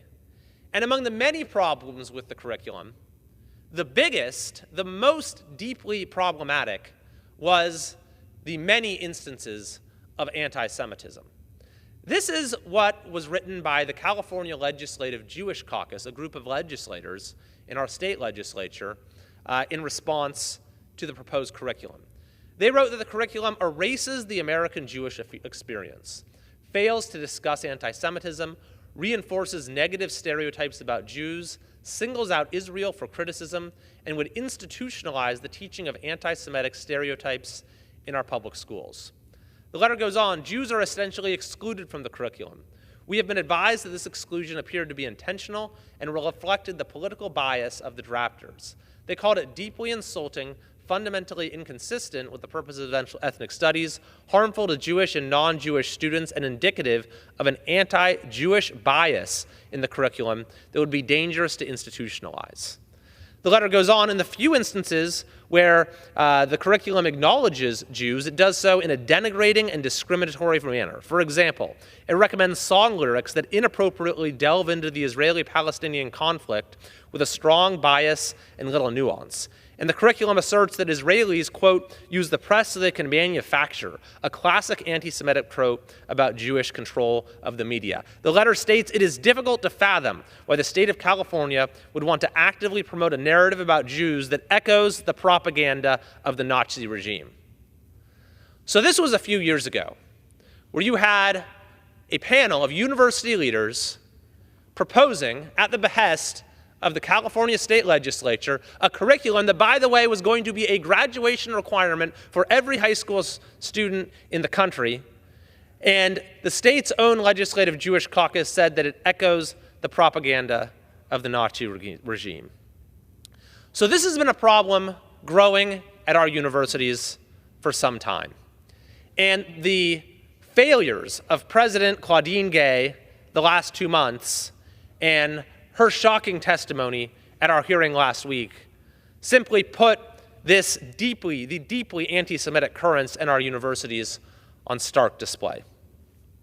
Now, at the same time that we have seen this rise in anti-Semitism on college campuses, there have been many other deeply troubling trends. Indeed, what made President Gay's tolerance for anti-Semitism all the more morally abhorrent was that this was coming from a president whose university ranked dead last, 248 out of 248, in free speech rankings released earlier this year. And yet here she was at our committee hearing talking about her university's, quote, commitment to free expression. The rankings that found Harvard to have come in dead last, in fact, Harvard got the worst score in the history of the rankings, cited surveys of Harvard students where just over a quarter of students reported that they are comfortable publicly disagreeing with their professor on a controversial political topic. Just over a quarter comfortable disagreeing with a professor on a political topic. Only a third of students said it is very or extremely clear the administration protects free speech on campus. And even 30% said using violence to stop a campus speech is at least acceptable on some occasions. Truly shocking statistics. So these problems have both been getting worse and worse. As anti-Semitism has risen, so has the suppression of free speech. Indeed, even President Obama, several years ago, spoke about this issue. In 2016, Obama said there's been a trend around the country of trying to get colleges to disinvite speakers with a different point of view or disrupt a politician's rally. Don't do that, Obama said, no matter how ridiculous or offensive you might find the things that come out of their mouths. There will be times when you shouldn't compromise your core values, your integrity, and you have the responsibility to speak up in the face of injustice. But listen, engage. If the other side has a point, learn from them. If they're wrong, rebut them. Teach them on the battlefield of ideas. That's what President Obama said in 2016. That same year, the head of the University of California, Janet Napolitano, discussed this in an editorial where she wrote that the sanctity of free speech in our country is hardly guaranteed, at least not on our college campuses. Napolitano, by the way, was a member of President Obama's cabinet and the Democrat governor of Arizona. She went on to warn how far we have moved from freedom of speech on campuses to freedom from speech. She said we've moved from freedom of speech on campuses to freedom from speech. Indeed, the rise of anti-Semitism and the suppression of free speech on college campuses have gone hand in hand. I saw the degree of this when I was a state legislator and proposed the Free Speech on Campus Act.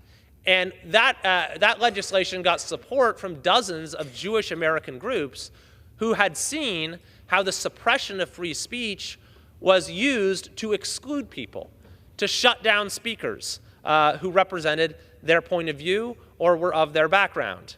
And in fact, earlier this year, we saw California universities' student groups actually say they were not going to allow speakers based upon their views on the state of Israel.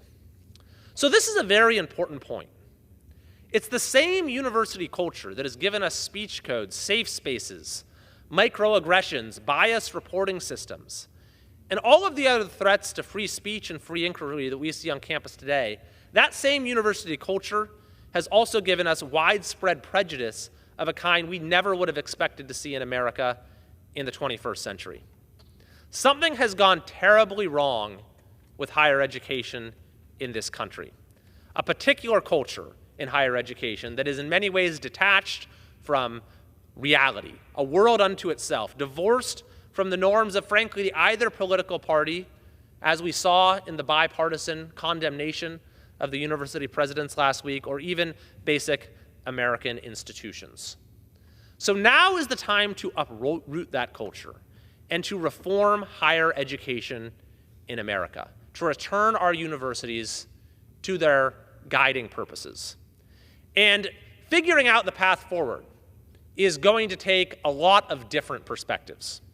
But I wanted to just very briefly list 10 basic principles that I think can guide that process and, if pursued in earnest, can return our universities to being national assets rather than institutions that are accelerating our country's decline.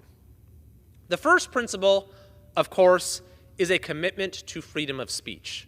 This should be codified in a statement like the University of Chicago's. It should be aligned with the principles of the First Amendment, with narrowly defined exceptions as the Supreme Court has defined. But importantly, one of those exceptions is bullying and genuine harassment. A second guiding principle is academic freedom, so that students and professors alike do not have to fear negative repercussions based upon the type of research they choose to undertake or the points of view that they choose to express. A third principle is institutional neutrality. Fareed Zakaria, on a widely shared clip on CNN, said that the American public has been losing faith in universities for good reason. He said there's been a broad shift as universities have gone from being centers of excellence to institutions pushing political agendas. Universities themselves should not be political actors, but rather should be forums where ideas can be debated and discussed, students can be exposed to a wide variety of views, and come to their own conclusions. A fourth guiding principle is upending the DEI bureaucracy, which has given us safe spaces, trigger warnings, which has seeded poisonous ideas, which has taught students to look at each other through the lens of distrust, which has bred hate and division, which has taught students to hate our country. A recent op-ed in the Washington Post by Danielle Allen said this. She said, "I was one of 3 co-chairs of Harvard's Presidential Task Force on Inclusion and Belonging, which in 2018 delivered a strategic framework for the campus. She said, many are chalking up current controversies to diversity, equity, inclusion work, and the task force's report was a contribution to that field broadly understood. But she said, now, across the country, DEI bureaucracies have been responsible for numerous assaults on common sense." A fifth guiding principle is to allow for ideological diversity among administrators, among students, among faculty. When one report showed that 1% of Harvard professors identify as conservative, that is not a healthy environment for the flourishing of a free exchange of ideas. A sixth guiding principle is eliminating foreign influence at our universities so that our universities are not being funded by China and other adversaries of the United States. A seventh guiding principle is to return to core and real academic disciplines and to get rid of those that do not have any academic value or merit or adhere to the norms, traditional norms of scholarship. This would include redefining core curriculums in such a way that students have a common set of knowledge that they come out of universities with. An eighth guiding principle is to revive trade schools and the teaching of practical skills and crafts and professions at our universities, as well as, by the way, in our secondary and primary schools, so that not every student feels like they need to go to university in order to get the skills and qualifications to get a good paying job. A ninth guiding principle is to make our universities more affordable so that tuition does not continue to skyrocket in a way that the federal government has fueled, and so that students are not left with hundreds of thousands of dollars in debt in some cases. And a final principle, and this in many ways encapsulates all the others, is to return to excellence as the real, true, overarching guiding principle of our universities. Excellence in all of its forms. So this would mean getting rid of grade inflation. It would mean revisiting admission standards. It would mean restoring standardized tests, which have given people of all walks of life an opportunity to choose their excellence. It would mean having a culture of debate and discussion on campus where the better idea wins, and each student can make that decision for themselves. And if our universities truly come to value excellence again, then that will be the characteristic of their graduates as well and the future leadership of our country.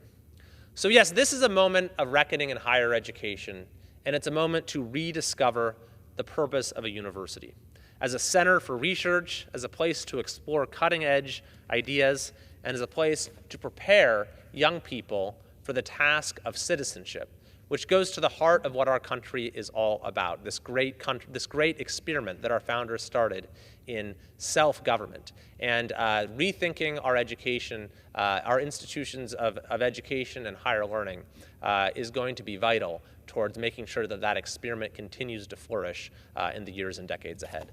Thank you, and I yield back. Madam Speaker, I move that the House do now adjourn. The question is on the motion to adjourn. Those in favor say aye. Those opposed say no. The ayes have it. The motion is adopted. Accordingly, the House stands adjourned until 10 a.m. tomorrow for morning hour debate.